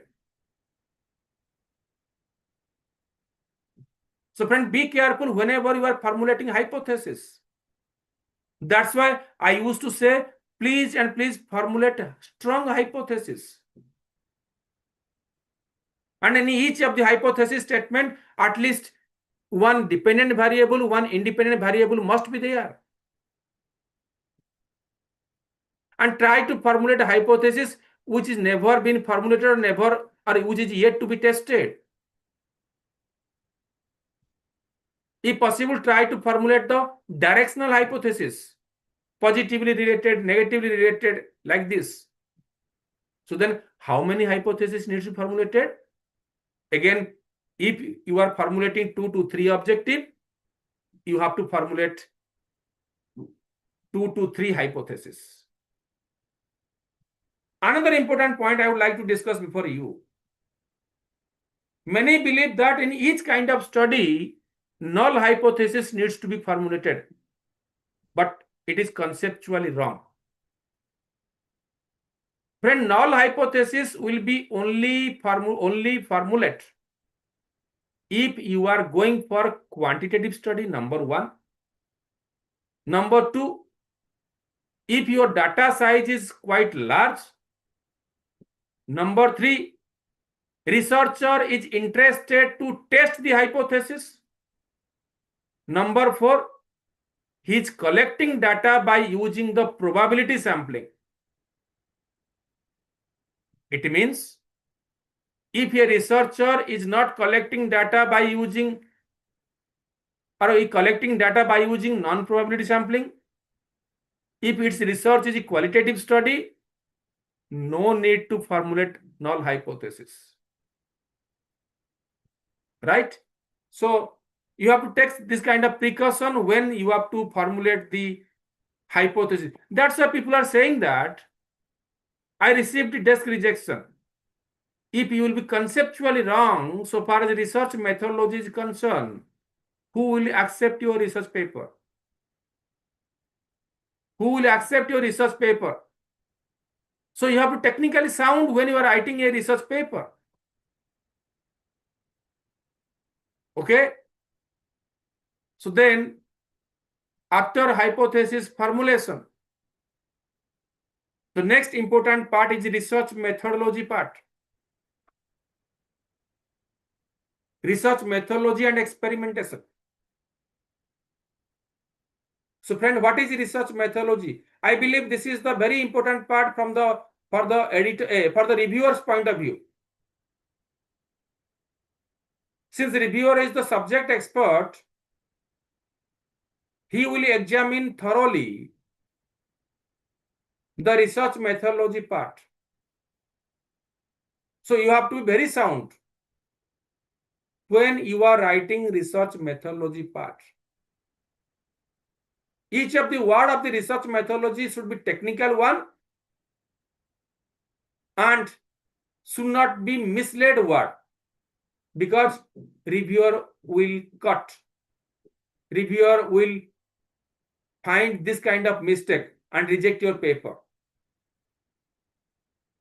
So research methodology wise, your paper must be sound one. So then what is research methodology? A research methodology gives research legitimacy and provides scientific sound findings. It will allow the reader to understand the approach and methods used to research conclusion. So hence, it should be scientifically proven. Whatever research methodology you are going to use, it should be logically true. It should be scientifically proven. So then how to write? How to write a research methodology section?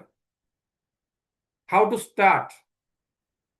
So friend, you have to start the research methodology section by writing about the context of the studies. You have to start right why you have selected this topic. 2-3 sentences you have to focus on writing this way. Then second, in the second step, you have to discuss the research design you are going to adopt in this study. So what is research design? You have to explain the types and structure of your research. Which kind of study it is?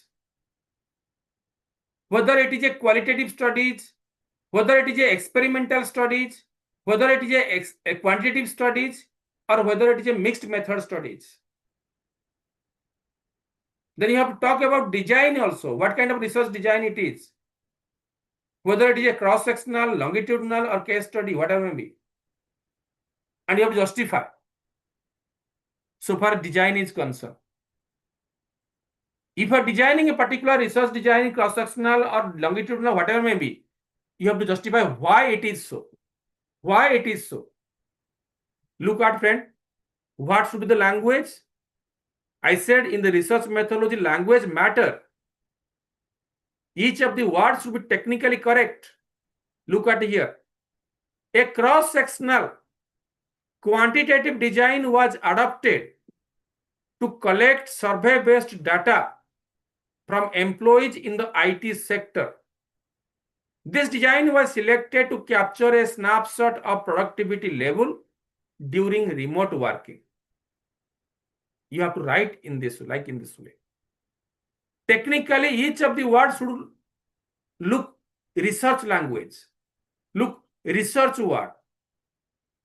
And again, I'm saying, research methodology is a part which will be thoroughly scrutinized by a reviewer only, because he is the subject expert. He will thoroughly examine the research methodology part. Then you have to discuss about population and sampling. You have to discuss whether a population is definite one or indefinite one.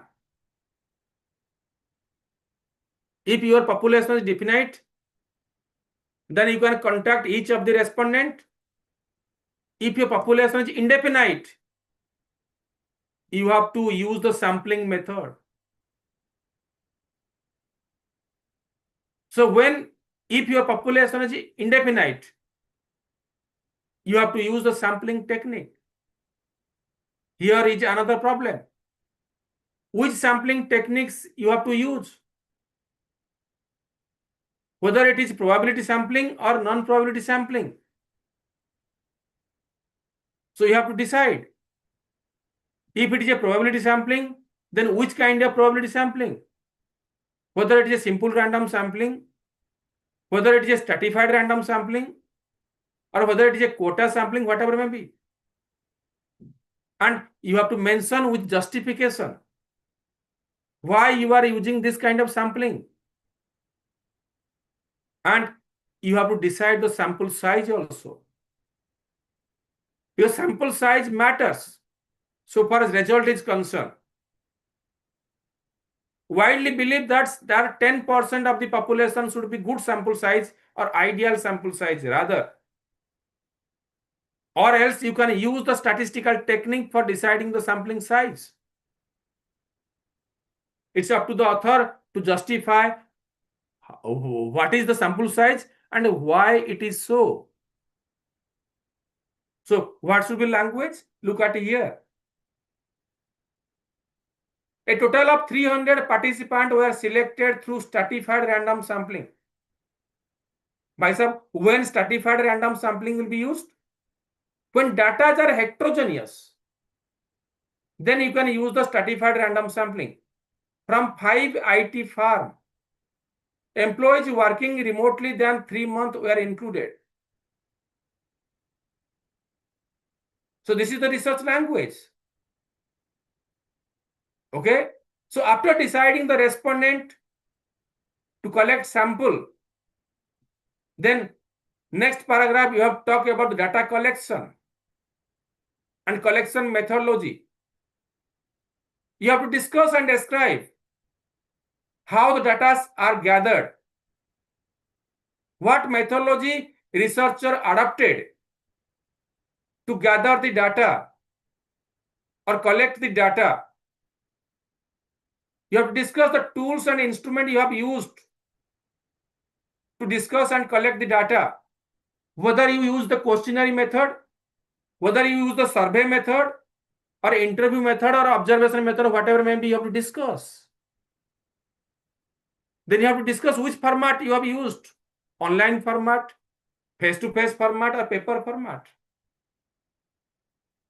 You have to mention and discuss in the paper. Look at the language. The data were collected using an online questionnaire distributed via email or WhatsApp. A pilot test with 20 respondents was conducted to ensure clarity and reliability. ये जरूरी है. ये sentence is utmost required. Because out of 100 researchers, 80 to 90% of researchers from social science discipline are collecting data by using WhatsApp or social media. Sometimes you might have received the questionnaire. Please fill it.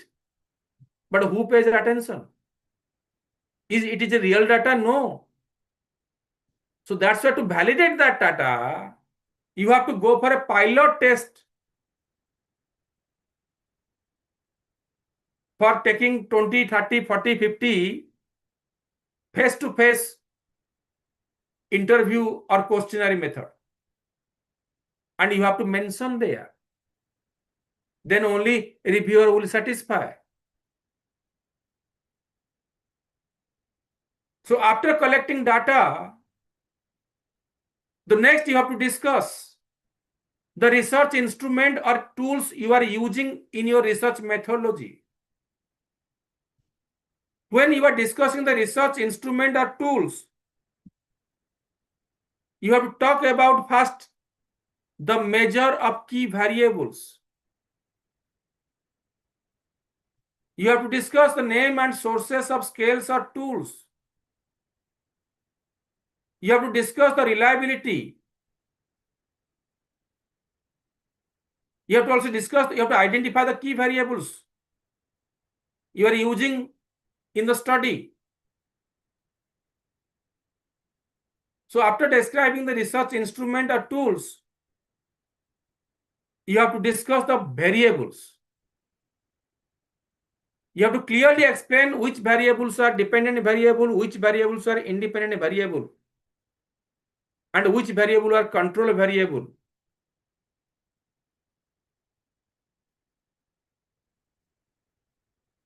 You have to use the word like this. Remote work frequency was defined as the number of days an employee worked from home, self-reported on a scale of 0 to 5. Then you have to discuss about the data analysis technique. How you analyze the data after collection of data.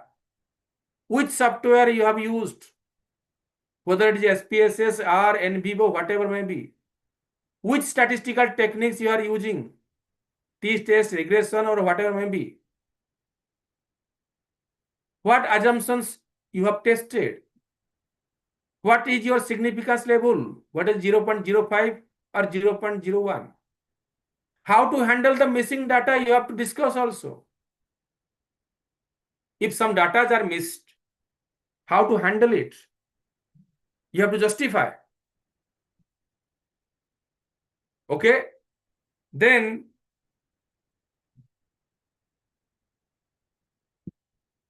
you have to go for the final writing.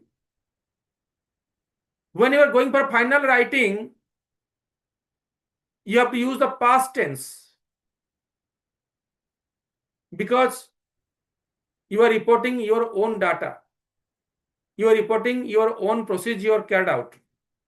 So try to use past tense when you are writing the research methodology part. And moreover, when you are writing the research methodology part, you have to be technically correct. Each of the word you are using in the research methodology, it should be technically sound one. Okay? Otherwise, the reviewer will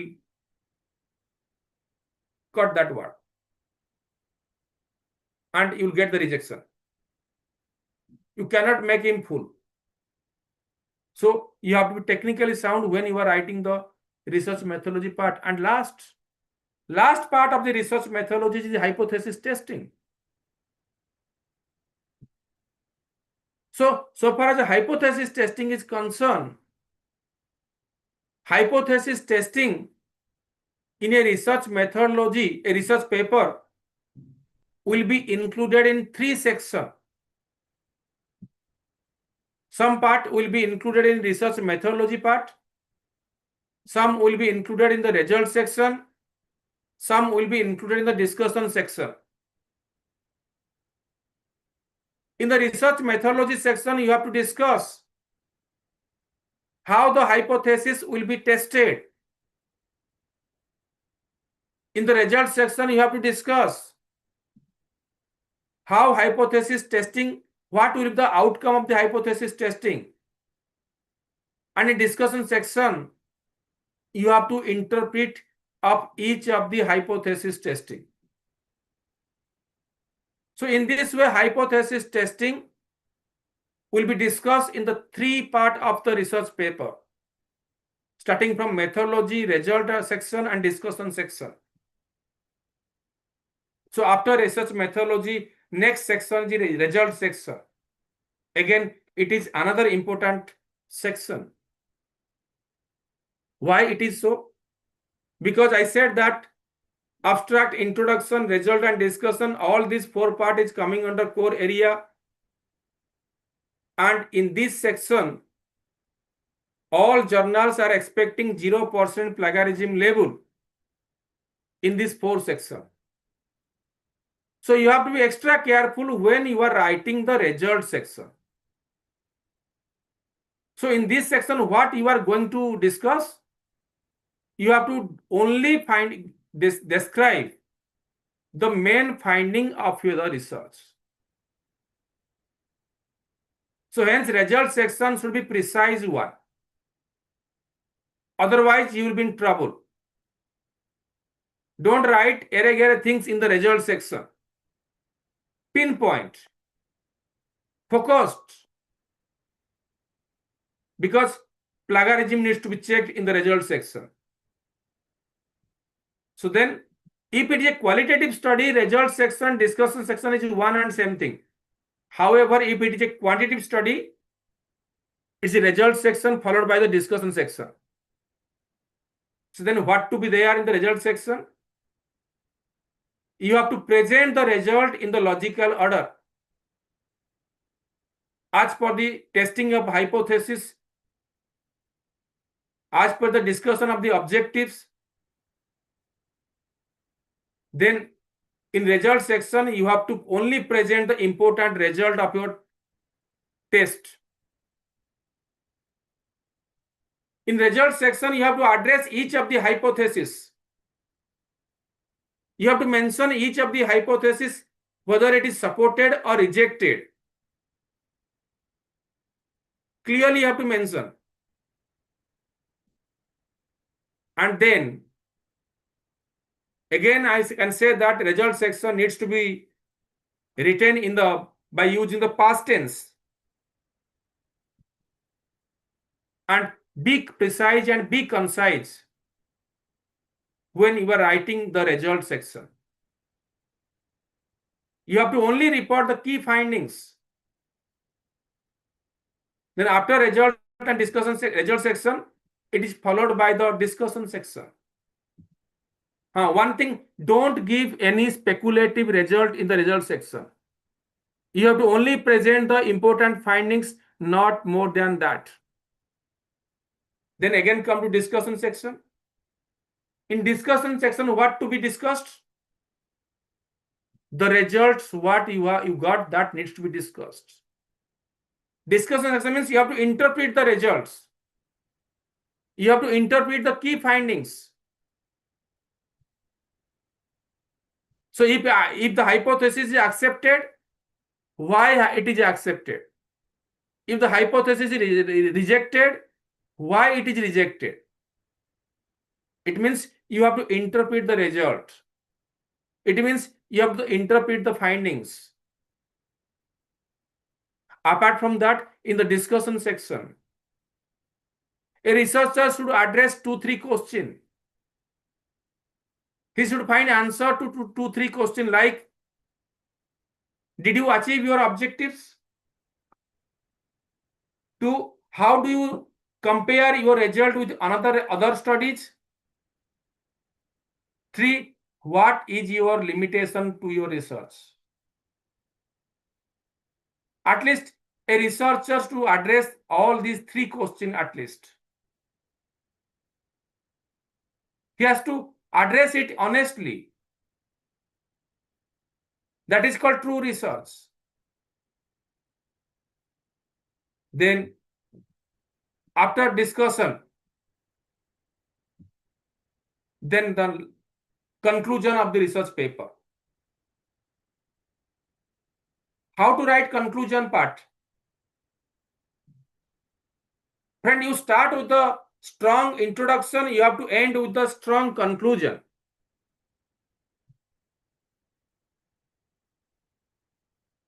While writing the conclusion of your research paper, you have to give a summary of your research with emphasis on your findings. Here you have to discuss what you have achieved so far by writing this paper.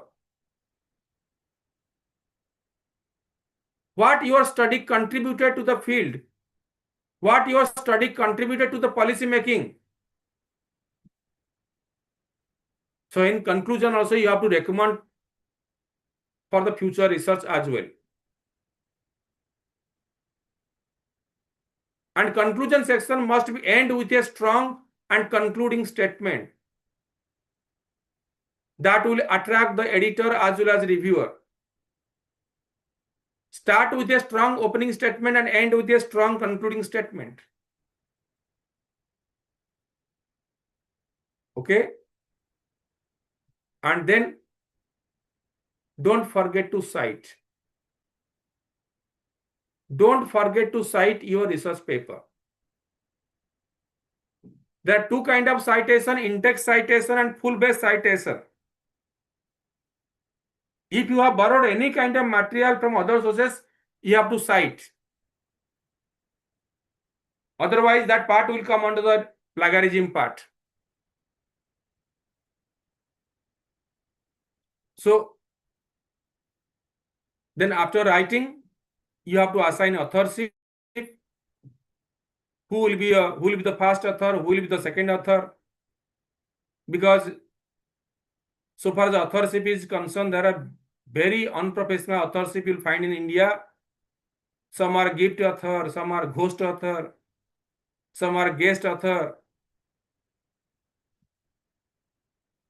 So then before you send your manuscript, a pre-submission peer reviewed is required.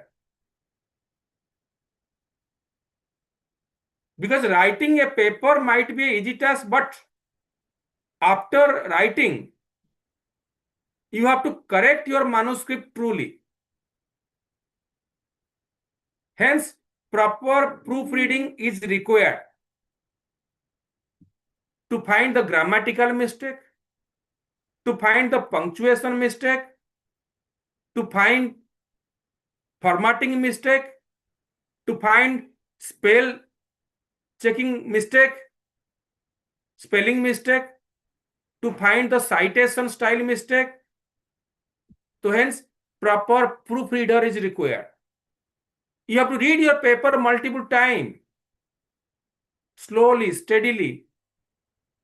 Otherwise, a simple word can change the meaning of the entire research paper. Mostly we are using the spell check to find the mistake in the research paper, because spell check cannot be able to find all mistake. I can give an example to you. Suppose in your research paper there is a sentence, there are at least two regions. You are supposed to write TWO2 region, गलती से type हो गया TOO2.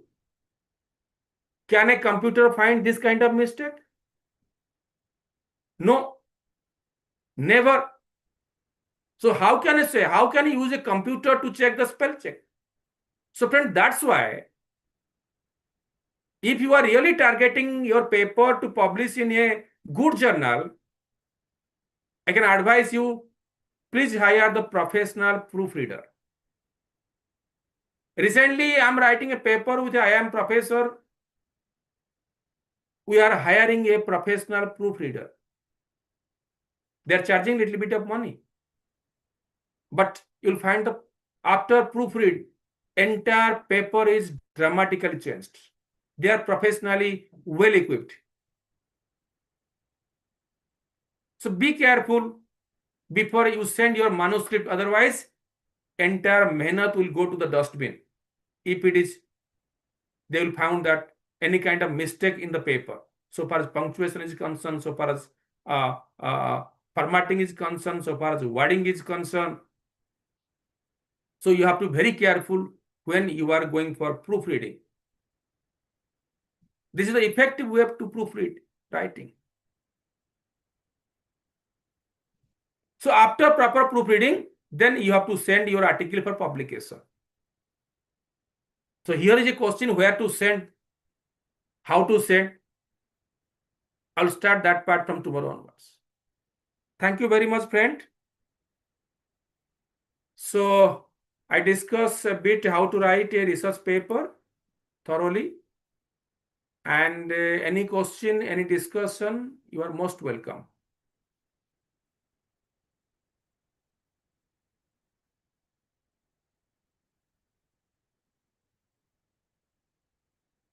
Friend, any discussion, any query?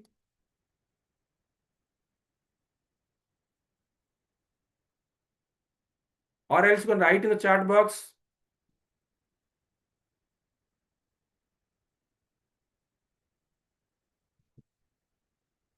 Dr. Sarita Tiwari लिखते हैं जरूरी not मजबूरी. Very good phrase, sir. Not today. In today's scenario.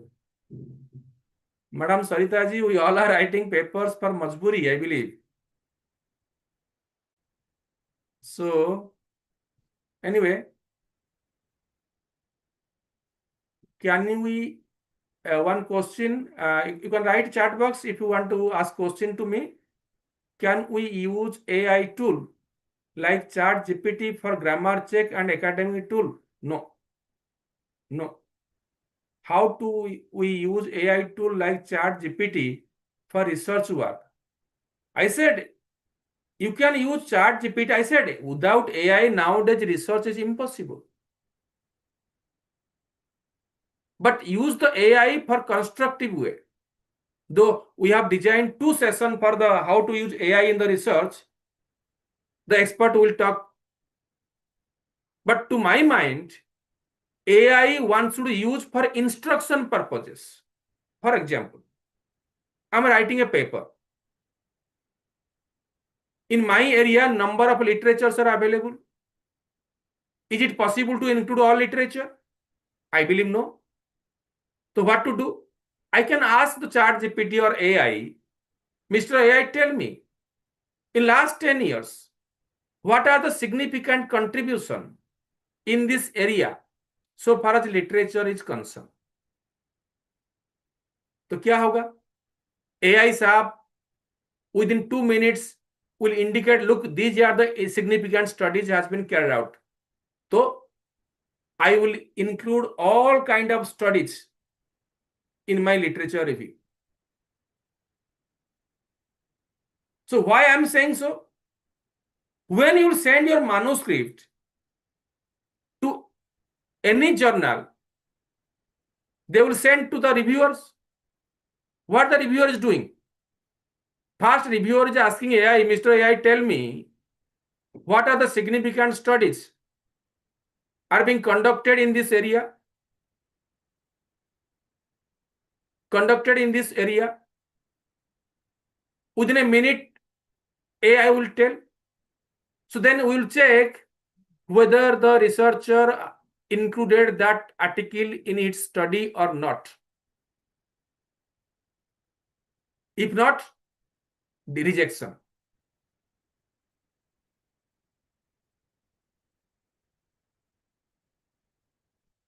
So, Miss Thua, I will discuss in detail so far Scopus journal is concerned in tomorrow's section. I'll discuss why your manuscript got rejected. I'll discuss that part also. Because writing a research paper nowadays is very easy, but getting rejection is very often. After sending your manuscript within a 2 days, 3 days, or 4 days, we are facing rejection. Tomorrow I'll focus why your manuscript get rejected on where to publish. And both are the important part because people are talking about predatory journal, Scopus, clone journal. I'll talk about clone journal, how to identify clone journal. You will believe that you are publishing a paper in a Scopus journal. At the end, you'll find that it's a clone journal. How to avoid? I will discuss all the parts tomorrow in my first lecture. So friend, tomorrow we have designed your lecture like way. I will discuss this part. Another expert will come. He will discuss the qualitative research. Another expert will come.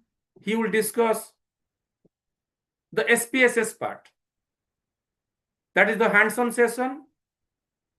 You can upload the SPSS in your laptop. As a result, you can practice with the Professor Bhavani Shankar Mohanty. So tomorrow, 2 to 4 is the hands-on session. Sir excuse me sir topic चाहिए था sir. हाँ हाँ. Mr. Durga, please unmute. Dynamics of commerce Please and mute. Entrepreneurship. Please आप mute. AI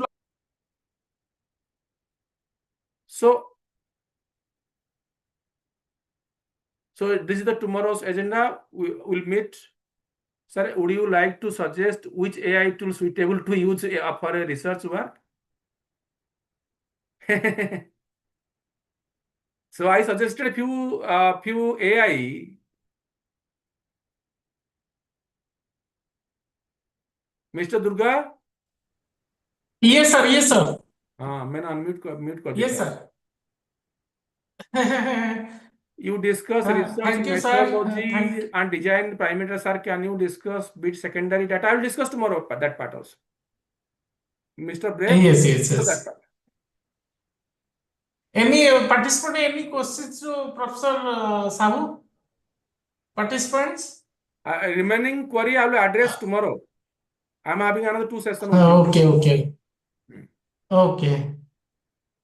Then we have to conclude the session, sir. Yes.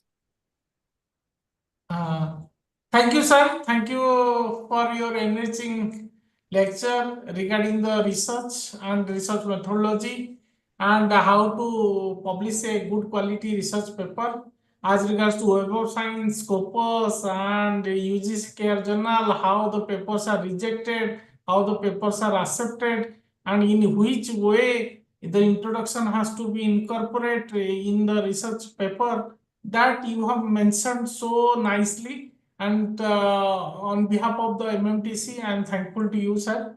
And now we have concluded our session. Thank you, sir. Thank you, participants, and for pleasant listening of the particular topic. Thank you. Thank you, everybody.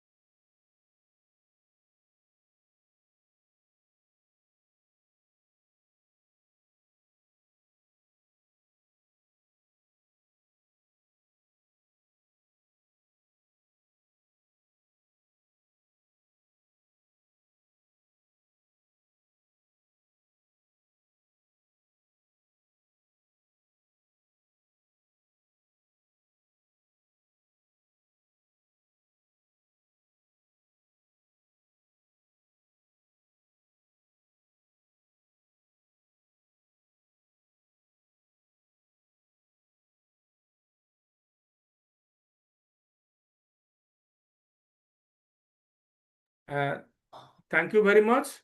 Tomorrow at 9:30, sir, we'll start our discussion, right? Thank you very much. Yes, sir. Thank you.